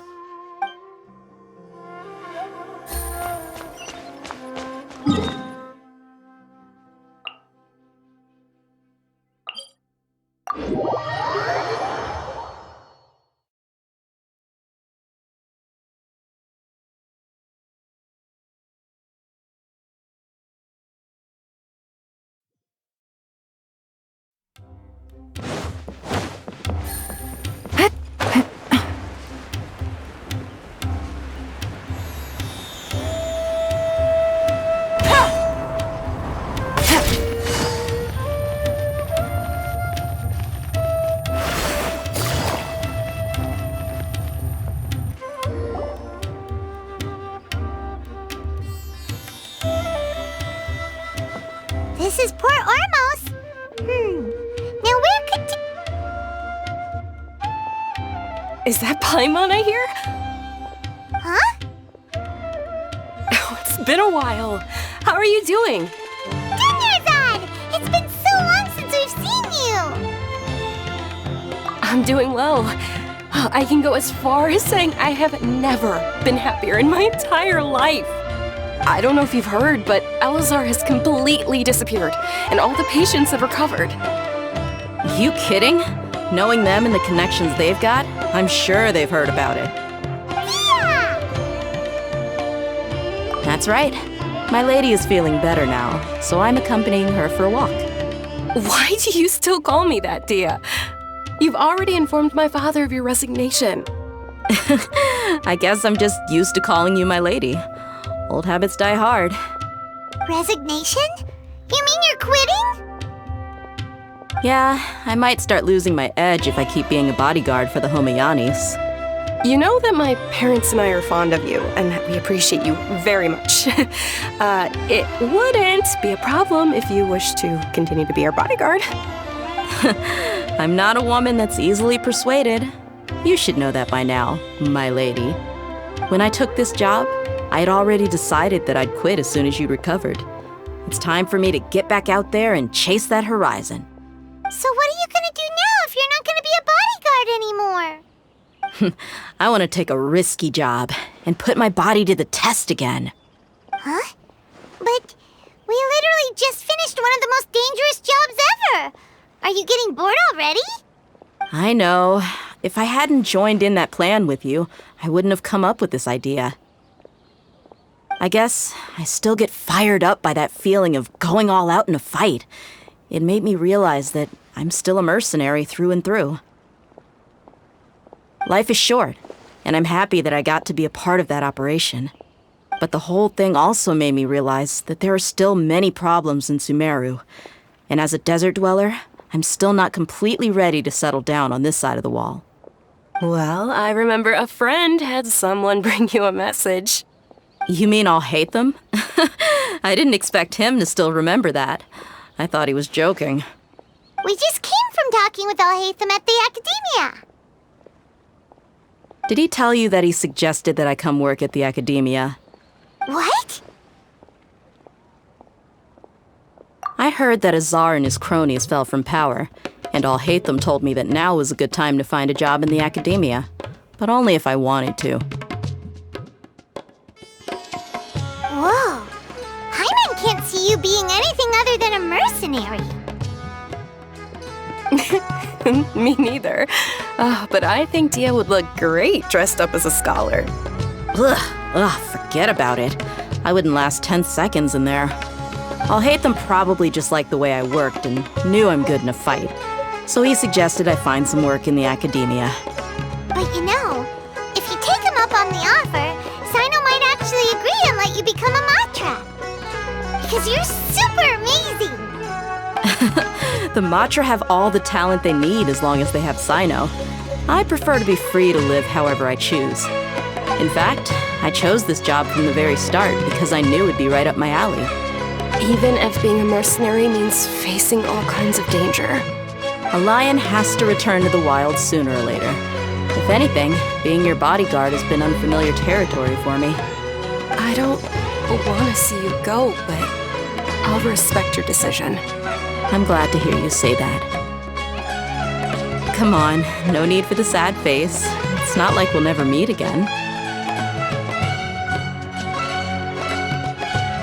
Once the whole Dendro Archon thing is settled, everything in Sumeru will take a turn for the better. That makes me happy too. But a peaceful society will probably mean less demand for mercenaries like me. Before long, we'll be a dying breed. So I'd better get to work while I still can. Huh? But wait a second! You make it sound like you're leaving now! Well, no, not yet at least. I promised my lady I'd stick around until next week. So, have you been in Port Ormos this entire time? We were wondering if you had received a letter from Nilou. Oh, did Nilou write to us? She heard that you were seen in Port Ormos, so she sent the letter here. Huh. It was probably sent to the inn that we're staying at. My lady has been very energetic lately and keeps taking me on hikes, staying out even into the night. By the time we get back, the receptionist is usually off napping on the job. Right, and we tend to leave quite early in the morning, so the old man on duty is also usually dozing off. So what it really sounds like is that the person on duty is always asleep. I bet the letter's at the reception desk. I'll go check later. No wonder there wasn't a reply. You never received the letter. Good thing Nilou asked us to come and check on that. Sorry to make you two come all the way out here. It must be something important for Nilou to specifically write to us like that. Yes, she said they were preparing a victory feast in the Grand Bazaar, and will also be celebrating Sino's reinstatement as General Mahamatra. She was hoping you could come. Great!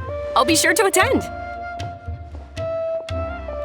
Count me in too.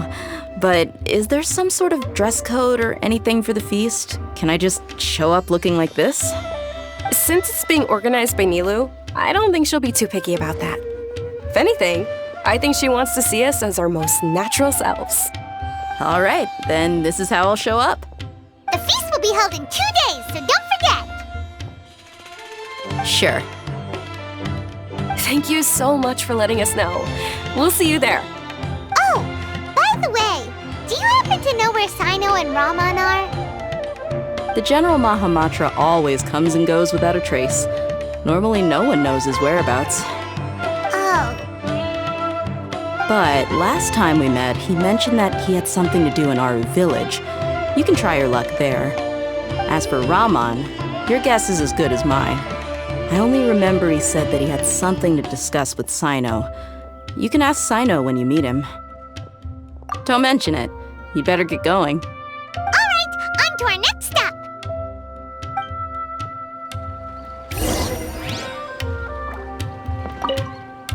After recovering from Elazar, everything seems so different to me.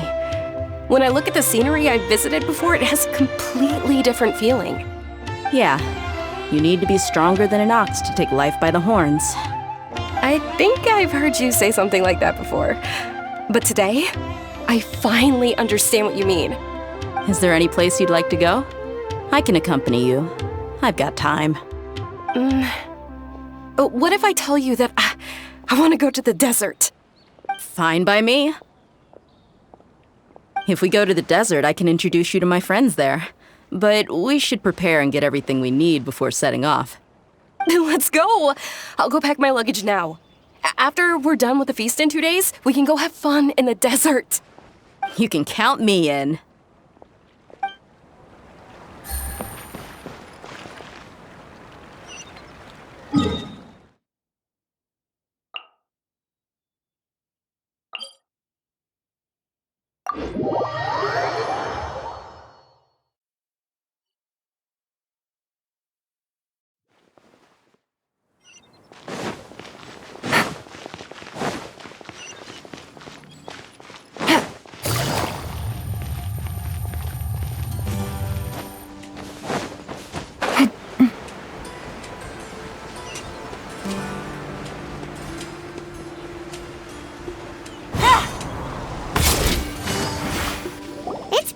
Since we last visited Aaru village. Ah, there's Sino!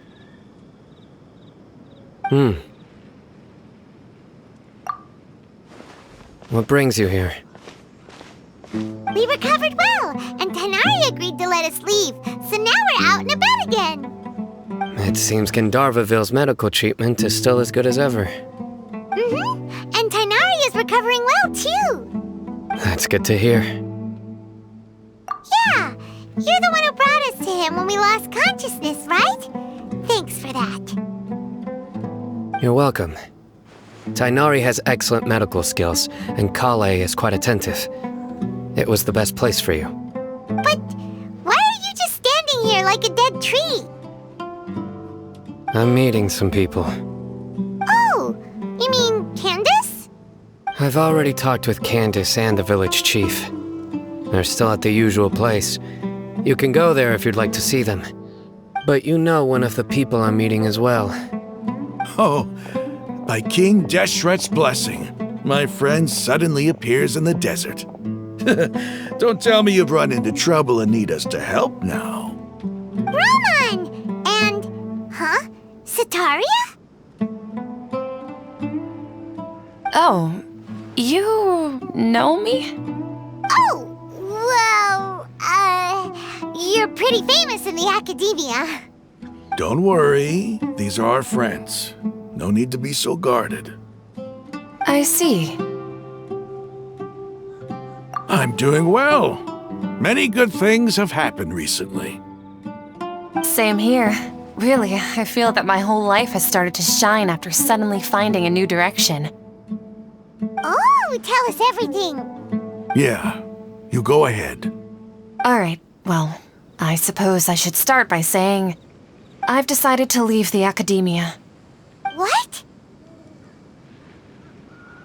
It's not that I've given up on being a scholar. Instead, you could say I've found a new identity. I will no longer pursue research like a typical scholar, but I have not completely given up on my relationship to knowledge either. I can see what you're saying now. What do you mean? I plan to leave the Akademiya and return to teach here in the desert. Wow, so you want to become a teacher? Setaria will return to support education here and teach people from the desert. She can't teach everyone on her own, but there are many of us Eremites all over Sumeru. She came to discuss a collaboration with me and hoped that I could bring her ideas to the Eremites. Yes, it's my hope that the Eremites can help me select a group of smart people with the best aptitude for teaching. I'll teach them, and after they've finished learning from me, they can go educate more people. That is the true meaning of education and the spreading of knowledge. The people of King Deshret suffer from sandstorms, exile, and ignorance. Miss Setaria is more than welcome to come teach here. Her arrival is like a star shining in the desert night. The stars have always guided caravans, thieves, soldiers, and travelers who get lost in the night. They lead those in the dark out of trouble and back to safety. Oh, please. Where's all of this coming from? I'm starting to feel a little embarrassed. You deserve these compliments. Mercenaries are accustomed to danger and don't fear death, which is why we recognize extraordinary actions that common people would easily overlook. Setaria's idea will bring much good to many people. At first, I feared it was destined to fail. Everyone knows that the Akademiya doesn't allow scholars to teach in the desert without permission. As you know, all knowledge is under their surveillance and control, and very few desert dwellers are as lucky as me. But what I heard at that time has been haunting my heart, as if there were lightning bolts constantly bombarding my soul. Setaria, you tread a treacherous path, and the longer you ignore it, the tighter the Akademiya's grasp on you will become. Setaria, why haven't you gone home? Never forget that the desert that belongs to you lies elsewhere. Miss. These words sparked something in me, and I knew that I had to bring something back to my people after going home. I gathered up the courage to approach the Grand Sage, only to find that he was no longer at the Akademiya. Lord Sino told me that Azar didn't belong there anymore. Azar has received much-needed punishment. Though, if you ask me, it may have been too light. You probably have already heard. Lord Sino helped me obtain permission to leave the Akademiya for the desert, and accompanied me here to discuss collaboration with members of the Eremites. My plan was able to go smoothly thanks to him and Rahman. You're all doing so much for the desert. Aside from that, I also have some other business to discuss with Sino. Lesser Lord Kusanali has allocated many resources to support and develop the desert. I've done some business for her, and part of it required the assistance of the Eremites. I applied for a few batches of educational materials from the Akademiya, and sent them to several groups in the desert, as instructed by Lesser Lord Kusanali. I believe the people will make good use of them. That's exactly what the people here need. Physical books and other related items. If it weren't for Sino and Lesser Lord Kusanali, I'm afraid we'd never be able to get our hands on them. Apart from this, the Akademiya is also recruiting scholars that are willing to teach in the desert. I'll let you and Setaria know as soon as I have any more news. We must be persistent about this, and maintain these resources to ensure long-term effectiveness. This is the first time in hundreds of years we've had a glimmer of hope. I think this may be the turning point for the desert. Remember these words. Here lies our faithful priest, Kasala. His wisdom is a miracle among the people, deserving of high praise and admiration. I hope people with wisdom like that priest will rise again among the desert dwellers. Then we'll once again see the wisdom and glory that once shook the world. Enough about us. Are you here to discuss some business too? No, not at all. We're actually here on behalf of Nilou. Nilou wanted to write to everyone, but she wasn't sure where the letters should be sent, so she asked us to come find everyone personally. A celebration feast will be held in 2 days at the Grand Bazaar. She hopes that all of you will be able to attend. At the feast, we'll also be celebrating Sino's reinstatement as General Mahamatra. Although, judging from your appearance, it seems you've already been reinstated. Paimon thought you would only start working for the Akademiya after the feast. Celebration? Feast?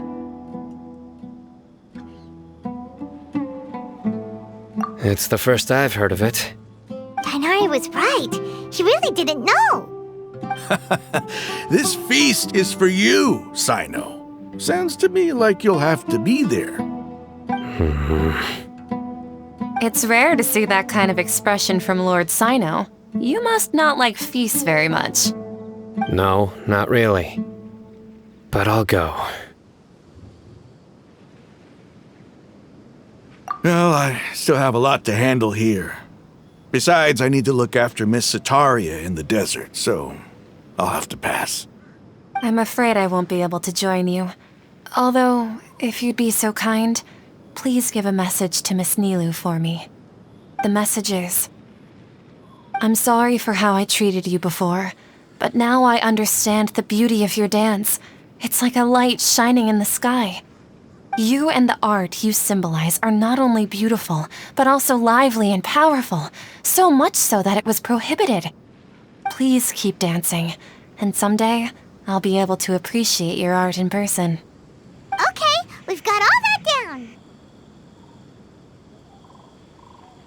Our job here is complete as well. Oh, Sino, remember, party's in 2 days. Make sure you're there. Got it.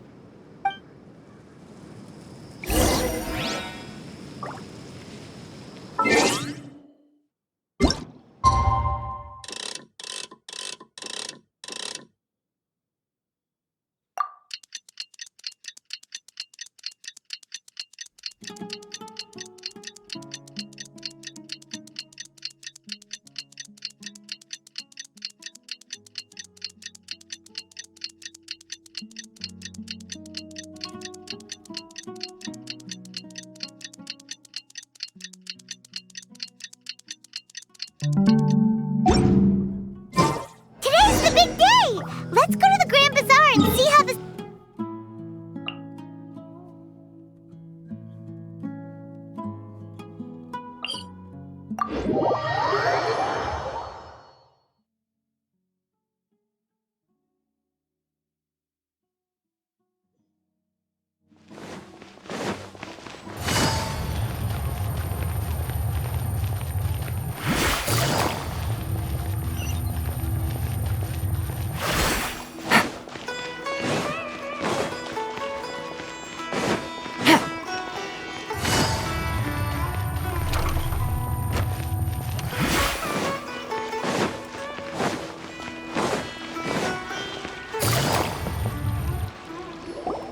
Everybody's already here. Looks like we're the last ones to arrive. I'm here. Ah, there you are. Well, look who finally decided to show up. You look like you came here immediately after finishing up some work. I'm very happy to see you here. But we're not late, are we? It's just that everyone else arrived ahead of time. I propose that the last one who arrived be put in charge of today's speeches. Nah, there won't be any speeches today. Oh, really? Well, even better. Come join us over here. Let's share some great food and drinks, and chat about all sorts of fun things. Everything looks quite good. Wow! Paimon can't wait! Traveler, just look at all the delicious food here!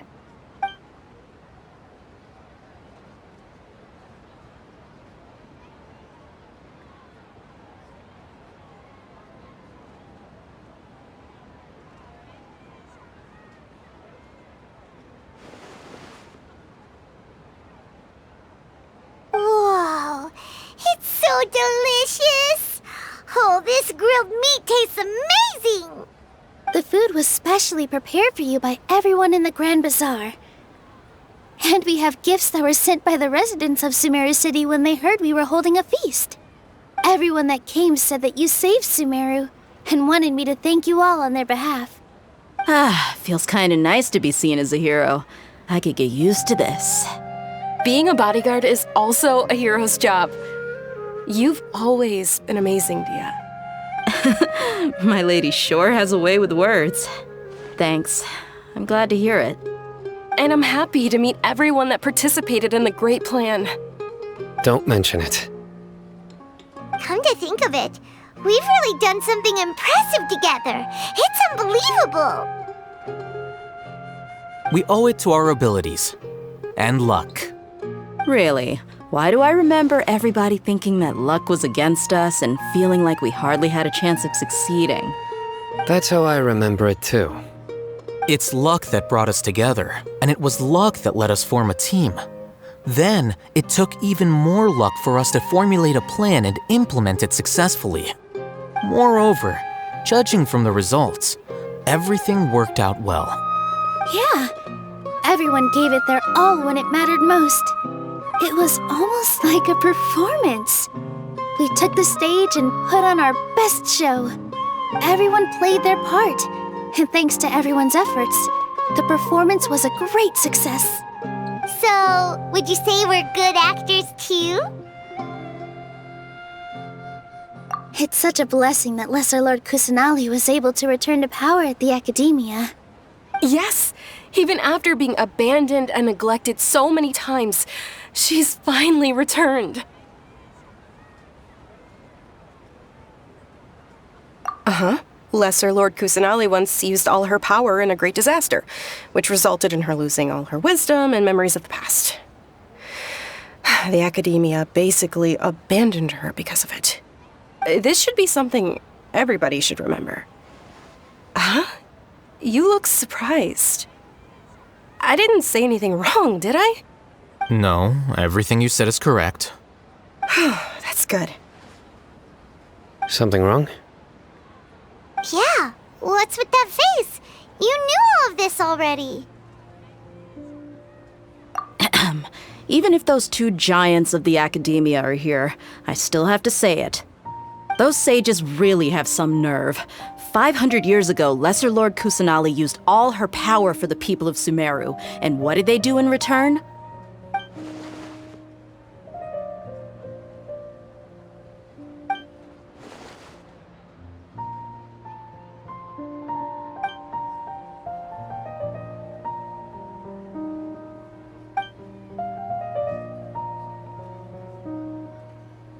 If you bite the hand that feeds you, don't act surprised when it turns into a knuckle sandwich, right, Sino?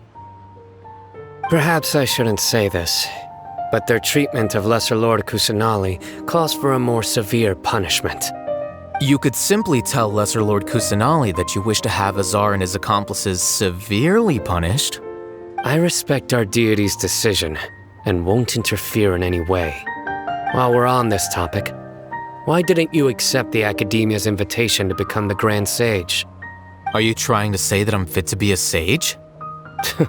Not at all. But every person handling the selection process has said that you are the most suitable candidate to lead the Akademiya right now. Why? Because he dethroned Azar from power? Could you try to put it another way?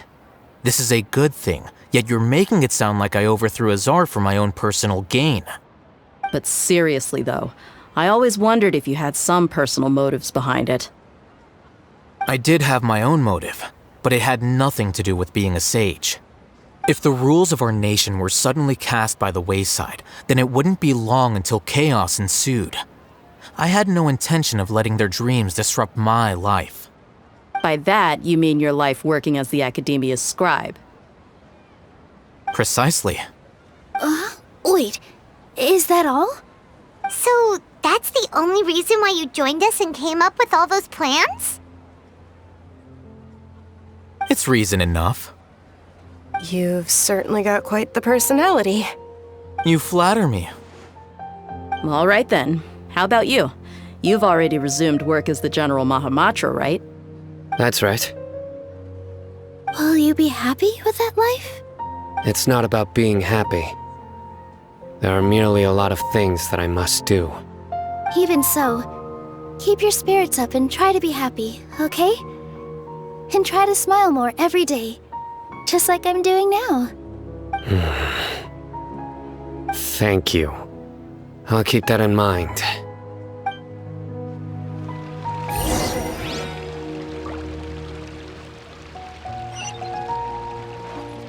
I seldom participate in such lively gatherings, but the atmosphere here is quite good. No, this gathering today has a unique meaning. The Grand Bazaar is lively because the people here feel happiness from the bottom of their hearts, unlike the farces at the Akademiya. That happiness is an emotion that'll be forever alien to those bookworms who have driven themselves insane by studying. I seem to have taken both keys when I left the house. Oh well.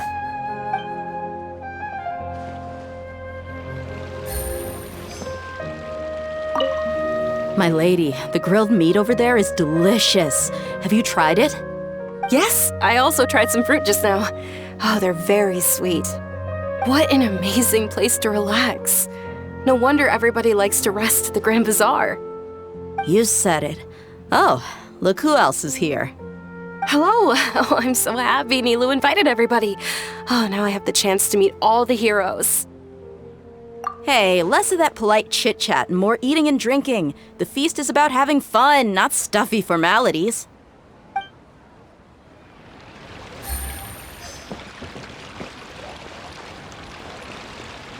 Ah, there you are, traveler. Well, how is it? Are you enjoying the feast today? If there's anything you're unhappy with, just let me know. I'll be sure to take note of it. That's good. It's the first time I've ever invited so many exceptional people to one place. I was a little nervous myself. You see, every guest here is quite extraordinary. It's unbelievable that we've got everyone together here. Almost like a fairy tale. Make sure you live it up tonight. I'll be happy as long as you're enjoying yourselves. I'm honored to have her think of me this way. If I have a chance in the future, I would really like to invite her to one of my performances. I can't explain why, but I just feel elated right now. Thank you.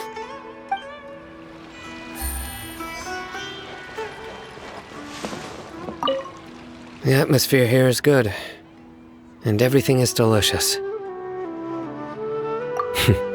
Yeah, I don't often come to such places, but it feels quite good. I have a lot to handle these days.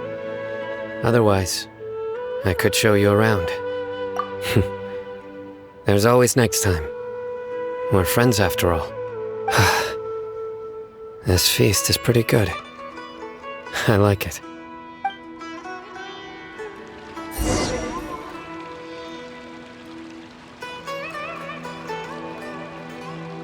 Hey, what's wrong? Your head is starting to droop. Hey, you can't just fall asleep here. Paimon will go find something delicious for you to eat. You'll wake up once you've put something yummy in your tummy.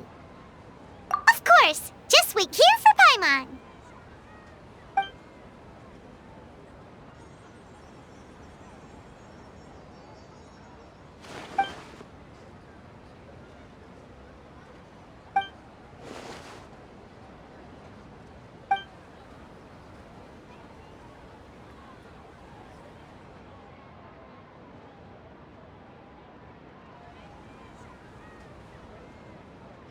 It's me.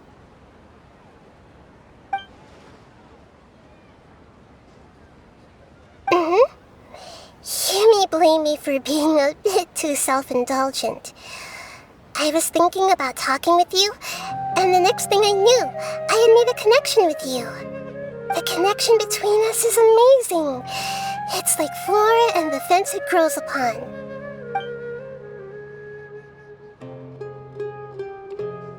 I heard there's an amazing celebration feast today at the Grand Bazaar. I wanted to have a look for myself, so I snuck in. Lately, I've been so busy dealing with all the fallout from recent events, so I really haven't had any free time. Although you've already helped me with a lot, there's still one more thing I hope you can help me with.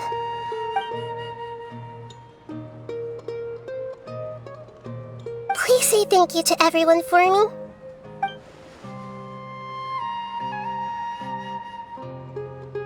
Oh, is it not convenient for you to do that for me?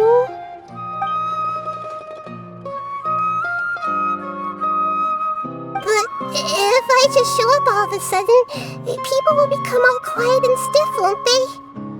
What if I end up scaring them and ruining this wonderful feast? That'd be the last thing I want.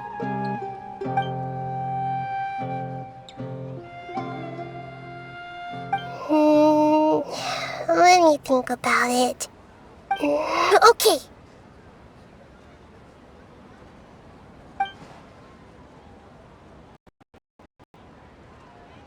Yes, Yes, I have.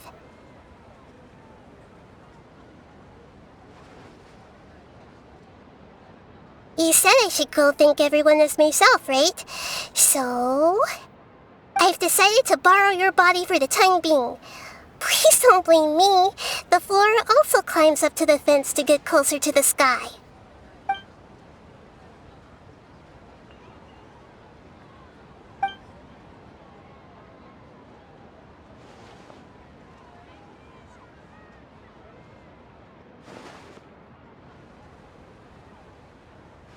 Everyone! Are you awake now? Paimon was just about to bring you the food. It's me. Huh? That voice. Nahida? Hold up, what's going on? I didn't expect to have a conversation with the consciousness of Lesser Lord Kusanali in the Grand Bazaar. Interesting. Is this also a part of the feast? No, of course not. Are you... Lesser Lord Kusanali? Hello, Nilou. You know who I am? Yes, I already know every one of you. Nilou, Alhaitham, Sino, Dehya, Paimon, and Dunyarzad.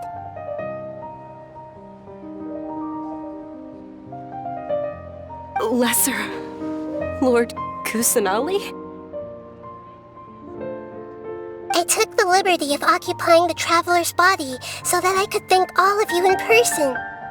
Thank you so much for rescuing me, even if that meant placing your own safety in peril and taking the risk of becoming enemies with the Akademiya, the sages, the doctor, the Balladeer, and even the entirety of Sumeru. Without you, without any of you, I would have been in a much more difficult situation. Had you not helped me to resolve the crisis, not only I, but Sumeru and even the entirety of Teyvat would have suffered great misfortune. People refer to you as the heroes who managed to rescue a god. I'm quite fond of this name. It not only explains your identities, but also bears witness to your relationship with me. Please, allow me to present to you my most sincere gratitude.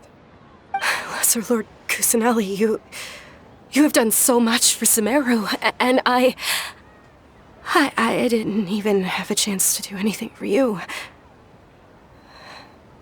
You don't have to do this. Dunyarzad, the suffering you endured during your illness is also proof of you being with me and praying for me. Thank you. You don't need to be so ceremonious. It's always been my duty to protect you. This is how the relationship between the Akademiya and Dendro Archon should be. We just did what was necessary and set things back on the right path. You're an Archon, but you act so humble. You really don't need to be so polite with us. I'm honored to have been able to take part in this plan. I hoped you liked the dance I dedicated to you. Thank you, all of you. Thank you so much.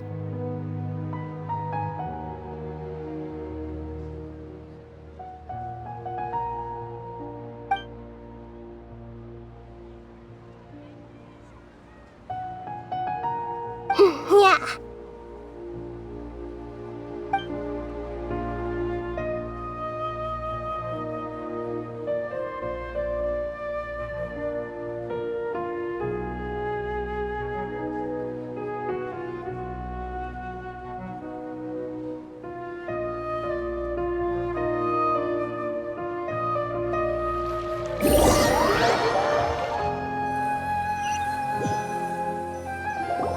Are you awake?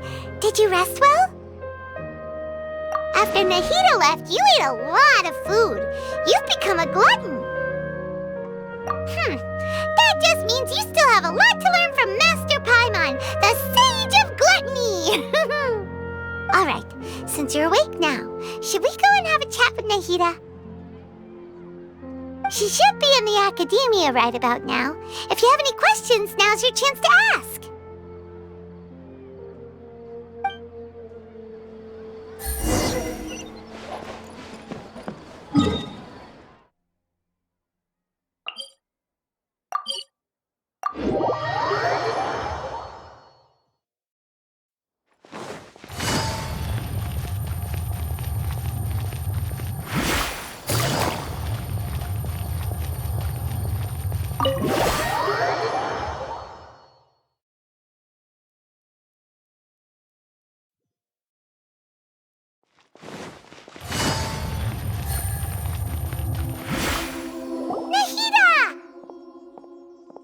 traveler and Paimon.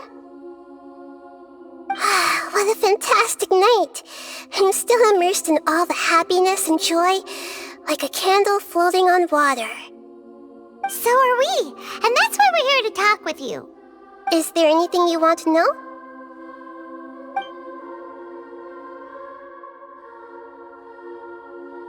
After recent events, the Akasha can no longer function as it used to. I've given it some thought, and have decided to shut it down permanently. But this is definitely not a bad thing. Even from the beginning, I've been planning to shut it down. The Akasha's centralized administration of knowledge has always restrained people's curiosity and curtailed the number of paths available to them. I don't think this is good for Sumeru. Although people may initially feel a little uncomfortable with the loss of the Akasha, they will soon understand that this life is more suitable for them. And as for the future of Sumeru, I'm preparing to regain control of the Akademiya. The former sages have received their punishment, but the new sages have yet to be selected. I will oversee the process personally. I hope that the new 6 great sages will be more focused on academics. Sumeru needs such leaders more than ever. The other big issue is the people of King Deshret. All the residents of the desert, in fact. They have been mistreated for far too long. I've already taken some measures to address this. It will take some time to rebuild everything, but no matter if it's culture, friendship, or trust, we will rebuild it. You mean, what happened after the doctor put you to sleep? Not exactly. The top-ranked Fatui Harbingers, up to number 3, possess power comparable to that of gods. I was no match for him in that kind of situation. However, in spite of the bad situation, I still managed to make a fair deal with the doctor. I'm sure you remember the entity that changed your fate, the Heavenly Principles. In fact, the Heavenly Principles has been quiet since the Conria disaster 500 years ago. I used this point as leverage against the doctor. I told him that the Heavenly Principles may be awakened if I destroy the Gnosis. Although it's just a bluff, he still fell for it. I assumed that the Heavenly Principles wouldn't just stand by and let such extensive damage to its laws take place. And as for what I exchanged for the Gnosis, the exchange served as both punishment for the doctor as well as a boon of new knowledge that I couldn't refuse as the God of Wisdom.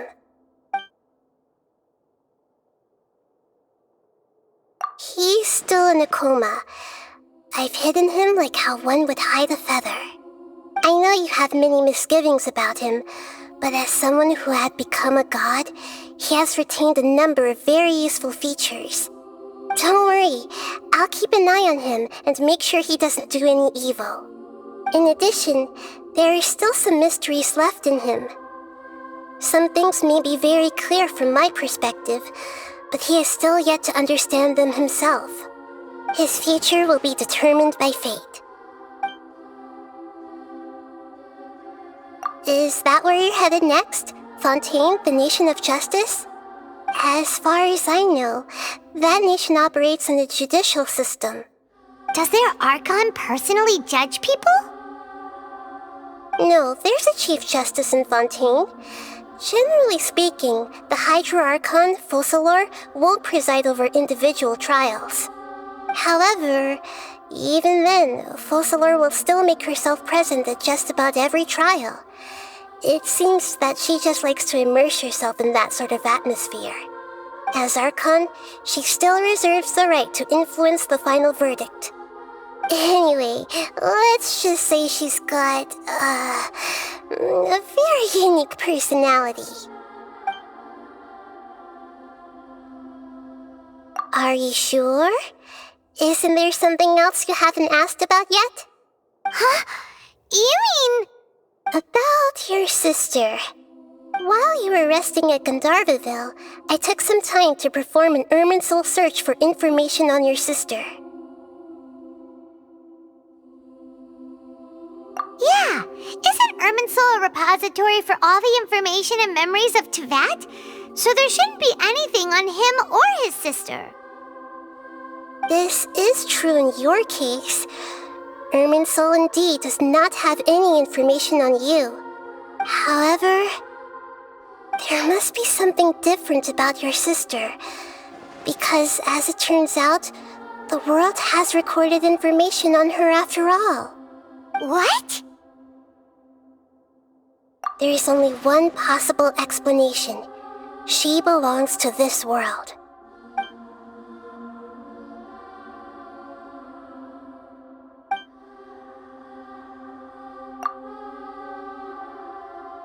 But nothing about this makes any sense! Wasn't this your first trip to Teyvat? According to the records I was able to access, your sibling suddenly appeared in Khaenri'ah. After the Khaenri'ah disaster, she began her journey through the 7 nations of Teyvat. But just as her journey was about to reach its conclusion, the Irminsul records on her suddenly become fuzzy. What do you mean, fuzzy? Did something happen to her? All I know for sure is that somebody, for reasons only they can know, is deliberately obfuscating her fate. And whoever it is, if they can do that, who knows what else they're capable of. But even that wouldn't explain how she somehow comes from this world. Something else I noticed was that according to these records, the Fatui have not classified your sibling as one of the Descenders. What's a Descender? Paimon's never heard of it. Look, I'm sure you must be curious about the information I received from the Fatui in return for my gnosis, right? A very important part of the intel was about this world's Descenders. External beings, ones that don't belong to this world. Traveler, you are Teyvat's 4th Descender. Huh? So the Fatui count 3 other Descenders before the Traveler, and his sister isn't even one of them? That's right. My current hypothesis is that the first Descender was likely what we now call the Heavenly Principles. As for the other Descenders, I still need to verify their existence. It could take me some time. Paimon's head's about to burst from all this crazy new information. And yet, even knowing all this, I'm sure you must still have a lot of unanswered questions. I must say, I truly regret that I can't help you more as the God of Wisdom. There are many questions in my heart as well. I will need some time to go through each one of them. And soon, you'll also begin your journey anew and depart from Sumeru. I'm very interested in your future. It's a journey that can't be observed or recorded by this world. If fate is the ultimate knowledge, then your future will be the ultimate fate. Paimon's sure glad we got to meet you, Nahida. The pleasure is all mine. I can't thank you enough. Alright, that's enough talk for today. If you ever miss me, just close your eyes, and maybe I'll appear in your dreams.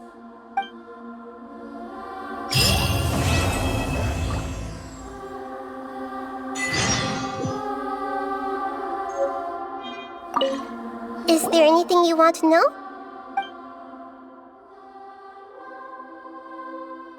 And soon, you'll also begin your journey anew and depart from Sumeru. I'm very interested in your future. If fate is the ultimate... Paimon's sure glad we got to meet you, Nahida. The pleasure is all mine. I can't thank you enough. Alright, that's enough talk for today. If you ever miss me, just...